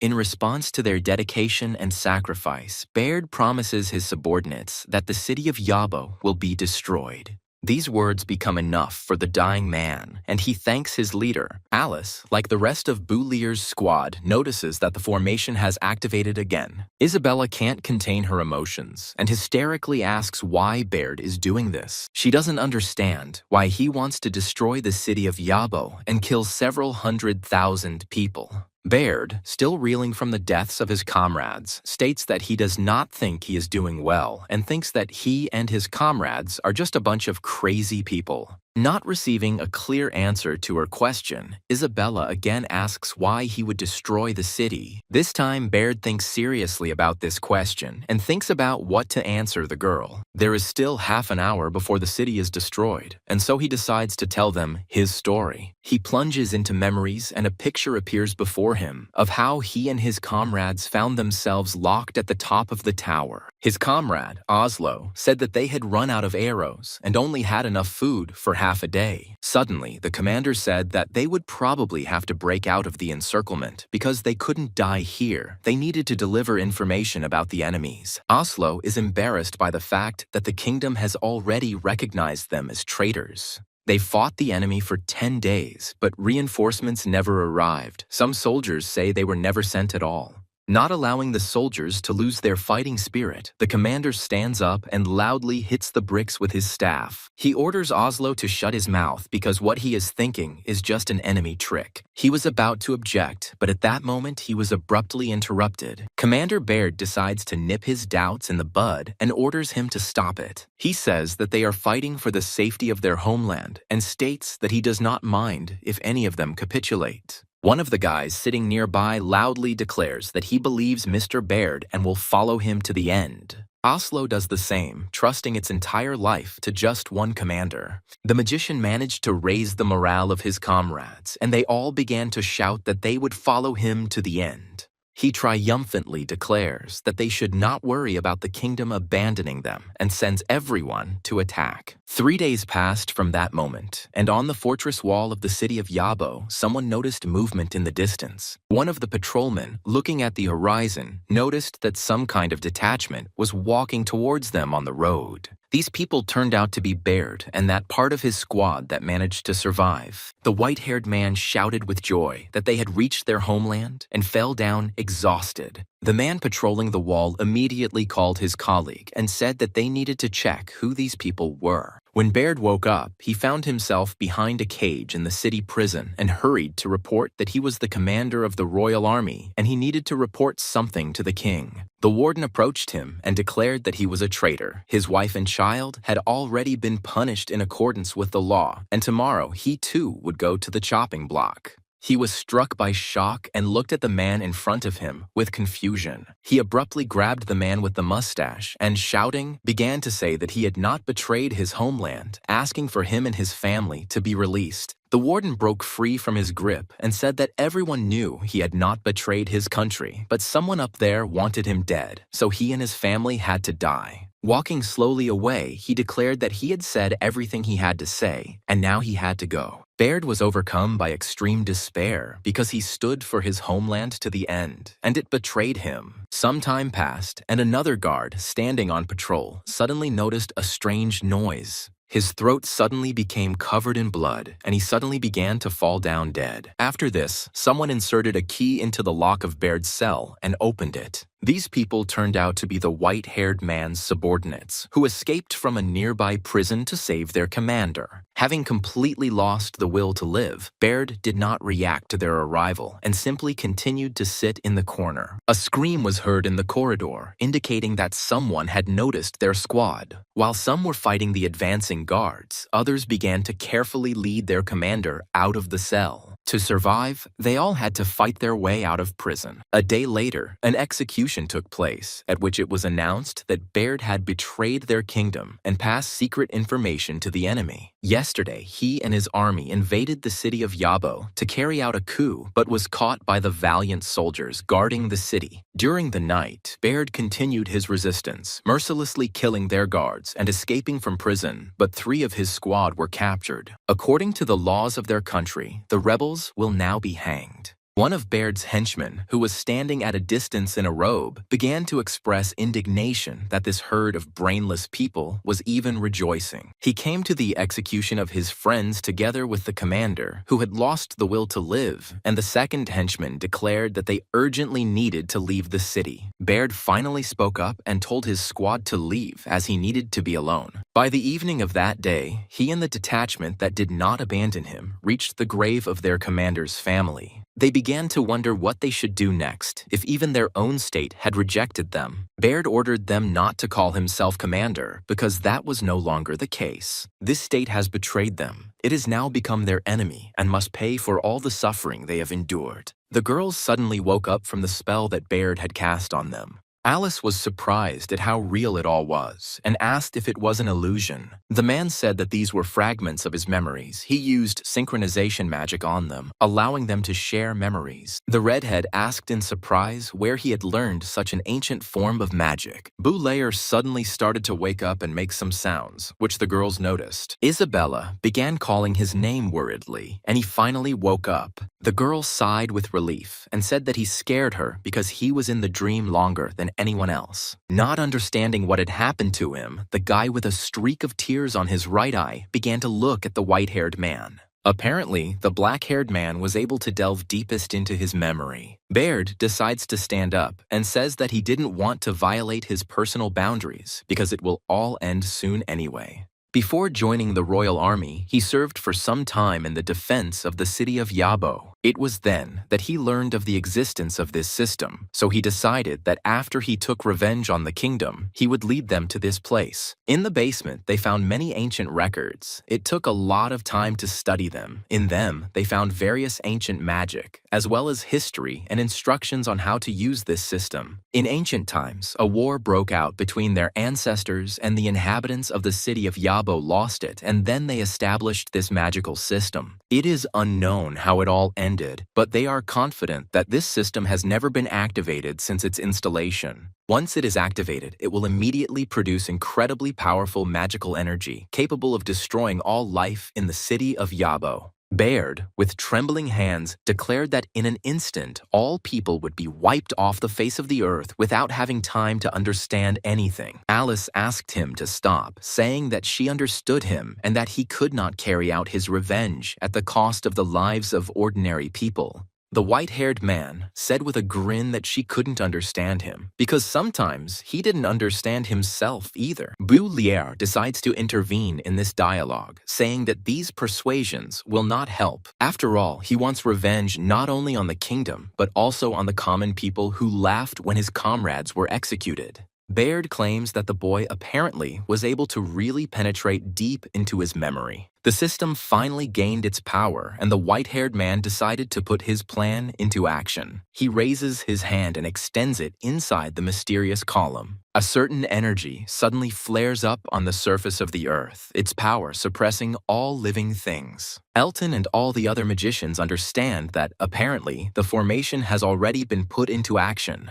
Even Boulanyi's teacher, who is sitting in her office, notices the energy that has appeared. A purple light flickers outside her window, and she assumes an earthquake has begun. But after thinking a little, she understands from the magical vibrations that this is not an earthquake. At this time, something terrible is happening underground. The students stand and watch as the sphere of power continues to grow. Before her expected death, Isabella tries to apologize for dragging them into all of this. She was about to confess her feelings to the guy, but he stopped her. He suggested that they talk to her about all this when they got out of here. Isabella was shocked by the guy's reaction, and she suddenly took on a shocked expression. Leaning his hand against the structure, the mage bids farewell to his former comrades, promising that their wrath will fall upon the kingdom. After this, he orders the formation to activate with a menacing look. But suddenly, Bulier's fist hits his face as he decided to try to interrupt Baird. He hit with such force that the magician flew several meters away from the construct and fell. The guy said that he had to stop this white-haired man. Almost all the knights and mages on the surface suddenly fell onto the grass. Andre suggested that the activation of the magical system had probably stopped. One of the knights said with horror that he thought that this was the end for them. While the mayor stood and examined the barrier, Elton suddenly noticed movement behind him. Belani came to them and decided to find out what was going on here. She was told that all the students had been sent home and that she should not be there. Not believing his words, she says that Boulier and Isabella did not come home. At least 2 students have not yet emerged and are underground. Elton suddenly realizes what the teacher is saying to the daughter of the head of the city of Yabo. Their dialogue is heard by Osden, who realizes that his daughter is at the epicenter of events. He immerses himself in memories of how his little daughter, at that time, said that she wanted to join the city defense. The young father was very surprised by his daughter's desires, and he asked her why she wanted to go there. The answer turned out to be banally simple. The girl declared that she was from the Clavius family and wanted to protect the city and her father. Osduna was surprised by his daughter's desire, and he hugged her tenderly, starting to laugh. Now he realized that his daughter had already grown up and was now really fighting for their city. Baird, who had fallen to the floor, asked in surprise how the boy had managed to free himself from the ropes. Boulayer, in turn, said that he should ask the soldier they killed about this.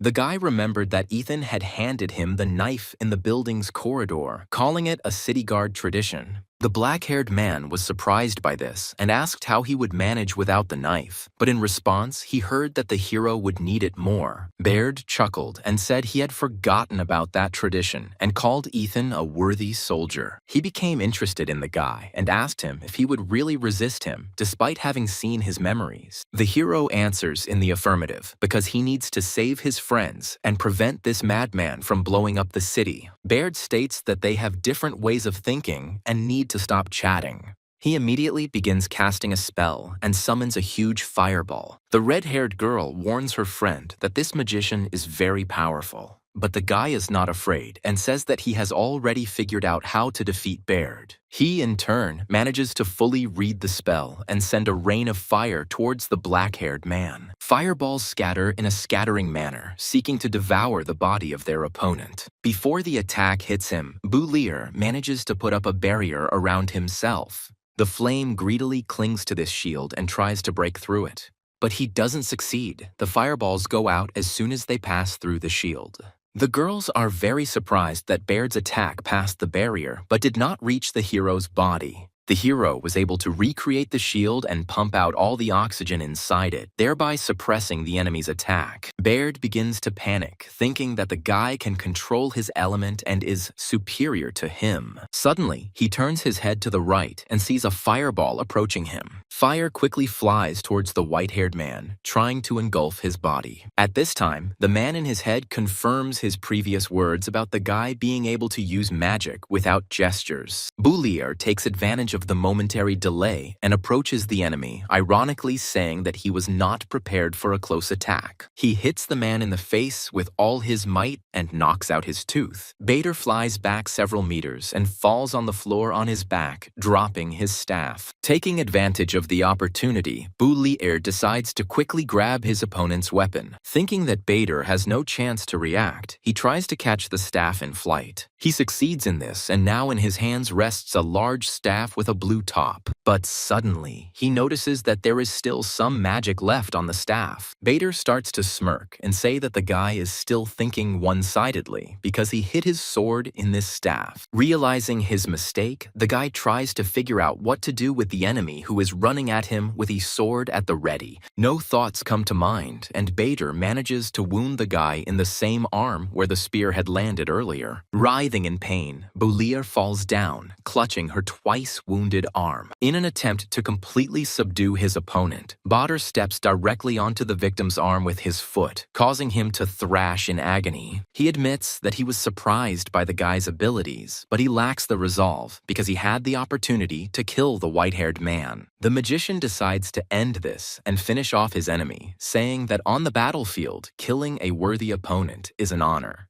Knocking the man's confidence out of him, the guy turns his head sharply and shouts that this is not enough. At the same time, Bader notices that several fireballs are flying straight towards him. They manage to reach him and explode right in front of his face, illuminating the entire room. The guy's saviors turned out to be Isabella and Alice, who managed to create a spell and launch it at the white-haired man. Bydra was slightly hurt by this attack, and Boulayer decided to take advantage of the pause by pumping out the oxygen around him. He points his bloody hand towards the white-haired man and uses magic. But at first, he feels nothing and wonders in surprise what the meaning of this spell is. Suddenly, he becomes unable to hold the sword and it falls out of his hands. He realizes that he can neither speak nor breathe. Trying to catch his breath, Bader begins to cough and clutch his throat while Boulayer stands up. The boy apologizes to the man, saying that he was right about the honor of killing a worthy opponent. At this time, the white-haired man begins to convulse, trying to breathe in at least a sip of air. He begins to slowly lose consciousness and think that he has let his comrades down again. Finally, consciousness leaves his body and he falls with all his weight onto the hard floor. Seeing this, the girls ran to Boulayer with relief, asking if he was okay. Meanwhile, the energy accumulated in the column begins to gradually disappear. Alice suggests that, apparently, if this system is not activated after it has accumulated energy, it automatically stops. Isabella enthusiastically asks rhetorically whether they succeeded in defending the city. This realization dawns on her, and she joyfully begins to hug the wounded Boulayer. Suddenly, lumps of earth and parts of the building begin to fall from the ceiling. Alice explains that many ancient structures are destroyed after activation so that enemies cannot use them. Not understanding the essence, Isabella asks her friend again, and she says that the system is beginning to destroy itself. Suddenly, a huge chunk breaks off from the ceiling and starts flying straight towards Boulayer's group. He quickly takes the girls by the hand and starts running away from here before they get buried. He scolds Alice for not directly telling her that they should get out of here. The column begins to collapse and threatens to fall right on the fleeing people. On the way, the guy notices his dead friend, who is sitting right in front of a falling column. He decides to honor his memory and Baird's, and so he turns around for a second and says goodbye to them. The knights and mages standing near the magical curtain watch as it dissipates.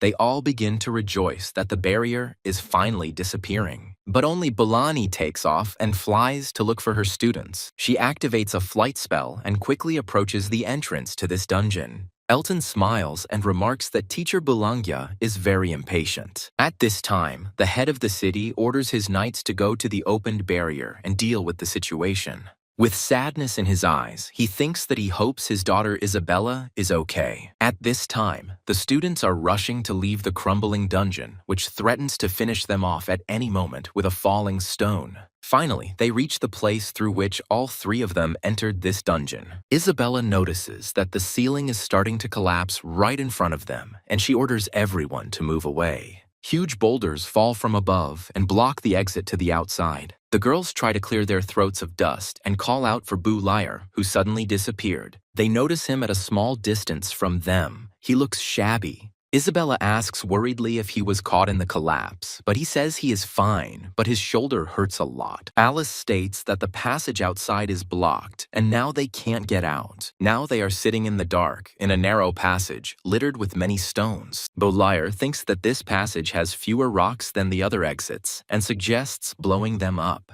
Isabella says that a lot of fireballs will be needed here and their spiritual powers will not be enough. The guy asks if the girls have studied the fire shield technique and says that he has a plan. This time he does not pump out oxygen, but rather extracts it in his hands. When the oxygen concentration in the air is between 4 and 75%, the ignition will intensify. After filling the sphere with oxygen, he ignites it and throws it into a pile of rocks. A powerful explosion occurs and stones quickly fly throughout the room. By that time, the girls had already managed to build a fire shield that protected them from the stones. The passage finally opens, and Bulayar happily declares that they have succeeded. Meanwhile, in the outside world, dawn breaks and the sun illuminates the mountains with yellow paint. A hand emerges from a hidden entrance to the dungeon, trying to cling to something. Alice is the first to try to get out of the room and lifts herself up with her hands. Isabella reaches out to her for help, offering her hand to her friend. Bulayar is the last one to emerge from the dungeon, looking very tired. Both girls offer him their hands to help him out, and Isabella asks how he feels. He says he's fine, but in his mind he's thinking that he can't take it anymore and is at his limit. His legs give way and he stumbles on the climb out of the dungeon. The girls didn't have time to catch him, and so he began to fall down from his full height. In his last seconds, he thinks that he will die from the fall. Suddenly, someone manages to grab his hand and save him from death. This man turns out to be Bologna's teacher, who managed to catch up with him using flight magic.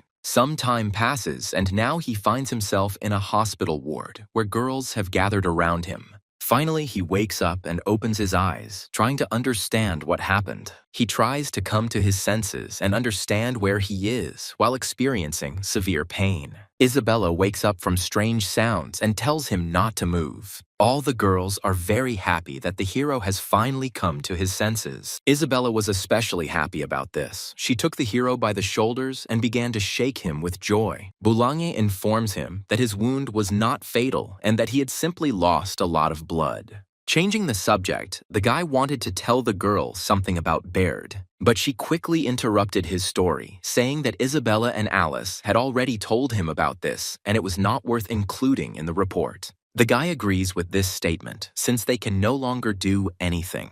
Suddenly, the door to the room unexpectedly opens and another person enters. The girls, like the guy, turn around in surprise to see who entered the room. This man turned out to be the head of the city of Yabo, who decided to visit the black-haired man. The hero immediately asked with interest why such a high-ranking official needed him. The man bowed to Bulayar and thanked him for saving his daughter. The main character did not expect such statements from the mayor of the city, and therefore was very embarrassed. Without raising his head, the man continued and said that he was inviting him to the Clavius family's family dinner. The hero, having heard about the invitation, began to look stunned by such a surprise. Isabella heard this too, and immediately thought that the dinner would facilitate the hero's introduction to her parents. Thinking in the wrong direction, her face turns red and she becomes very embarrassed. It was the evening of the next day, and Bulayar, already dressed for the event, was getting ready to go to dinner with Isabella. The girl told him that there would be other families and important people at the dinner, and therefore the hero was frightened by such an influx of people. Isabella explains that their family dinners are always held in this setting. The hero realizes that the title of mayor is passed down through generations in their family, and it's no surprise that their family dinners are parties for the upper classes. The guy suddenly thought that the girl would become the next head of the city, and if he married her, he would be able to do whatever he wanted in the city of Yabo. And their child will also later become the head of the city, only he will have to bear the surname Clavius in order to rule the city. He continued to reflect on the topic of having children with Isabella, but suddenly the girl grabbed him by the left ear and pulled it hard, saying that he was thinking about something disgusting again. She asked him what he was thinking about, and he said that it would be possible to have 2 children. Hesitant to tell the truth, he changes the subject to the fact that one of his friends' wife is going to give birth and she will have twins, and he was asked to help come up with names. Isabella thought he was thinking about their future children, but she didn't dare say so either and asked if he had thought of names. The guy answered negatively and said that they wanted one child to have the mother's surname and the other the father's surname.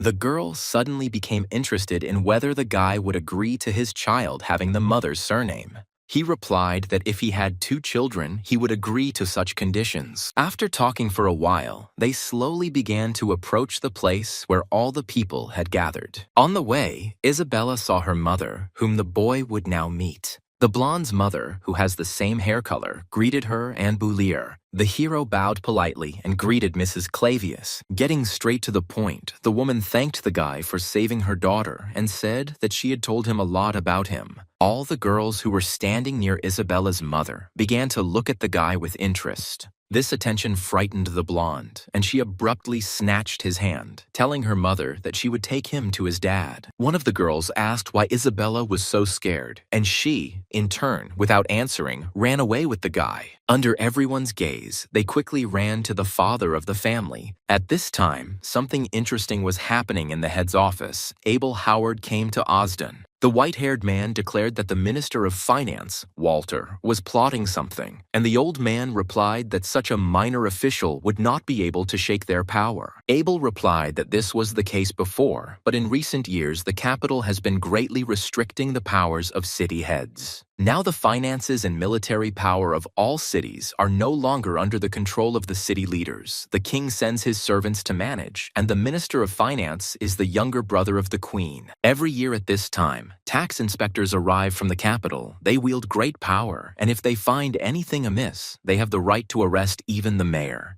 Abel knows information that Marquis Walter will come to the city of Yabo, and a few days ago, they had a conversation, and most likely they will organize a conspiracy against Osdun. The mayor thanked the white-haired man for the warning and promised to be careful. Having told all the important information, Abel says goodbye to the old man and gets ready to leave. But he wonders why Howard decided to tell him all this. Abel explained that this was for the safety of their family, as the Howards would need some time to recover. Understanding what the white-haired man wanted to say, the city leader looked at him suspiciously. At this time, Boulier and Isabella had just arrived at the head of the family's office, missing Abel. He noticed the black-haired man and thought that a hero always appears where something is happening and mentally wished him luck. The students finally reached the father of the family's office and, after greeting him, sat down in the chairs. Isabella asked in surprise why the old man had been silent for some time. He asked her to leave the office to talk to Boulier alone.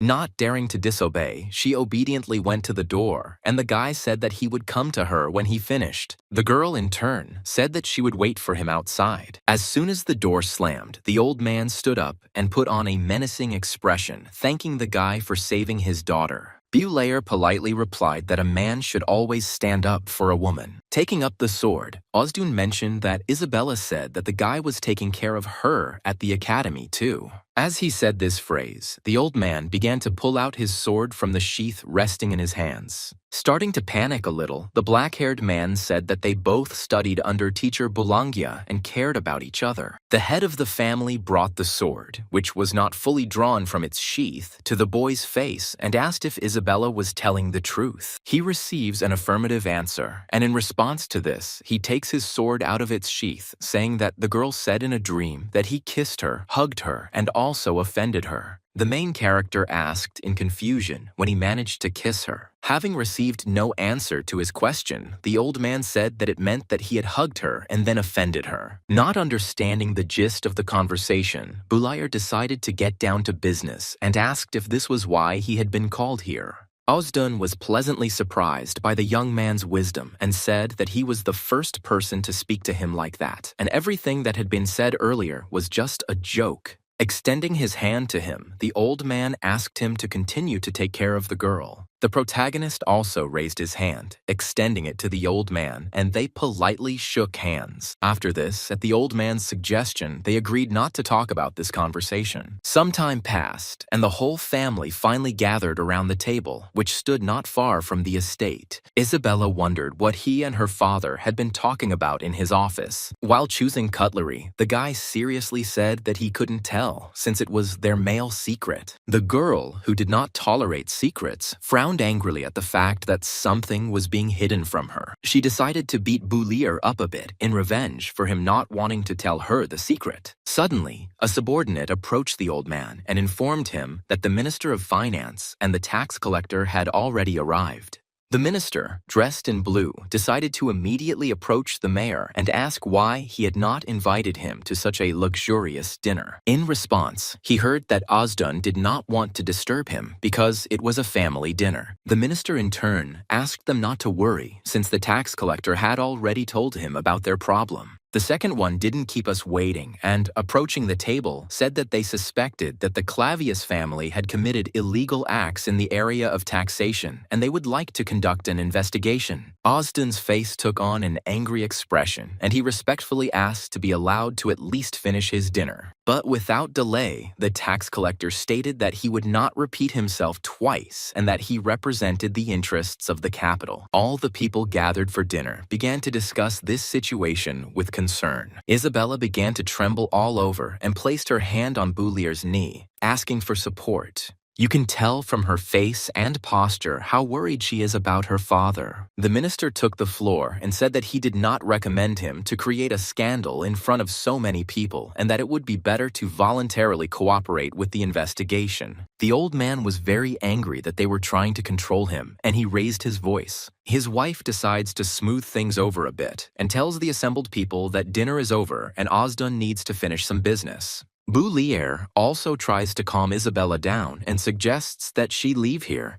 He also notices that Calvin and Brad have arrived for dinner, standing behind everyone else. The blonde took the guy by the hand and led him away from everyone to calm down. Her face looks very downcast, and the guy decides to ask how she feels, saying that the head of the city is in danger. If they find anything, he will be removed from office and put in prison, and because this Walter is the queen's younger brother, he does whatever he wants in their city. As the couple passed by the girls who were at dinner, they heard them start gossiping about the mayor of the city. One of the girls says that she didn't think that the Clavia family would be removed so easily. Isabella, hearing these words, sharply squeezed Boulier's hand, to which he reacted. He looked at her, and his face was darkened by strong concern for the girl. Before his eyes stood a beautiful girl who was currently crying. This threw him off balance, and he began frantically asking why Isabella was crying. But she didn't say anything and just rushed into the guy's arms. She began to cry, not knowing what would happen to her father, and because of this, she became hysterical. The main character decided to calm the girl down and quietly told her not to worry. In his head, he thought that he would not allow anything to happen to her father. Some time passed, the guy managed to calm the girl down and decided to go to Calvin with Brad. He greeted the men, who asked him what he was doing there. The guy replied that the head of the clan was her friend's father, and they, changing the subject, thanked the black-haired man for saving the city. The protagonist was interested in what the two chairmen were doing there, and he asked if they had come with the tax collector. Calvin replied that the tax collector was the vice chairman of their mathematical society, and they should accompany him, and Brad should be responsible for the collector's safety. The guy was interested in why he came to the head of the city with financial problems if the Minister of Finance was responsible for this.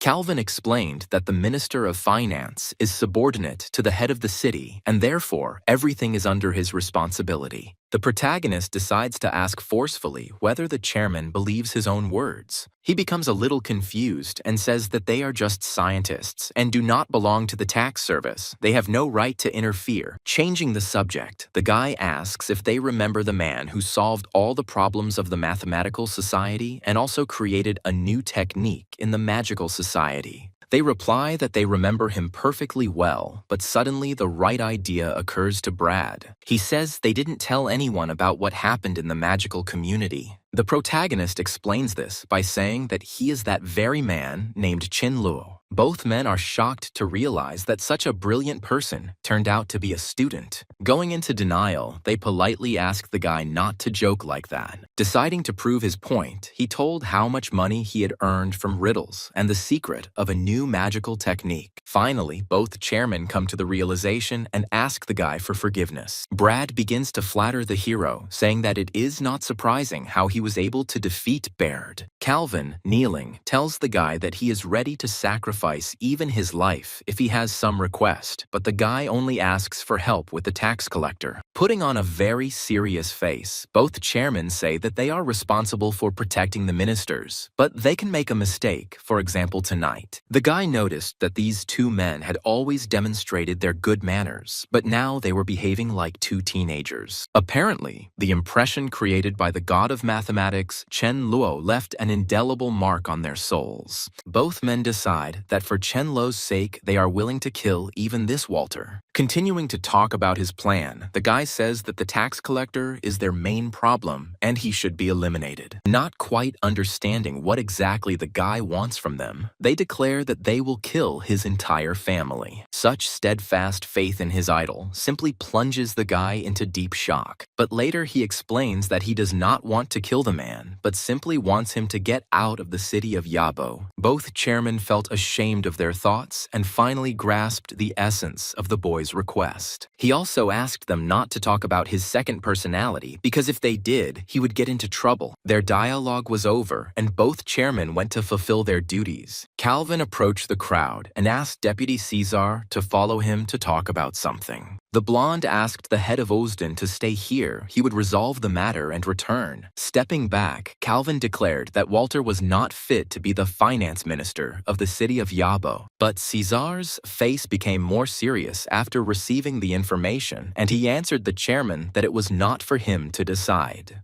Brad was standing nearby and suddenly said with a sly smile that the rumors were apparently true. The blonde stared at the chairman with a puzzled look and tried to understand what he was talking about. Suddenly, Brad grabbed him by the shoulder with his right hand and came closer. He asked him with a grin if Caesar liked the minister of finance named Walter. Unable to stand such jokes, the blonde pushed Brad's hand away with his hand and said that he was simply doing what was fair. But suddenly, the chairman said that it was not up to him to decide, and one person at the top wanted Walter to leave the city, and if this did not happen, then he would not be able to guarantee his safety. Calvin continued, telling him not to forget that Caesar was first and foremost the vice chairman of their mathematical society, and only then a tax collector. Such caustic statements made the blonde think seriously. He turned thoughtfully towards Walter, who was enjoying himself at that moment. Suddenly, Caesar ordered the local guards to seize the man in blue robes. He began to be indignant that they had captured him and not the head of the House of Ostun. Unable to tolerate the Minister of Finance's shouts, Caesar ordered the guards to shut him up. He approached Ostun and reported that they had received evidence that Walter had been embezzling the king's treasury and now said goodbye.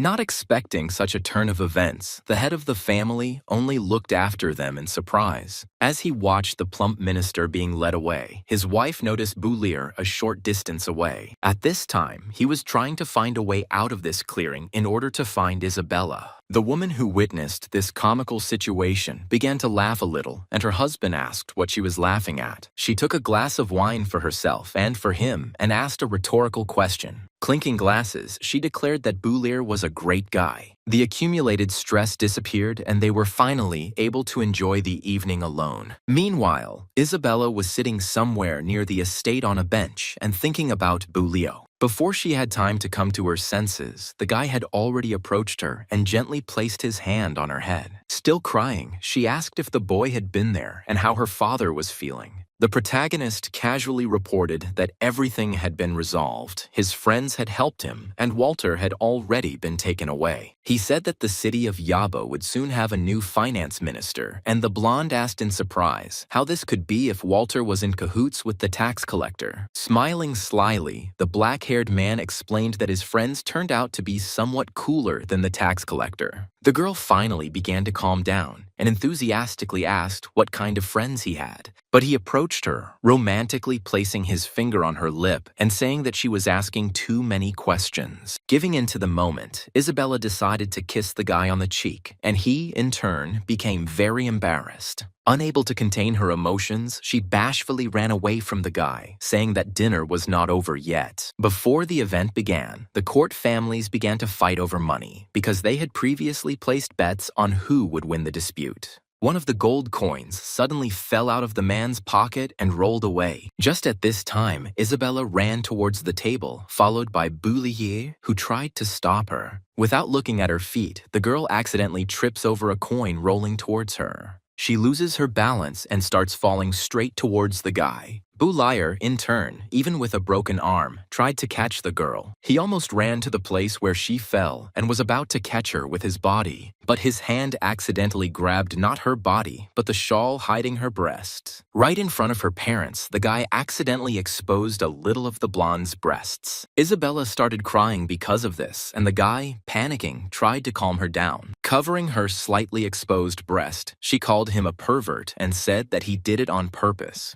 The girl started to attack him with her fists while he tried to justify himself by saying that he just wanted to catch her. Realizing that her fists weren't working, the blonde decided to use another method of attack. She closes her eyes and begins to cast a fireball spell. In response to this, the guy only turned towards her parents, asking for help with his eyes. Isabella suddenly realized that the spell was inappropriate here, and stopping reading the spell, simply began to insult the guy. He began to justify himself again, saying that he had not seen anything at all. He pretended to be naive, and the girl at that moment began to become even more embarrassed. Austin's wife, looking at this scene, began to laugh a little, saying something about youth. The head of the family decided to take advantage of the momentary silence and called Boulier to talk privately. The woman explained to her daughter that the guy had helped their family a lot and that he apparently liked Isabella, but she decided not to show her true emotions and said that she did not ask for it. Boulier and the old man finally moved into his office and started talking. Austin began to say that the guy was not as simple as he seemed. He said that the guy apparently understood everything, but everything is not as simple as it might seem. In fact, Calvin and Brad were in debt to the old man, and today he was able to return it. The hero replied that it was an honor for him to defend Isabella, and the Minister of Finance had been collecting taxes as he wanted for 3 months already. Even the price of pork had quadrupled. The old man asked him in response if these were all the reasons why the boy helped him. Boulier said that if the price of pork had risen so much, then the price of everything else in the city would also rise. Taxes affect the state's economy and the well-being of the people, and if they let everything go unpunished, then the people will have a hard time. And if people have nothing to eat, will the city have any hope left? The old man replied that he had spoken correctly and that it was his responsibility, and the boy suggested not to blame himself. While the men are having serious conversations, the women decide to eavesdrop through the gap in the door to hear what they are talking about. Austin and Boulier, with smiles on their faces, talk about the need to choose a responsible person for the position of the new minister. But suddenly, someone puts a hand on Isabella's back and pushes her into the doorway. Unable to contain her momentum, she accidentally falls into the room. Her feet trip over each other, and she flies at full speed straight towards Boulier, who is holding a glass of wine. Trying to stop the inertia, she puts her hands in front of her and collides with the guy. With such a sudden movement, a glass goblet of wine fell out of the guy's hand. The wine spills out of it right onto the clothes of both people, even before the glass has time to fall. Isabella's mother comes up to them and tells them that she should be careful and bring clean clothes to Boulier. And since she's going to get clothes, let her help him tidy up his room at the same time.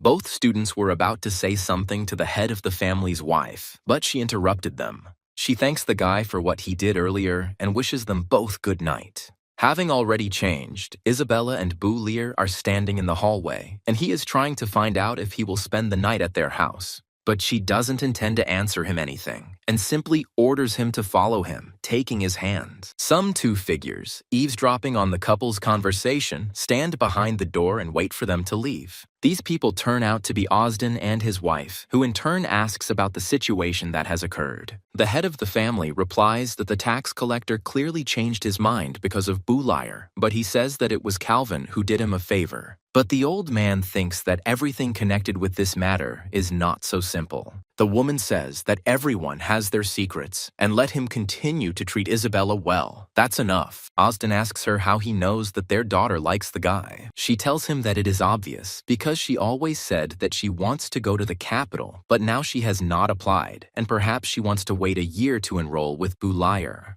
But the old man suggests that perhaps she simply doesn't want to leave home. At this time, the guy is already lying on the bed in the guest room, resting after a difficult evening. He thinks that he used to pretend to be someone else to avoid trouble, but now he sees that being Chen Luo has other advantages. Walter is the queen's younger brother. He can put pressure on Ozdan and go against the rules. Chen Luo is a god for the mathematical community. Calvin worships him and believes his every word. One word from God was enough to put Walter in his place. The rules of this game have changed right down to the control of human life. The main character thought about the fact that he must protect himself and those close to him. It seems that in order to live well in this world, one needs to have a high status and unlimited power. The hero suddenly hears someone knocking on the door of his room. He immediately gets out of bed and goes to the door, and when he opens it, he sees no one. And the culprit of this event suddenly, as if nothing had happened, jumps through the window. While the hero is angry with her because she didn't come through the door, the girl jumps onto his bed. And she justifies her actions by saying that she did not want to be noticed. The hero asks if she is going to do something inappropriate because she might be misunderstood because she entered through the window. Childishly playful, she asks why he couldn't sleep and suggests that it was because he was overexcited by the sight of such a big bed. The guy decides to play along with her and says that if she takes off her clothes, it will be even better. Finally, the girl becomes embarrassed and, calling Bu Liar a pervert, says that she came to him on business. She wonders what he talked about with her father in his office today. A little embarrassed, the black-haired man asks if she really wants to know, and she only egged him on. The hero decides to show his cards, and, looking at her chest, tells her that her father considers her small and is worried about her, so he told the guy to look after her. The girl, a little upset, begins to think about why he considers her small. But suddenly, the realization dawns on her that the black-haired man was teasing her. She starts yelling at him and gets out of bed, and the guy, in turn, tries to explain. The girl presses his face with her foot and says that she will not listen to him because she does not want to talk to such a pervert. She says that she knew she shouldn't have come, and at that moment, she retreats back to the window. At this time, Bu Liker was very embarrassed and suddenly rushed towards the girl to say something. He says that he knows why she came and asks her not to worry. Nothing will happen to her father. But suddenly, she declares that this is not why she came to him. In fact, she wanted to say something else.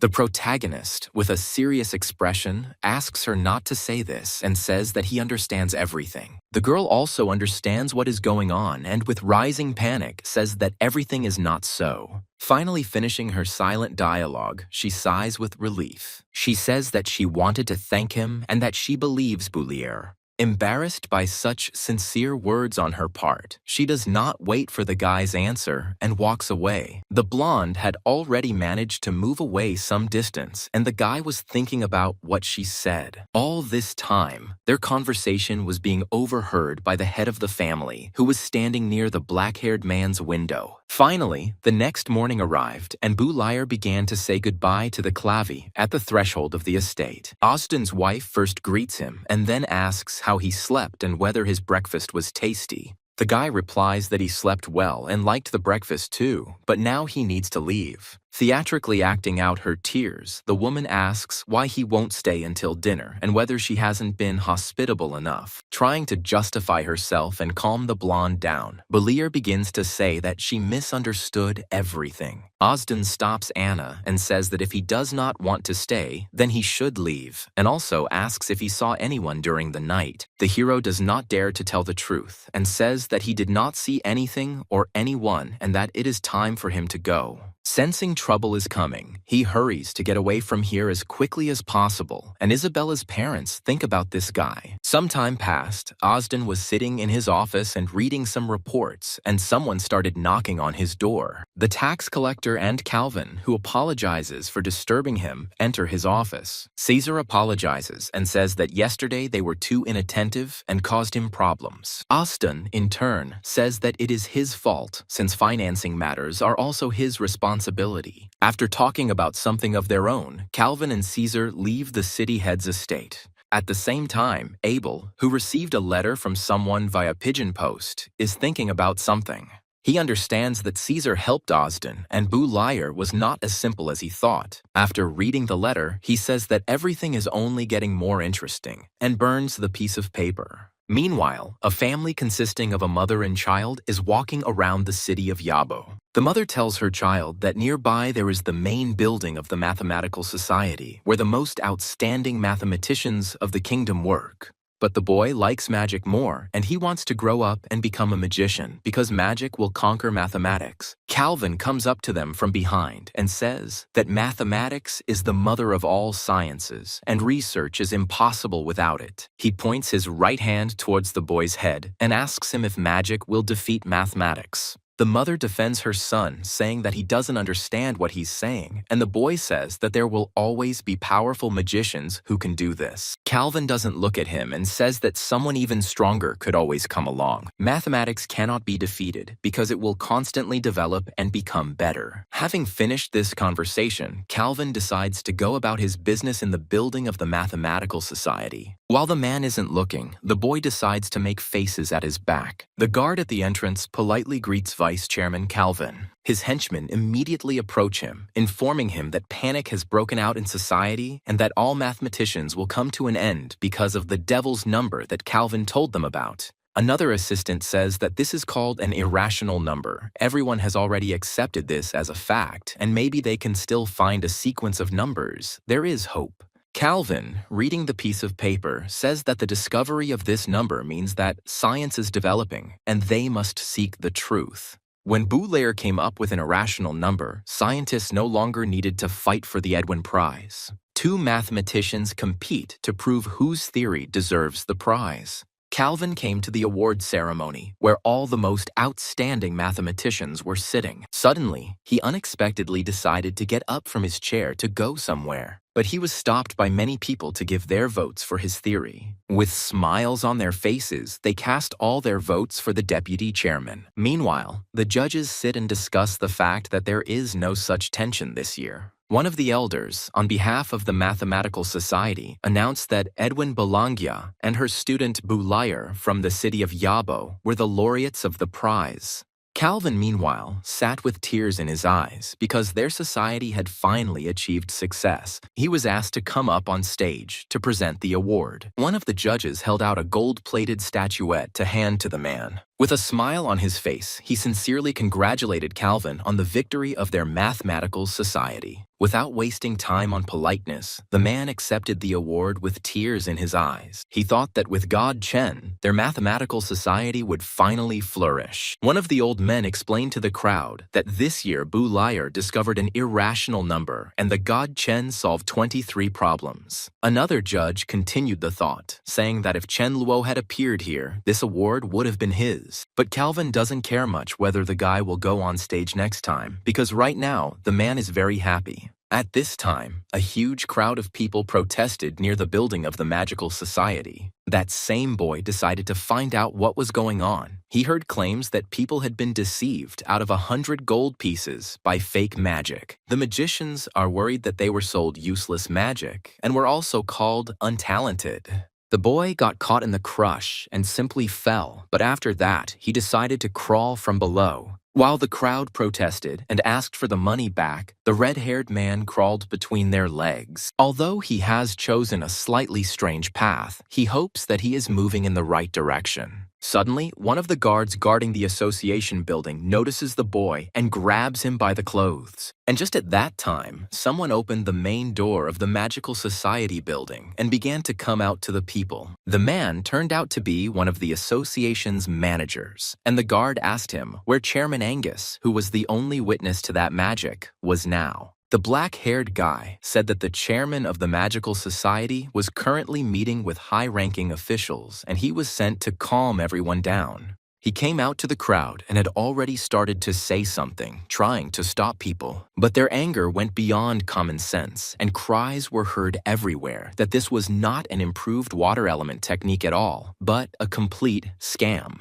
The boy also decided to intervene in the conversation and stated that his mother says that liars should be punished. The guard who was holding him by the shirt threw the boy away so that he would not interfere in the adult conversation. With a conciliatory smile, the knight declared that this technique was not a deception and that some people had already managed to master it. The man did not tolerate this attitude and became very angry because he was considered a mediocrity. He grabbed the guard by the clothes and ordered him to give his money back. The man sent to calm the people said that this technique had indeed been tried and that there were people who could use it. The red-haired mage said that they should bring at least someone who could actually use this technique, then everyone would be at peace. Suddenly, they all turned around at the sound of a female voice asking what was going on. This woman turned out to be some aristocrat, to whom all the magicians gathered near the association bowed. She asked why they were all crowded at the entrance to the magical society. The red-haired man claimed that the association was breaking the law and selling counterfeit equipment at high prices. The blonde says she doesn't believe a magical society could do something like this, and the black-haired man says it's a new technique and requires high abilities.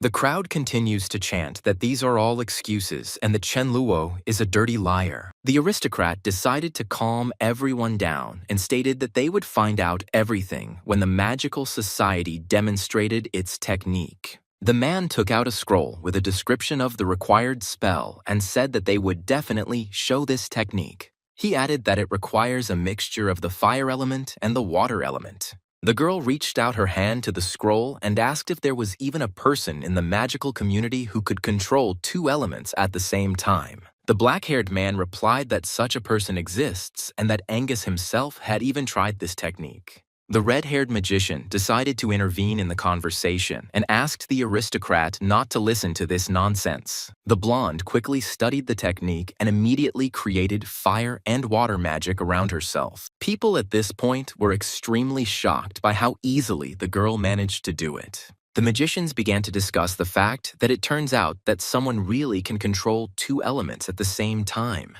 The girl was also extremely surprised that she had not noticed this approach to magic. The man explained to her that Chen Luo called it combination magic, and the Magic Society was currently discussing all the possibilities of the theory he put forward. The blonde suddenly realizes that she has heard this now famous name somewhere before. The boy continued to make his unnecessary comments, reminding the red-haired mage that he had said he would apologize if anyone demonstrated this magic. The teenager was puzzled by the fact that the blonde had already demonstrated this technique, and he still hadn't apologized. But he decided not to apologize and simply raised his hand to the child, intending to hit him. The boy was very frightened by this and began to try to protect himself with his hands from the man's blow. The girl did not allow the aristocrat to take matters into his own hands and lifted him into the air. After this, he began to beg her to let him go, and she listened to his request. He began to beg the girl for forgiveness, and she told him to go and think about his actions since he started a scandal because of his weak abilities. And with a sly smile, she declared that she doesn't give second chances to anyone.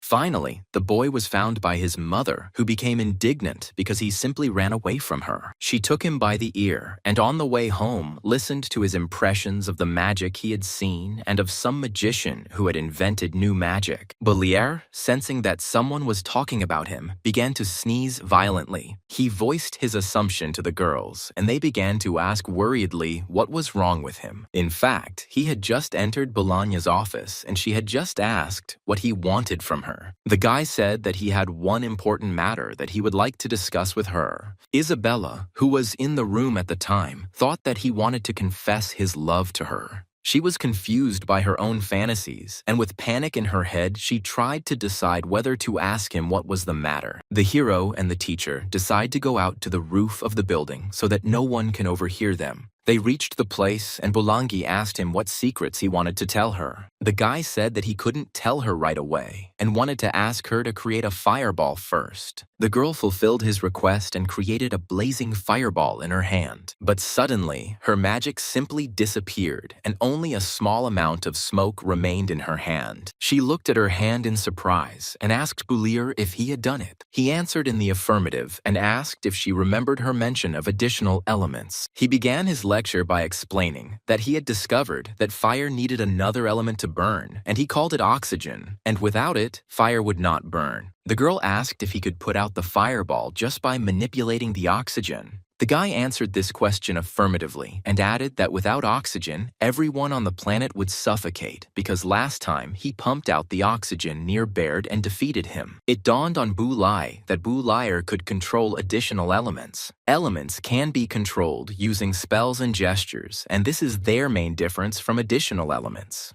Since humans discovered the existence of additional elements, no one has been able to control them. And now, Buliker has proven that this is possible because if there are several people capable of something unusual, they will be considered geniuses. But if there is only one such person, he will be considered abnormal. It's true. People are very cruel to those who are very different from them. Bulanyi asked worriedly if he had told anyone else that he could control additional elements. But he replied in surprise that he had only told her about his abilities. She made him promise that he would never tell anyone about this, not even Isabella and Alice, unless one of them became his wife. The guy was very embarrassed by the topic of marriage and declared that he would not tell anyone about this secret except Bulanya. The girl with a serious expression on her face ordered him to swear to her on this. He was surprised by such pressure and put his hand on her hand, saying the necessary words. They held hands, and the girl smiled sweetly at this situation. But suddenly, her face became serious again, and she asked him to remember her words, because this information could cost him his life, and he should not have told this even to her. The guy stated without a drop of doubt that he trusted the girl. The blonde asks him why he trusts her so much, and he replies that she wouldn't worry about him so much if she wished him harm. Her face became even more serious, so much so that Bulir began to worry that he had said something wrong. But she suddenly just hugged the guy and sincerely thanked him for something. The hero also said that he told the Magical Society about the theory of combination magic and tried many magical techniques to increase his spiritual strength. The girl was worried that it was too early for him to get involved with the association because he was too weak. But the guy gave away all his cards and said that he came there under the pseudonym Chen Luo, so they don't know who he is. Bulanyi breathed a sigh of relief, but some unpleasant thoughts began to swirl in her head. Suddenly, a realization dawns on her, and she cries out sharply, asking what the guy said. She pounces on him, pinning him against the wall, asking if he is the same Chen Luo who was able to solve 23 problems at once.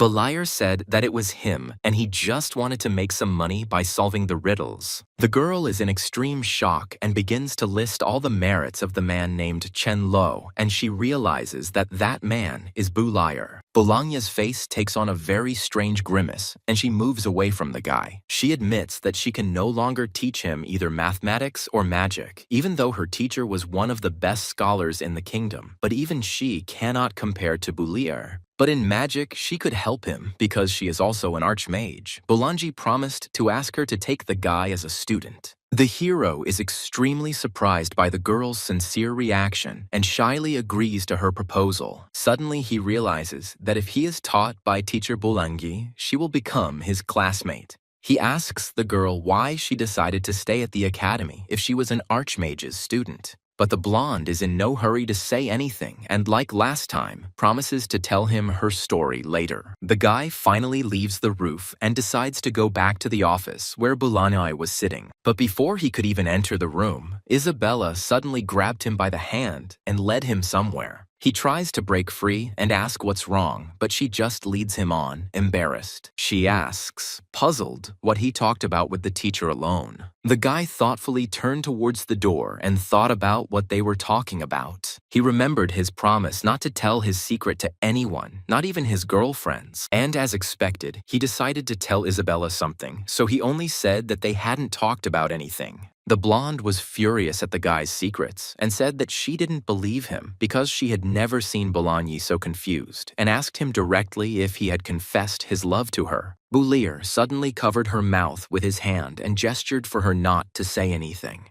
While the girl, with her mouth closed, tried to somehow show her indignation, the guy looked towards the door. In complete silence, he tried to hear if there was anyone behind the door. Having heard nothing, the guy decides to quickly end this conversation and decides to lie to the girl, asking if she really wants to know what they talked about. The blonde frowned and told him to hurry up and tell her about their conversation. The guy said that Boulogne asked him who he actually liked, Isabella or Alice. The girl began to feel embarrassed by such a conversation and thought that he was lying to her. She became very interested in what he answered, and she asked him about it. The boy, in turn, replied that he had told teacher Bologna that he was going to devote his life entirely to magic. Isabella looked at him with an actress's smile and said that she understood everything, but at that moment, she was overcome by completely different emotions. She realized that he was talking nonsense and decided to punish him by pulling hard on his right cheek. The girl gives him one last chance to tell the truth and at that moment begins to cast a fireball spell. The protagonist invites her to stop and just talk. Continuing his lie, he explains that he told Boulogne that he only treated Alice as a classmate and that Isabella was his most beloved friend. He hopes that flattery will stop the girl from doing something rash. At that time, she thought that since Alice was just a classmate and Isabella was just a friend, then Boulier liked someone else. She chuckled angrily and began to leave the room with a thoughtful look. Based on all the data, she realized that the guy actually liked teacher Boulogne. Although the hero was puzzled by the girl's anger, he was glad that she believed his story. Some time passed. Boulier came to his classroom to sit in on the lesson, and he noticed people in the windows who started talking about him.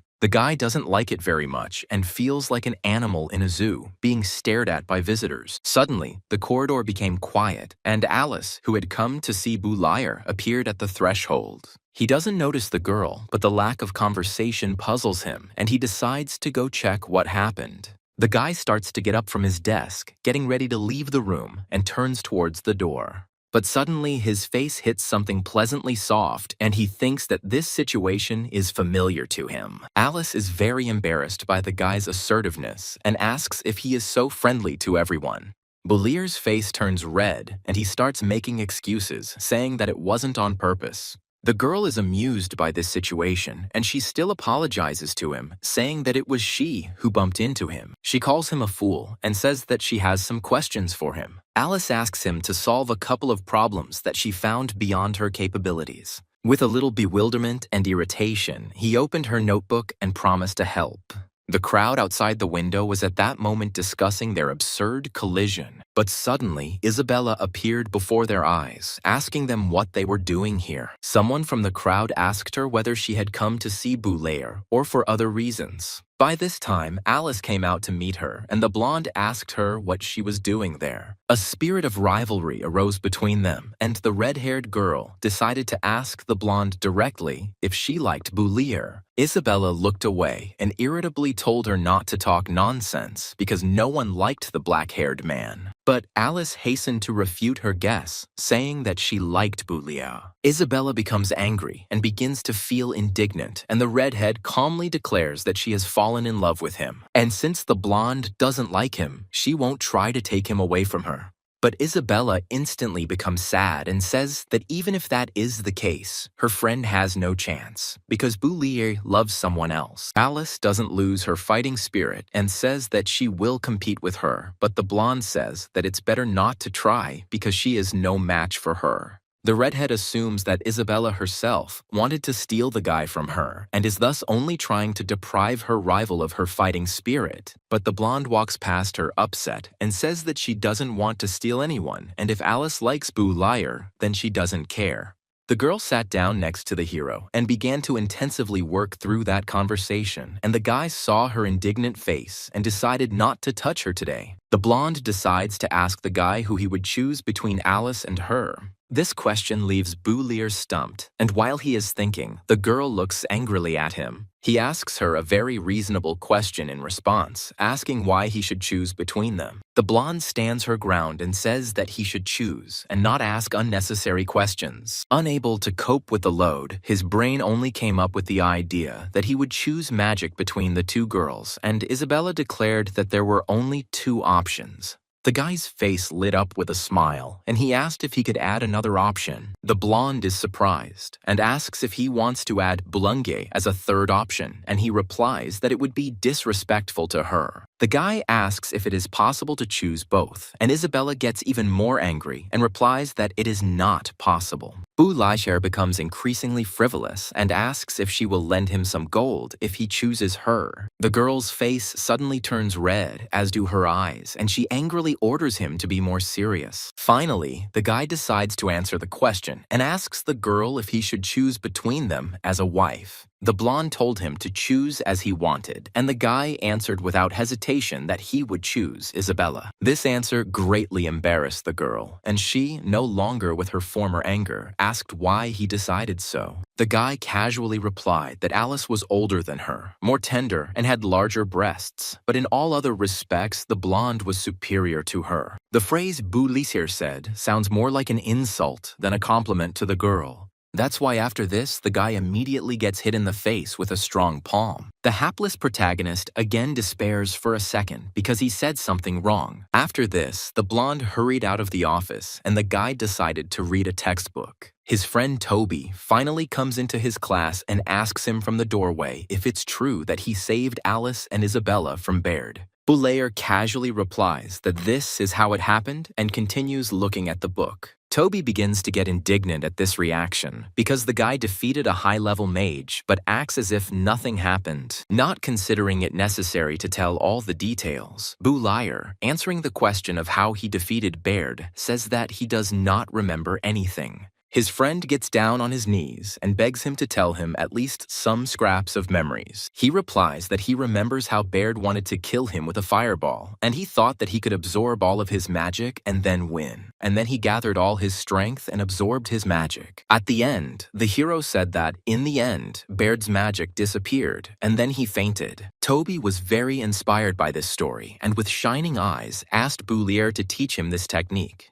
But he answered him that when he woke up, he could no longer repeat this technique, so he would not be able to teach him, but he called this technique the law of oxygen absorption, and he had already told him the steps for using it, so if Toby trained well, then maybe he would be able to use this secret magic. Chubby says that he is not that brave, and even if he learns this technique, if he meets an enemy, he will get confused and forget everything. To reassure his friend, Boulier said that he believed in him and said that he should always have firm determination in his heart. He believed the black-haired man's sincere story and said that he would diligently study this law of oxygen absorption. Toby also reported that the place where one could climb over the academy fence is now closed for the safety of the students. This news greatly surprised the guy, and he quickly got up from his seat and ran to the magical society. Toby couldn't figure out why his friend had jumped up so quickly, so he simply looked after him thoughtfully. At this time, the protagonist decided to change into Chen Luo's attire and just arrived at the association. He walked up to the counter on the first floor and asked the girl standing behind it to call the manager, Molly. She noticed the Order of Honorary Member of the Magical Society on the guy's chest and therefore decided that she could not let him down. The blonde walked him to Molly's office and told him that he needed to go there. The guy, without even knocking, simply went and opened the front door. The girl, apparently, was doing something important at that time, and therefore the sound of the opening door scared her greatly. Boulier, who had just entered the office, saw Molly fall to the floor, having lost her glasses. Without wasting any time, he walked up to the girl to help her up and offered her his hand. Molly turned to Chen Luo and asked him why he had come, and he replied that he had come to see her and compliment her on her clothes. She thanked him and complained that she still couldn't get used to the very high heels. Suddenly, he grabbed her hand sharply and pulled it towards him to look at her forearm. He noticed that Molly had a bruise bruise from the fall she had earlier. The girl continued to complain about the shoes, saying that it happened because she twisted her feet, but with heels she could look taller. Flirting a little with Molly, Chen Luo said that she was very diligent, and it was not for nothing that he recommended her for the role of manager. Such flattering words made the girl very embarrassed, and she looked away. But the guy finally got down to business and asked how much money his new, improved technology had brought in. Molly handed him a report on the profit for this equipment, saying that the total came to 800 gold.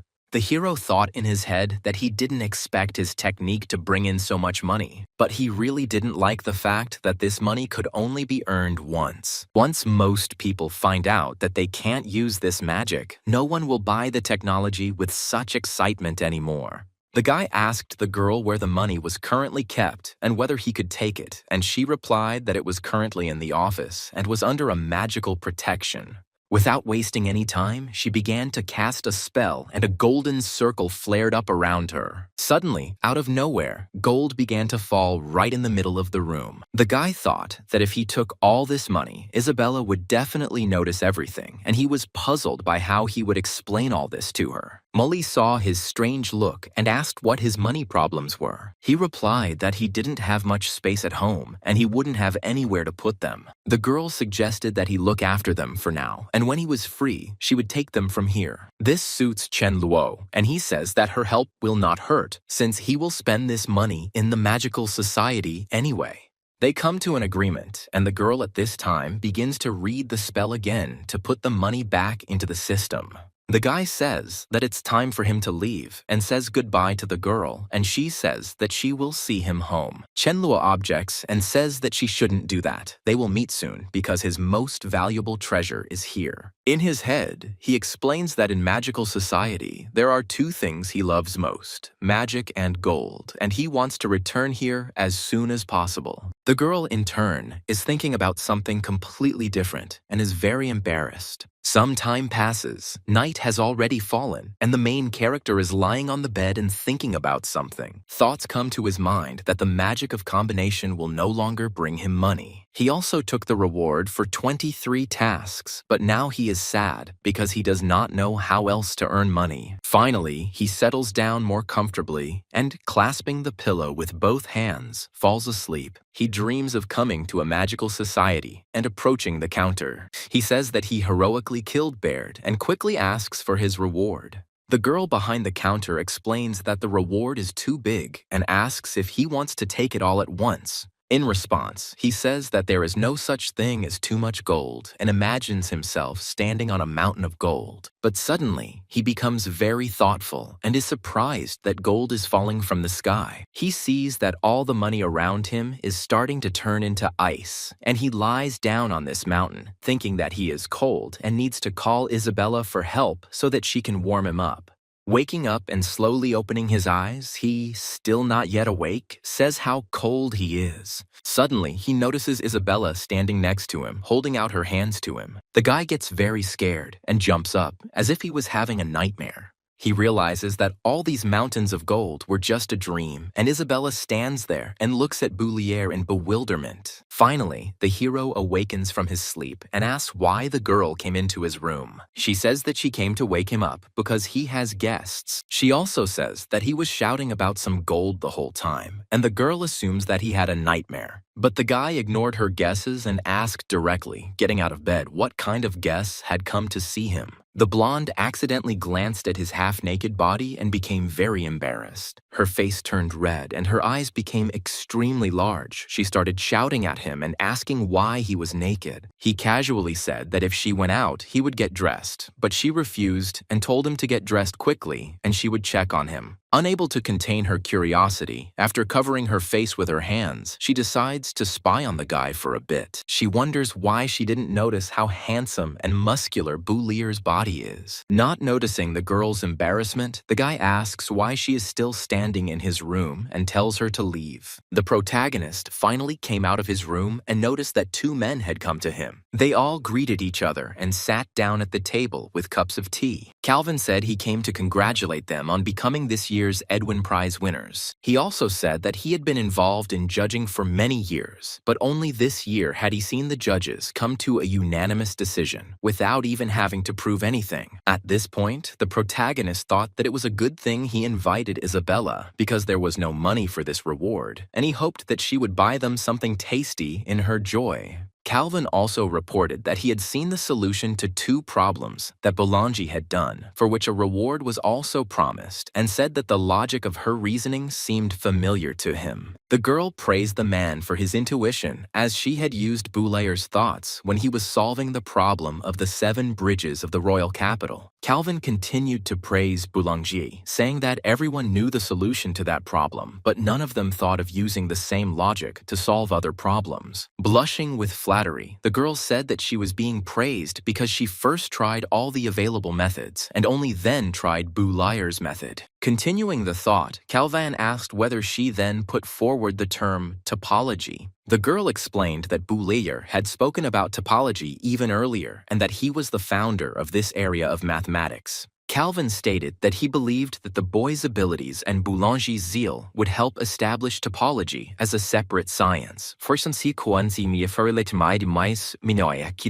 While drinking tea, the hero thought that topology is an important science in the modern world, and most likely they will not be able to completely improve it. Another man said that he wished Chen Luo would also study topology since he had been able to solve 23 of the most difficult mathematical problems in one sitting. Calvin told him not to worry because they already had the patronage of the god of mathematics. The boy choked at the mention of his nickname, and Isabella began to help him. After talking to their heart's content, Boulayer thanked the men for coming and, trying to drive them out, said that he dared not waste their time any longer. Calvin said goodbye to them politely and said that it was time for him and Chairman Audley to leave. Having finally finished the important business, everyone finally sat down to eat breakfast, eating the food prepared by Boulayer. The girl at this time tries in various ways to relieve the spiciness in her mouth and asks if the guy put something spicy in the food. He replied to the blonde that he had added 1 hot seasoning to it. Not experiencing the same problems as the girl, he casually pointed towards some flour. Isabella was surprised by this because she thought it was just an ornamental plant. Boulanger thought that the guy simply didn't have enough money for groceries and told him to report it. But the main character said that this was how it was intended and suggested that she try.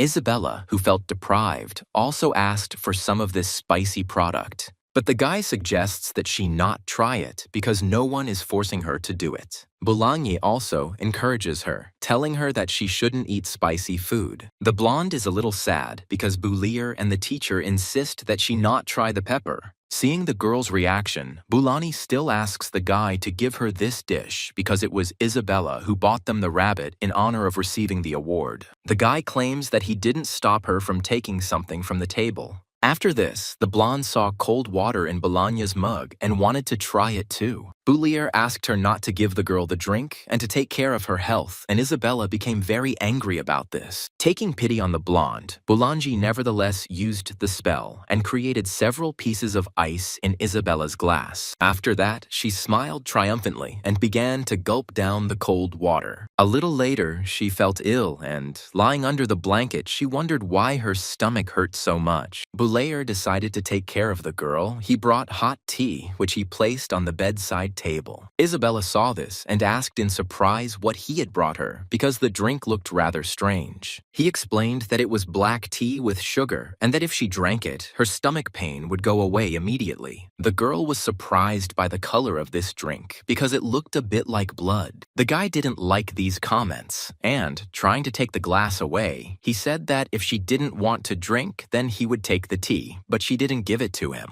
As she began to drink the mysterious black tea, she noticed that it was quite sweet and tasty. The effect was not long in coming, and she felt that her stomach began to hurt a little less. The guy said that she should take care of her health and also added that she had become somehow different lately. He had already left to go about his business, but the girl asked him to stay and talk to her about something. She was surprised that the guy noticed that she was not the same as before, but suddenly it occurred to her that she did not know why she stopped him, because she could not ask him directly about such things. Realizing she has nothing to ask, she asks what element he will study when he becomes a beginner-level mage. It suddenly dawns on her that this question is inappropriate, since the guy has already talked about this, but he suddenly says that he will study the element of water. This surprises her greatly, as he had previously said that he wanted to study the element of fire. He explains that he changed his mind because fire is good for attack, but it is not suitable for defense, and water has both functions at a good level. People underestimate the water element, so he will wear the mantle of a water mage, and his enemies will consider him weak. He wants to pretend to cast a spell and create a blue ball of water, and then catch the enemy off guard. Isabella states that in this case, she intends to study the element of fire. The guy is also surprised because she wanted to study the element of air, and he asks why she changed her mind. She replies that the fire element's attack power is on a completely different level, and she will be able to protect Bulier until he becomes a top-tier mage. The guy, surprised, declares that studying magic is a lifelong task and she doesn't need to protect him all the time. But he doesn't have time to finish, and she interrupts him by saying that she has already decided everything for herself. Bulier looked at her with a puzzled expression, and tears began to well up in her eyes, and she asked if he believed her. The guy didn't answer her question, but asked her to protect herself rather than him. A day passed, and the hero came across Bulanji, who asked him to help with a couple of problems. Isabella had already felt better, and now she watched as Bulier, who had agreed to help, took the written sheets of paper. After that, she left them, saying that she would go practice magic, and Bulani asked the guy why she had become so unsociable. She noted that Isabella would have gone to study math with them before, but the guy explained that she wanted to seriously study magic. At this time, Isabella was thinking that she needed to stand up stronger, and only then could she be with Bulier. She moved to the training room to practice. Suddenly, Alice came to her, who in turn was looking for Bulier. She asked what Isabella was doing here alone and where the guy was now. The blonde replied sadly that he was currently studying mathematics in Bologna's office. The redhead said that she didn't want to disturb them because she just wanted to tell them the good news, and suddenly announced that now she would have to share it with Isabella. Her taunts didn't work, and she wondered why the blonde didn't react to Bulier's mentions. Alice handed the girl a document and informed her that she was now the first student at the academy to advance to the entry-level mage level. Isabella extended her hand towards the piece of paper and said that now she would have something to practice fireball magic on. Alice took the jibe and returned it by noting that the blonde only practices the fireball technique every day and apparently has already burned out all her emotions.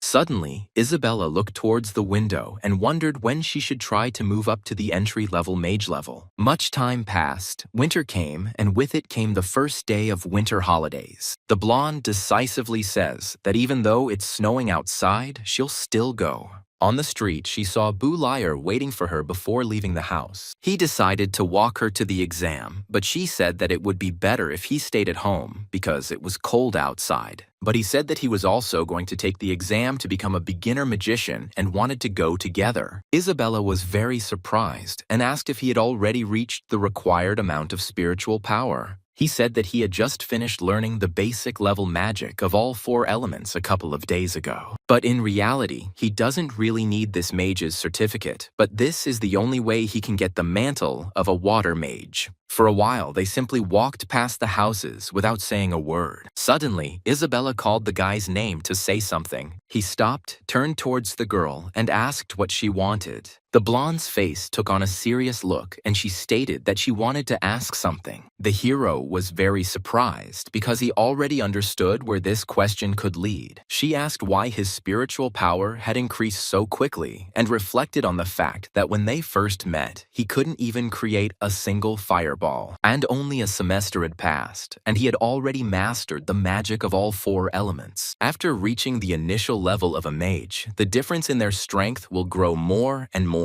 The guy only said that everyone learns magic at their own pace and she shouldn't worry. He gently placed his hand on her head and said that he would be the first to move to the highest level, and then he would be the one to protect her. The girl was embarrassed, but did not play along with him, pushing his hand away and saying that she would be the first to reach such a level. The hero did not give in to her and also declared that he would be the first, and they went towards the association. Entering the building, Isabella said that the fire mages were taking an exam on the second floor and therefore they should split up. The girl behind the counter said that Mr. Halls, who had higher standards, would be taking the exam today. The guy thanked the blonde and followed her so that she could lead him to the office. Having reached the office, the girl knocked on the door and said that a young man wanted to take the entry-level exam. Finally, he was invited into the examination room, and there he saw a man sitting alone. Examiner Halls turned out to be a man with a mustache, who quickly told the young man to show his magic. The man had just started leafing through the book when the young man called him over to watch the performance. The mustachioed man was greatly surprised by the speed with which the spell was cast and quickly shifted his gaze. Boulayer demonstrated magic in the form of a created alien head, and the examiner was surprised by his abilities. He said that the speed of magic activation is quite high, and the concentration of spiritual power is excellent. It is clear that the guy has trained a lot. But suddenly, his attention was drawn to the guy's face, and he asked if they had met before. He said that it was impossible, since it was his first time taking the exam, and thought that he had seen him in the form of Chen Luo. The man asked the boy if he had taken the exam at the student level, and why he needed an exam at such a high level. Boulayer realized that he had taken the fire elemental exam in the form of Chen Luo, and there was no information under his name. He explained this by saying that he was usually busy with training and completely forgot to take the apprentice exam. The examiner explained that every child at the age of 8 takes a student exam, and since he still hasn't passed it, it means he's a natural-born talent who didn't study as a child. Without such talent, he would have progressed very slowly in mastering magic, but by the age of 20, he already had enough strength to pass the initial level. If he had not possessed great gift, then even with great efforts, he would not have achieved such a result. The examiner concluded that the boy had taken a forbidden elixir and trained using forbidden books. This statement made the guy panic very much, and he tried to justify himself somehow. The man did not listen to him and told him to go to the judge and not to dare to pull the wool over his eyes. The guy said he would wait until the examiner calmed down and then explain. Suddenly, he concentrated and summoned the water dragon technique.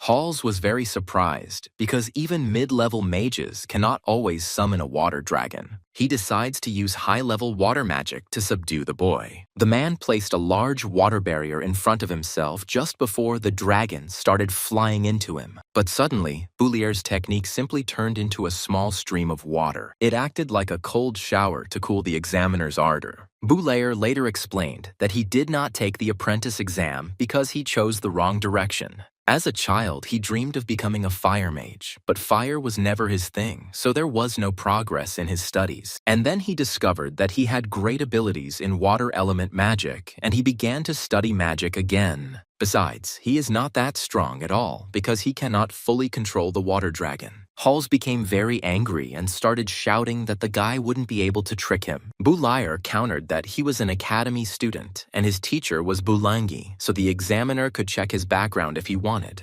Halls agreed to this proposal, but said that he would go call the Shandanas and that the guy should stay here and wait for him. He began to think that he might have been mistaken about the hero, since the academy only educated either children from respectable families or geniuses. The mustachioed man closed the door with a slam and went to find out information, and Boulayer thought that he was rather strange. Suddenly, the guy noticed that someone was knocking on his door, and when he approached and started to open it, he thought that the person had returned too early. Molly, trying to hold on to a stack of papers, turns to Halls, saying that she brought a list of those who took the exam, and Boulier says that the examiner recently went out on business. The girl did not raise her eyes and did not see who was standing in front of her, but she recognized the voice as Chen Luo's. But when she raised her head, she suddenly saw Boulier standing in front of her. Surprised to see another person in front of her, she accidentally drops the entire stack of papers. She looks at the guy in fascination, thinking that she definitely heard Chen Luo's voice. Deciding not to guess the answer, she directly asks Boulier if he is Mr. Chen Luo. Suddenly, Isabella, who has just come out of an exam, notices them. She looked very angry because Boulier and Molly were in a very unflattering position at this time.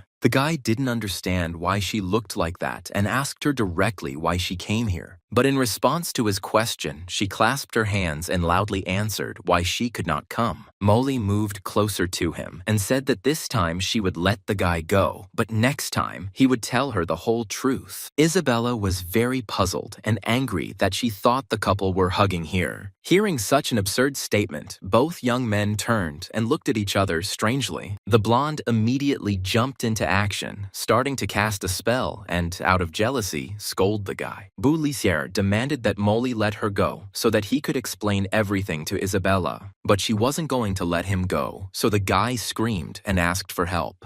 The girl took it upon herself to explain everything and said that she had simply been assigned to watch him, and she apologized for this misunderstanding. Isabella suddenly came to her senses and looked at the girl with blue hair in surprise. She wondered why she was told to watch Boulier, and she replied that she was simply carrying out an assignment. She collected all the documents and then stated that she still needed to deliver the information, and therefore she was leaving. At this time, the guy simply stood in the middle of the room and assumed a pensive look. Isabella had already tried to stop Molly, saying that she had seen her at the academy, but she couldn't. She turned her attention to Boulier, asking why he was being followed and what he was doing here. The guy told her that the story was quite long and began the story with how his exam went. After the story, Isabella started laughing wildly because of what the boy's examiner thought. The hero explained the skirmish with Molly by saying that Halls had gone away and assigned the girl to watch him. While they were having a pleasant conversation, the door handle suddenly moved and the door opened. The guy asked if he had found out everything about him, and Halls replied that he had no more questions for him. He also brought with him Chairman Angus, who wanted to talk to Boulier. The young man with white hair showered the boy with compliments about his talents in magic and mathematics. He greeted the chairman politely and said that he was a very ordinary person. Angus also asked what Isabella was doing in the exam room. She asked, confused, if he had forgotten that he himself had invited her to the magical society, and that she too was Chandanasa's student. Angus, with a kind smile, said that he didn't remember anything like that and asked if it was true that Boulier was dating Isabella. The guy was very surprised that the girl had already become a member of the magical society, and the blonde began to praise herself. The chairman said he would like to invite Boulier to join their society. He responded approvingly and asked if he had passed the test to become a beginner-level mage. Halls called himself careless and finally handed the boy the robe with the Order of Honorary Member. Boulier is now considered a qualified entry-level mage. The boy thought that, having touched the robe, he finally felt that he had become a part of this world. After the hero left the association, Halls and Angus discussed how the black-haired man looked like someone. Walking home, the guy thought that he needed to get more money because magic of his level costs more. It looks like he'll have to spend all the money he has to catch Baird, but by the time he gets to the next level, the prices might be sky high. He decides to come up with a new way to earn money, since learning magic is very expensive. Boulier, oblivious to everything around him, is suddenly hit on the head by a snowball. The one who threw the snowball at him turned out to be Isabella, who became very happy after that. Playing along with the girl, the guy decides to take revenge on her and creates a huge snow globe using water magic. But the blonde is not going to give up either, and so she begins to create a fireball in her hands in place of the snowball. The guy said with anticipation that she would regret her words. But after some time, while in the shower, he admitted that he really had burned. He came out of the shower room, saw Boulanger sitting, and asked her where Isabella was, and she answered that the holidays had started and she had gone home. The teacher also asked him when he was going to visit his family and go home. The guy explained that since his father died, his mother has been sad all the time, and if she sees him, she will constantly cry. He doesn't want to hurt her and therefore asks him to stay with the girl. He thought that he was not the real Bulir after all, so if his mother saw him, it would be very awkward. Bulanyi was a little upset after this story and hugged the guy to her chest, saying that he could stay here as long as he wanted, and tomorrow they would go shopping for groceries. And then she smiled slyly because now the hero will feed her 3 times a day. A new day had come, morning had broken, and the main character and his teacher went out to buy groceries. They approached the mathematical society, and Bulangi asked him to stop because she needed to deliver an article. Sitting in the common room, he overheard a conversation between 2 mathematicians who were talking about how a new problem had just recently appeared and someone had solved it in one fell swoop. The 2 young men began to complain that they had already come up with a solution but had not yet had time to deliver it. This conversation gave rise to reflection, and the hero immediately came up with a brilliant idea for earning money, which he announced out loud. 2 men turned around at the sound and looked at the guy strangely. As she left the Mathematical Society building, Bulangi was surprised to see vegetables lying on the ground. Bulayar admitted that he dropped them by accident. The girl was worried that someone might crush them, so she asked the guy to pick them up quickly. Tossing a tomato in his hand, he said that he had everything under control, and there was an egg under his foot. A second later, he looked at his feet and saw a broken egg and a bruised tomato. He was overcome with panic, because now he would not be able to cook eggs with tomatoes, which Bulangi loved so much. Crushing a tomato in one fell swoop in her hand, she declared with irritation on her face that she was not angry at all. At this time, the hero thought that first he needed to save his life and then earn money. They finally got home. Bulangi looks very pleased and says that Bulayar is a good man. Rubbing his sweaty face with his shirt, he says he is glad the girl is happy. Licking her fingers, she declares that the taste is simply amazing and she wants more. But the guy replies in the negative and says that she has already eaten 3 servings of potatoes with eggs for lunch, a plate of potatoes with peppers for dinner, and 2 bowls of chicken soup, and asks her to stop. The girl listened to his request and sadly said that she would go do math while he washed the dishes. He thought that Bulanyi was offended and promised himself to cook more dishes tomorrow. But apparently, the girl wasn't offended. She brought the guy a bag of money, telling him to buy more groceries tomorrow. In response, he said that tomorrow he would cook 5 servings of fried chicken and potatoes. And at that time, he thought about a plan to make money. He finally figured out how to get gold, but he didn't have the means. But now, he has them. Tomorrow, he will bring the problem and give 1 coin as a reward for it, and everyone who cannot solve it will also give him a coin. And when the reward reaches the required amount, he will come and solve all these problems, receiving a lot of money. Instead of sleeping, he wants to get busy with his cunning plan, and so he begins preparations. He took a pen and wondered what task he could ask for a reward for. Finally, an idea comes to him. He dips his pen into the inkwell and begins to write. He decided to create a problem to prove the butterfly theorem. Scientists in this world prefer to solve such bright problems. The next morning, he came to the Mathematical Society, but he was rejected. The man explained that these were the rules. The reward for the task had to be no less than 10 gold coins, and he could keep his one for himself. The hero decides to give almost all the money that Bulangi gave him in order to publish his task. The man agreed to these conditions and took the bag in his hand, but the guy did not let go of him right away. Bulanyi, who was passing by, saw this picture and hit the mathematician on the head, and the protagonist tried to take her away from there. But he bought very few products with the remaining money, so today's portion of food will be small. Several days passed. They came to the market again for food, and Bulayar tried his best to please the teacher with the remaining amount of money. He decided that when he collected the reward for solving the problem, then he would buy the chicken. But suddenly, Bulanyi simply disappeared from his sight, and he began to search for her in confusion. And, taking advantage of the moment, he decided to run to the Mathematical Society to see how much the reward had increased.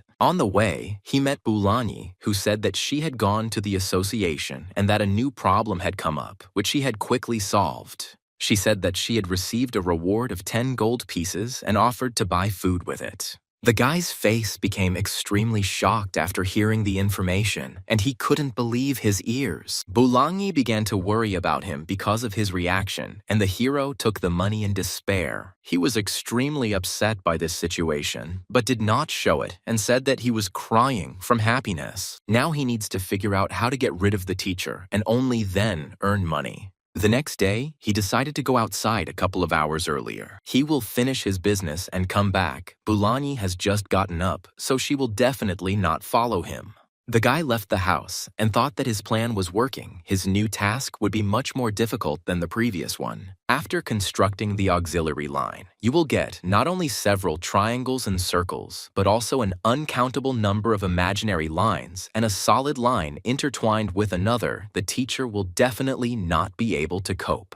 He rummaged through all his pockets and got 50 gold pieces to put a reward on them. The man from the association asked if he really wanted to give the money as a reward for the task. The guy, with a sly smile, thrust them into the mathematician's hands and told him to take them quickly because he still needed to buy groceries. Running away from the mathematical society as quickly as possible, Bulaier went to the market, and the man suddenly thought that maybe this guy stole the money. 3 days have already passed. Today, the guy is going to collect the reward for his own task because the reward for it is 200 gold. He began to move carefully towards the exit of the house because it was early morning and he did not want to wake the girl. But suddenly, right at that moment, she entered the hall, hearing someone's footsteps. She just woke up and asked Bulaier where he was going so early. The guy justified himself by saying that he wanted to go grocery shopping early, otherwise all the good stuff would be taken by other shoppers. The girl was a little embarrassed by the fact that he sneaked off to go get groceries and didn't even take a basket. Without a moment's hesitation, Bulaier broke into a run to reach the mathematical society as quickly as possible. But when he came to the task stand, he didn't see the one he had put up.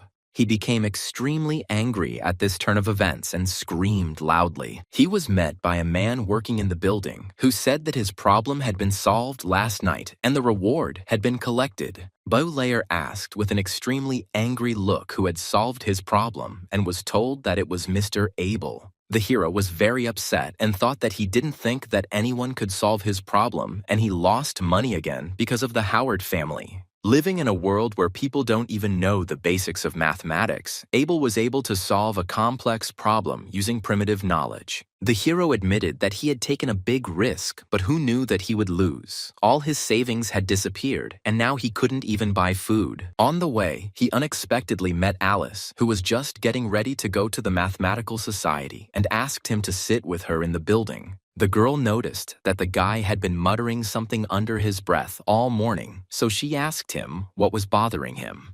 The guy replied that he would tell her directly and asked in no uncertain terms whether they would remain friends if she did not agree. Alice assured him that she would not be angry and thought about a declaration of love. He had just started to ask if she agreed when the girl immediately screamed that she agreed. And then the hero, with a smile on his face, said that he knew Alice was very generous and asked her to lend him 20 gold coins. The redhead got angry because of such tricks and asked if that was all he wanted to say and received an affirmative answer. She snorted angrily and threw his hand away, then walked away. The guy was very alarmed by the fact that the girl was so angry with him because of money. Suddenly, someone nearby asked if it was Bulaier, and Calvin, who was standing nearby, said that it was him and that he would recently receive the Edwin Award. The man in glasses said with a smile that he didn't know that award winners were forced to borrow money. Bulaier asked him who he was, but he ignored the boy and went off with his students to look at the board with the awards of the Yabo City Mathematical Society. This attitude made the guy extremely angry. His day was not going well because even passers-by were dragging him through the mud. Calvin suddenly grabbed the guy by the hand and said that only the guy could help him or even save the entire kingdom of Lonan. He sadly stated that he was not in the mood to joke with him and asked him not to talk about saving Lonan since he could not even take care of himself. But Calvin replied that this was no joke. If Bulaier did nothing, the honor of the state would be destroyed and the man would become a criminal. The chairman was overwhelmed with emotion and knelt before the boy, asking God Chen to save him. The hero felt extremely awkward about this, and the man said that he would only get up if Bulire promised to help him. This picture was noticed by Bulanyi. She had just entered the building and was very surprised by this situation. Calvin explained that he almost twisted his ankle, but Bulire came and saved him, and he ended up in the Mathematical Society only because he decided to wait out the rain there. He explained that he saw Calvin fall and extended his hand to help him. Bulanyi didn't bother to investigate the situation and simply invited the guy to a conference. The conference turned out to be about scientists from Jiayu arriving in the city of Yabo, and all the most difficult problems had already been solved.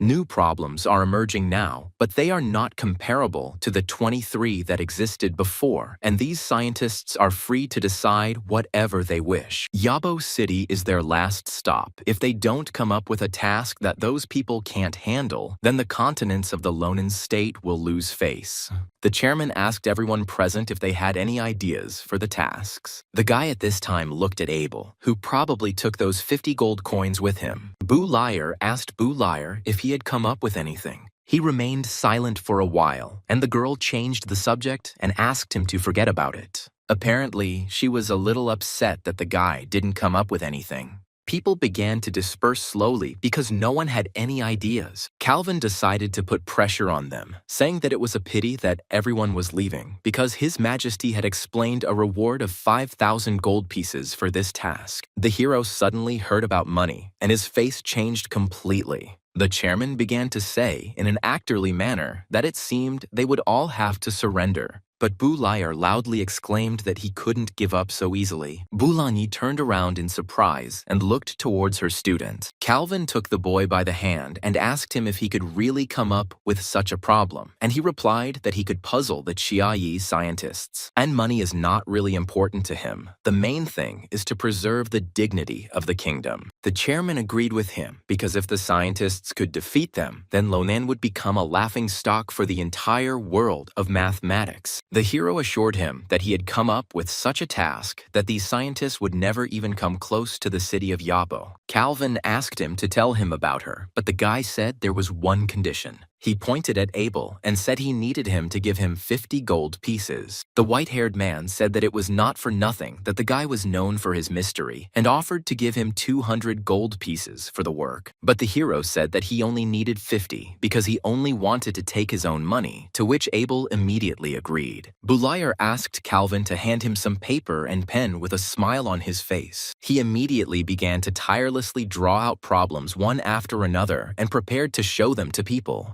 Calvin took one of the papers and thought that the drawing looked extremely simple.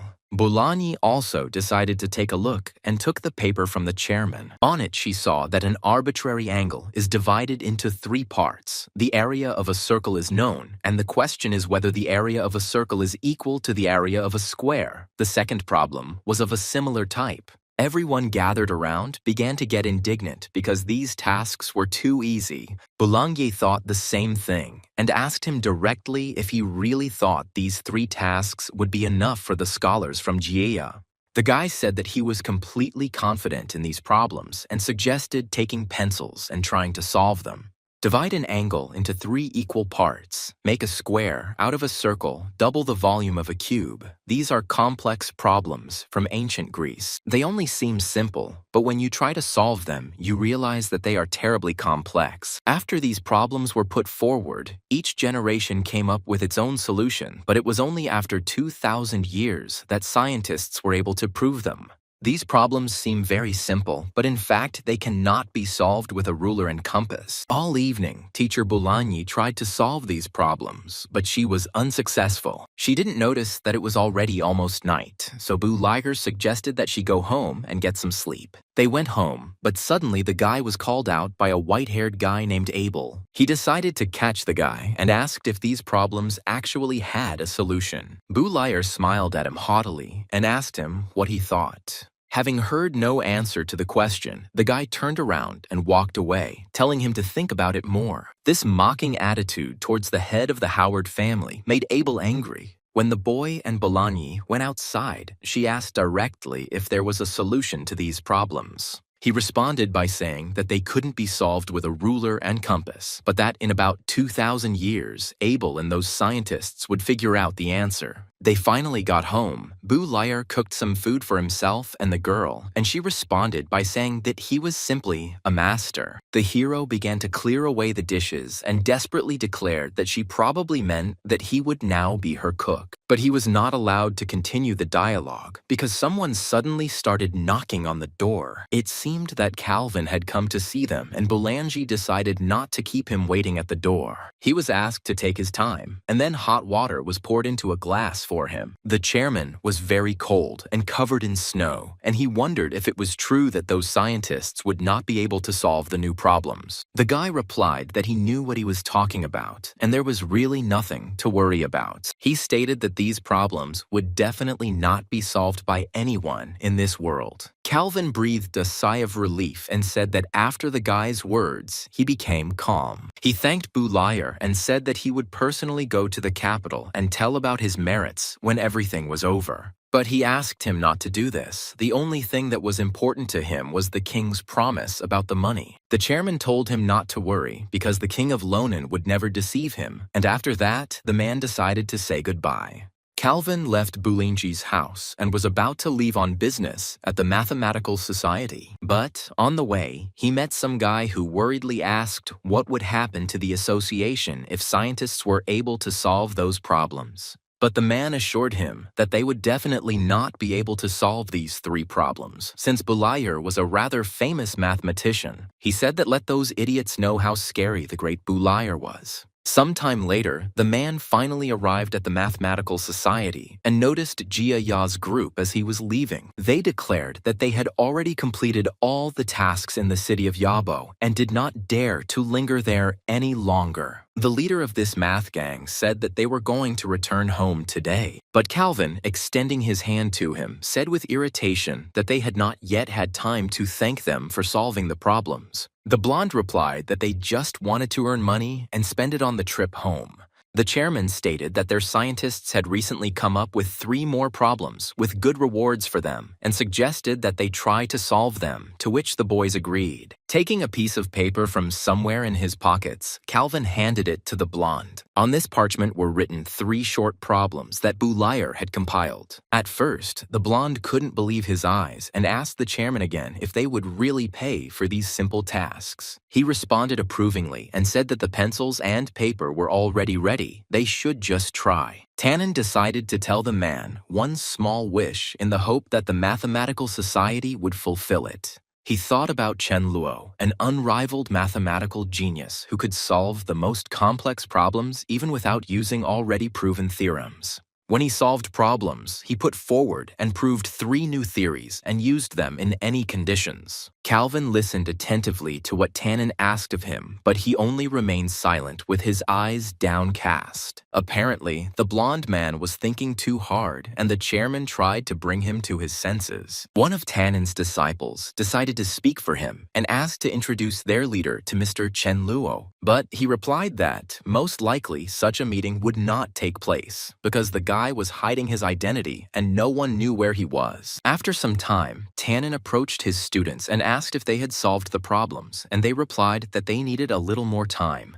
He sat down leisurely on a chair and told them to hurry up, as they shouldn't be late. Calvin asked with a sly smile on his face if they were really leaving today, and he replied that as soon as they solved the problems, they would leave immediately, and he also asked the chairman to pick up their things from the hotel. But realizing that they would be staying for a long time, Calvin asked the person in charge of the hotel to extend their room for another month. A measured light from a large crystal chandelier burned in the hall. Some time passed. The blonde also got involved in the work and suddenly realized that these tasks were not as simple as he thought. His nerves began to fail him, and he called Calvin to him. Without waiting for the man, he began to become hysterical and called the chairman again. Oddly approached him and said that Calvin was out on business and asked him to pass something on to Tannen, who in turn only asked who the man was. He replied that he was also the chairman of the Mathematical Society and that the blonde man could contact him with questions if he wished. He immediately replied that he would like to ask the mustachioed man for help. Audley asked politely what Mr. Tannen wanted from him, and the man's face suddenly became irritated. He replied in a psychotic manner that he didn't need anything, and the chairman wondered why he had asked for help then. The blonde was starting to get really annoyed by this situation, and Audley just politely wished him luck. Tannen decided to approach his students, who had been trying to solve these problems all this time. He nervously put the folder with office supplies, documents, and keys on the table. Becoming very angry, he declared that the boys had let him down because he had only asked to divide one angle into 3 equal parts and not into 1,000 parts. The disciples begged him to give them a little more time, but he told them to shut up.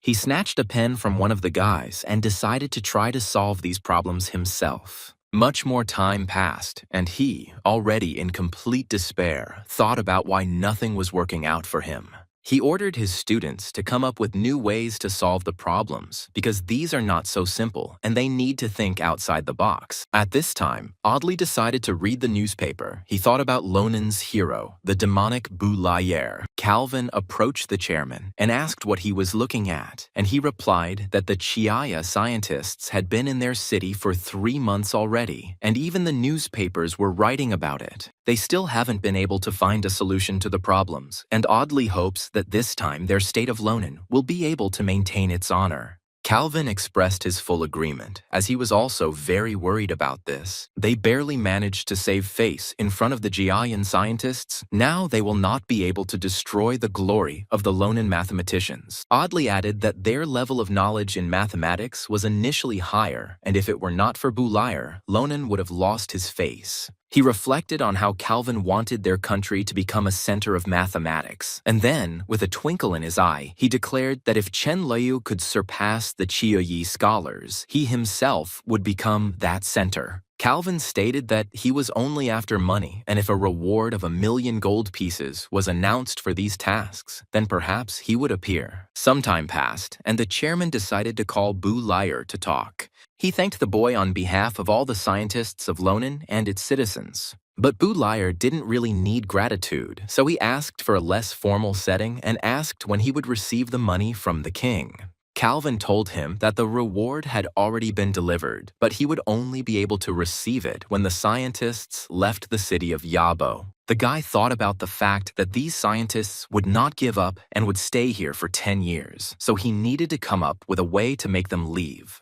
The chairman casually said that they had actually lost this battle, but if they could somehow completely crush their mathematical society, they would definitely win. The guy took the bait and agreed to shake up their scientific foundations a little in order to destroy their self-confidence. The man happily asked Boulayer if he had heard correctly, and Boulayer replied that it was no problem for him, but he needed something. Calvin asked him with hope in his eyes what he wanted for his work. The guy said that the only thing he wanted was an increase in the amount of the king's reward. The man looked at him in surprise, thinking he had misheard. He declared that for saving the honor of the entire city of Yabo and the entire country, he was ready to add another 2,000 gold pieces. Boulayer was satisfied with this state of affairs and shook his interlocutor's right hand. Calvin was transported into his memories of the not-so-distant past, where scientists had not yet arrived. He began to think that the problem that Chen Lo had put forward was no longer just mathematical, but now touched on questions of philosophy, time, and space.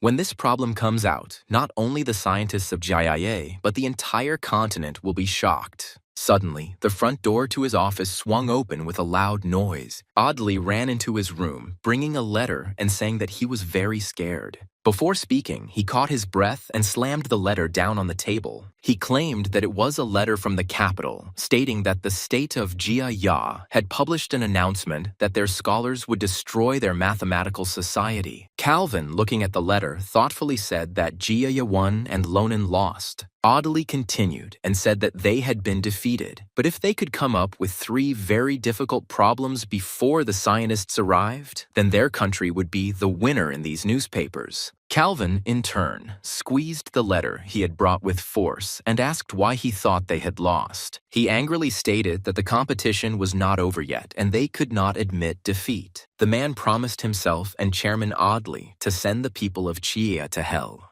In the present day, Tannen's students were still solving problems when a roll of paper flew at one of them. The one who did this turned out to be his friend, who said that trying to solve these problems further was just a waste of time. But the guy disagreed and said that he had almost managed to solve this problem. One of the boys started to panic because he couldn't solve such a simple problem, and another boy asked Vincent to take the teenager away. Vincent didn't hesitate and grabbed the hysterical teenager by the scruff of the neck while he was clinging to the floor and begging to be left there because he could still decide. Suddenly, he notices that another task has appeared on the notice board. They started reading the problem, which said that a tortoise was walking along the road and Achilles was running after it. The question was, how long would it take for a person to catch up with the tortoise? Melky stated that if the speed of a person and an animal was known, as was the distance between them, then even at 8 years old, he would have solved this. But Vincent says he shouldn't be so biased since Beliar created this problem. They notice that underneath the ad, it says that no matter how fast Achilles runs, he will never be able to catch up with the tortoise. Vincent decides to look under the piece of paper and read the message.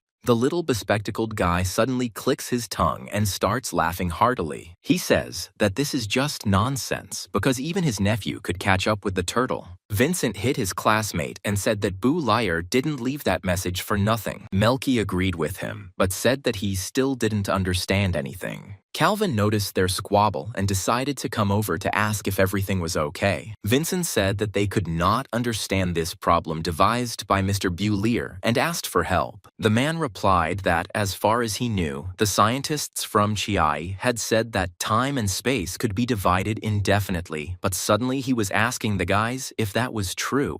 They start to panic and say that not only their mathematicians think this way, but the entire mathematical world. Calvin explains that they were mistaken, and this is not a problem about speed and distance. Every time he tries to catch up with the turtle, every time he gets closer to her, she also moves forward. The distance between them is gradually decreasing, so the process can be divided into countless parts, and if you look at it from this side, it will never catch up with it. One of the boys falls into despair because he understood Calvin's thought and realized that he really won't be able to catch the turtle. Vincent said that this was nonsense invented by Beliar. The tortoise can definitely be caught, but on the other hand, the truths that the Chiayi Mathematical Society believed in were a mistake. A little guy named Ron decides to rip this piece of paper off the board and declares that he will show it to his master and he will understand exactly what is wrong here. While the boys were running after each other, Calvin thought that he too would soon go crazy. After some time, Tannen read the problem and declared that Beliar was a demon. He simply could not understand how the theory of their mathematical society and the solution to this problem could exist simultaneously. At this time, Calvin was sitting in his office, looking at the turtle and wondering if this problem could be solved using mathematics. Oddly, suddenly opened the door without knocking and told him to go and deal with Jiaya, since their people had simply all run away. The chairman replied that they hadn't been able to solve the problems, and now a new one about the turtle had appeared. He would have run away too if he had been in their place. After the turtle problem arose, the Chiayi scientists had no other options. If they had stayed here, they would only have had more questions. Audley started an argument with the chairman, saying he was doing nothing to address the unrest over the task and scientists from another country. Without saying a word, Calvin just stood up abruptly from his chair and looked towards the mustachioed man. He placed his left hand on his shoulder in a friendly manner, about to say something. Calvin said that if he wanted an explanation of all these problems, then he should bring 7,000 gold coins. Some time passed. It was already evening outside, and the moon was at its zenith.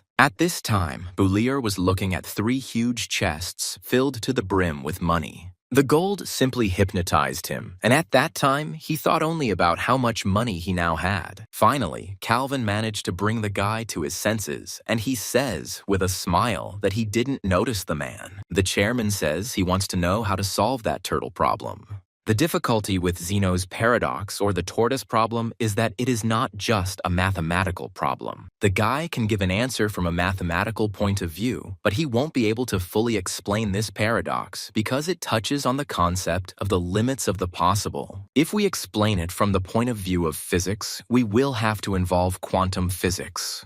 But on the mainland in this world, there's not even classical mechanics, so no one will understand it. If he goes beyond the concepts known in this world, then perhaps people might just go crazy. The guy replied that he himself didn't know, although in his mind he thought that he simply wouldn't be able to explain the solution to them, so it would be better to say it the way he said it. Calvin addressed him as the god Chen and asked why he had put forward a problem without knowing the solution. The guy threatened the man and asked him to speak more quietly because Boulayer did not want anyone to know about his second personality. The chairman said that he could add more money, but asked that they think about it some more. This prospect attracts the guy, and he looks in fascination at the man's hand, who is making a money gesture. But his obsession eventually subsides, and Boulayer says that he really doesn't know the solution. Calvin decides to say goodbye and leave, but in his mind he thinks about how he will explain himself to the king if even money has ceased to motivate Chen.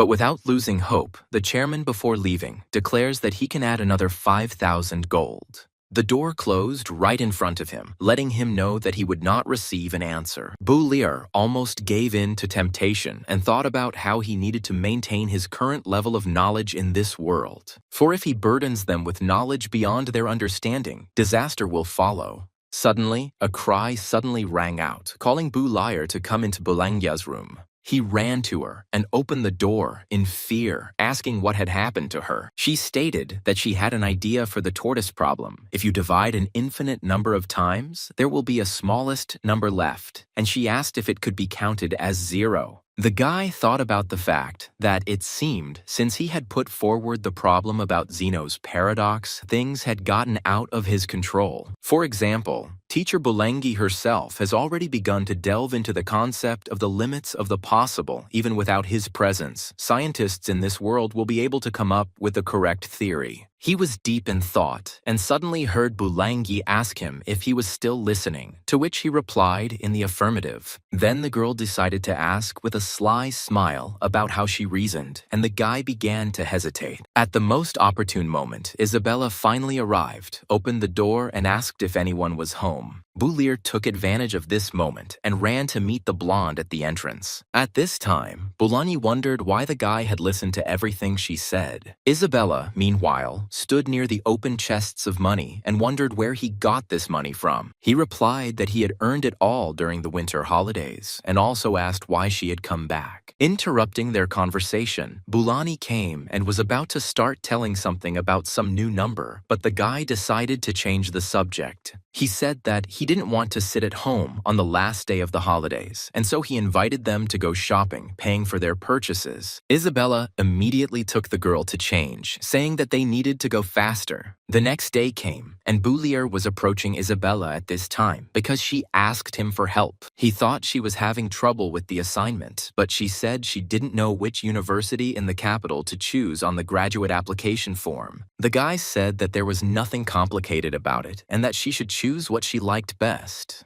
He didn't understand the girl's hint, and so she angrily snatched her piece of paper from his hands. Boulayer explained that he could not decide for her where she should go to college. The blonde decided to approach the matter from a different angle and asked the guy where he wanted to go to college. He, in turn, replied that he would not apply anywhere and wanted to stay at the academy, but she ordered him to leave. The hero didn't understand anything from this conversation and therefore assumed that these days had begun for her. As he walked thoughtfully down the corridor, someone called his name. That person turned out to be Alice, who, with an embarrassed look on her face, said that she wanted to talk about something. She said that she would soon graduate and leave for the capital, and perhaps they would not see each other again, but she would wait for him there. He told her not to wait for him, because he was not going to go to the capital and would stay in the city of Yabo. The girl was very surprised by this information, and so she accidentally dropped her piece of paper. Alice grabbed him by the shoulders and began to say that with his abilities, he could enter the capital's university and become a great scientist or magician.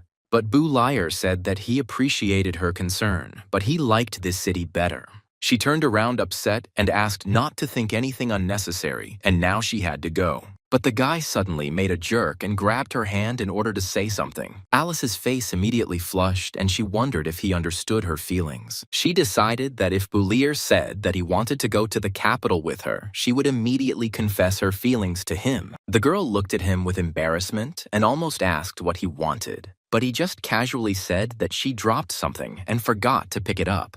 He asked her not to drop important documents again and thrust a piece of paper into her hands. Always calm, Alice slapped him on the cheek and walked away angrily. At this time, Isabella was sitting in her classroom and thinking about what to write in the graduation questionnaire. Suddenly, someone snatched her piece of paper right out of her hands and pulled it towards themselves. This person turned out to be Alice, who decided to see what the girl wrote on the form. She noticed that the form was blank and decided to ask why she hadn't filled it out, since the blonde was planning to enroll in a magical institute in the capital. Isabella replied that it was none of her business, and perhaps she did not want to go to the capital. Alice said that she didn't expect her to do such a thing for Boulier, and declared that the blonde had won. Isabella was very embarrassed by this statement, and could not find the words to respond.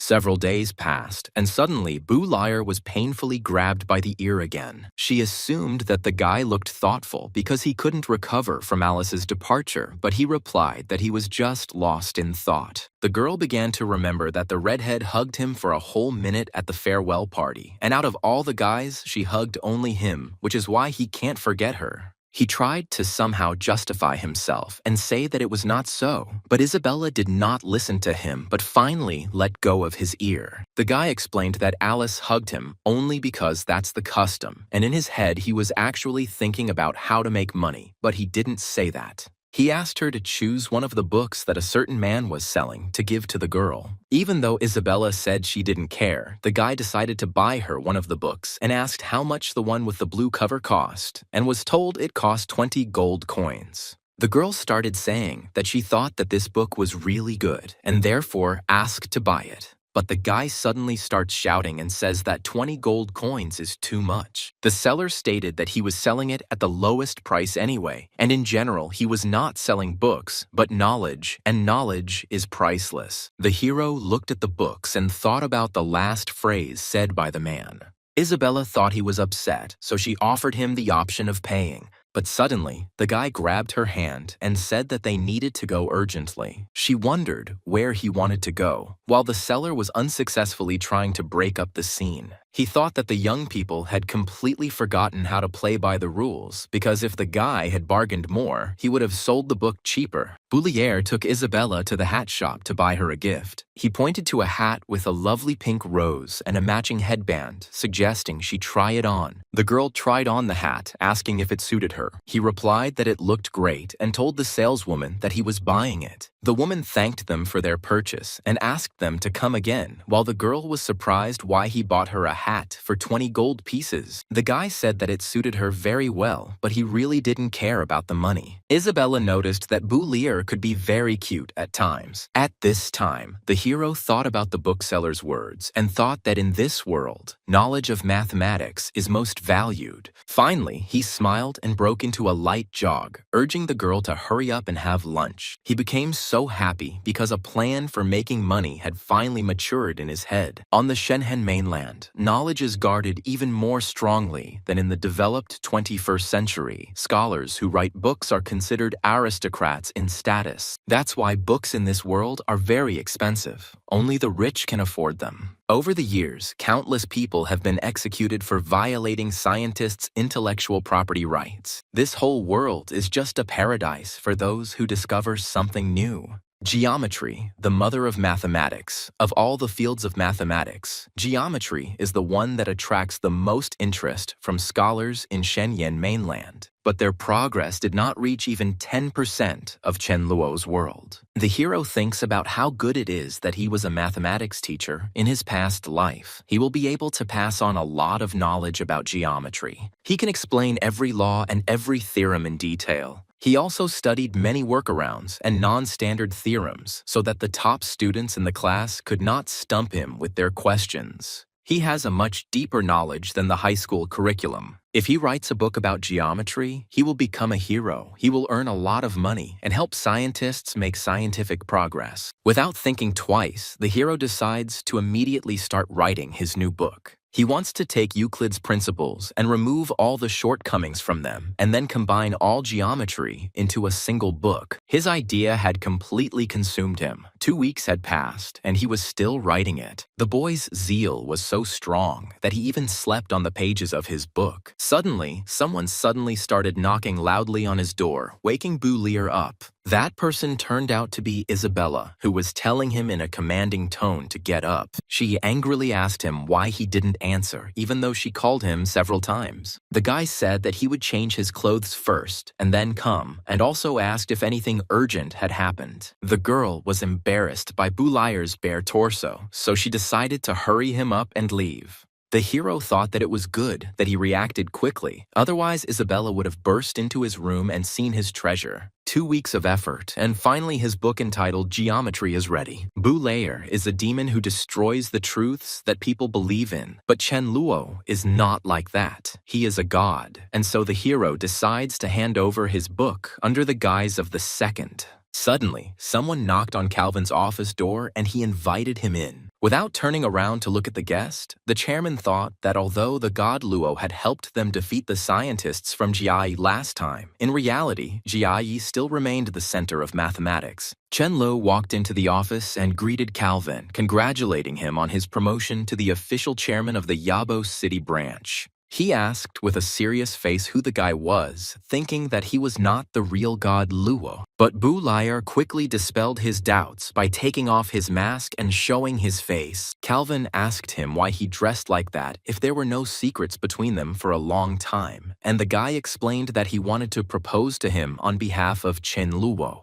The chairman assumed that he had come to put forward a new theory, but Boulier's hand suddenly fell on the table, placing a whole stack of papers there. He said that he was almost right with his guess, but in fact he brought a book. Without wasting a second, Calvin immediately asked the guy for the opportunity to get acquainted with the work, and he answered in the affirmative and said that he had some other business for him. Without listening to Boulier, the chairman began to read the book and realized that it covered all the issues that mathematicians were currently researching. And it contains many theories that the man has never even heard of. He attacked the book like a wild predator on its prey, and the guy asked if he liked his book. Suddenly, the chairman dropped to one knee right in front of the guy. Placing his hand on his heart, he declared that the god Luo would always remain his god. The man crawled at his feet and said that this book was a real gift for their scientists because it was the pinnacle of mathematical research, and with it, Lonen would become the most important in the world of mathematics. He also stated that this book will go down in history, and every scientist, and perhaps even every person in the world, will want to buy it. The guy decided to talk business. He said that he brought it here to ask the association to publish it under the title Geometry and asked what price they could give for it. Calvin declared that this book was priceless and its minimum price would be 10,000 gold pieces and perhaps even 100,000. Boulier suddenly declared that 10 gold coins would be enough for him. This surprised the man very much, and not believing his ears, he began to ask again if he had heard correctly. The guy explained that he wrote this book not for money, but only to shed light on the world of mathematics. And if they set the price at 100,000 gold, then no one will be able to afford it. Calvin bowed before the boy's kindness and presented him in the guise of a saint. But Boulier was thinking at this time that he didn't understand anything about trading and it would be more profitable to sell many copies at a low price. He also said that this book would be Chen Luo's last contribution to mathematics and that he would no longer work on it and would devote himself entirely to magic. Calvin looked at him with incomprehension because he could not imagine how they would develop without the instructions of the god Lo. He said that they put him in too high a position here because he was just an ant compared to the great scientists of his world. In his world, people are faced with questions they cannot answer, and without any guidance, they search for the truth, making efforts from generation to generation. Now they have reached a high level in mathematics and were able to get closer to the secrets of the mysterious palace of mathematics.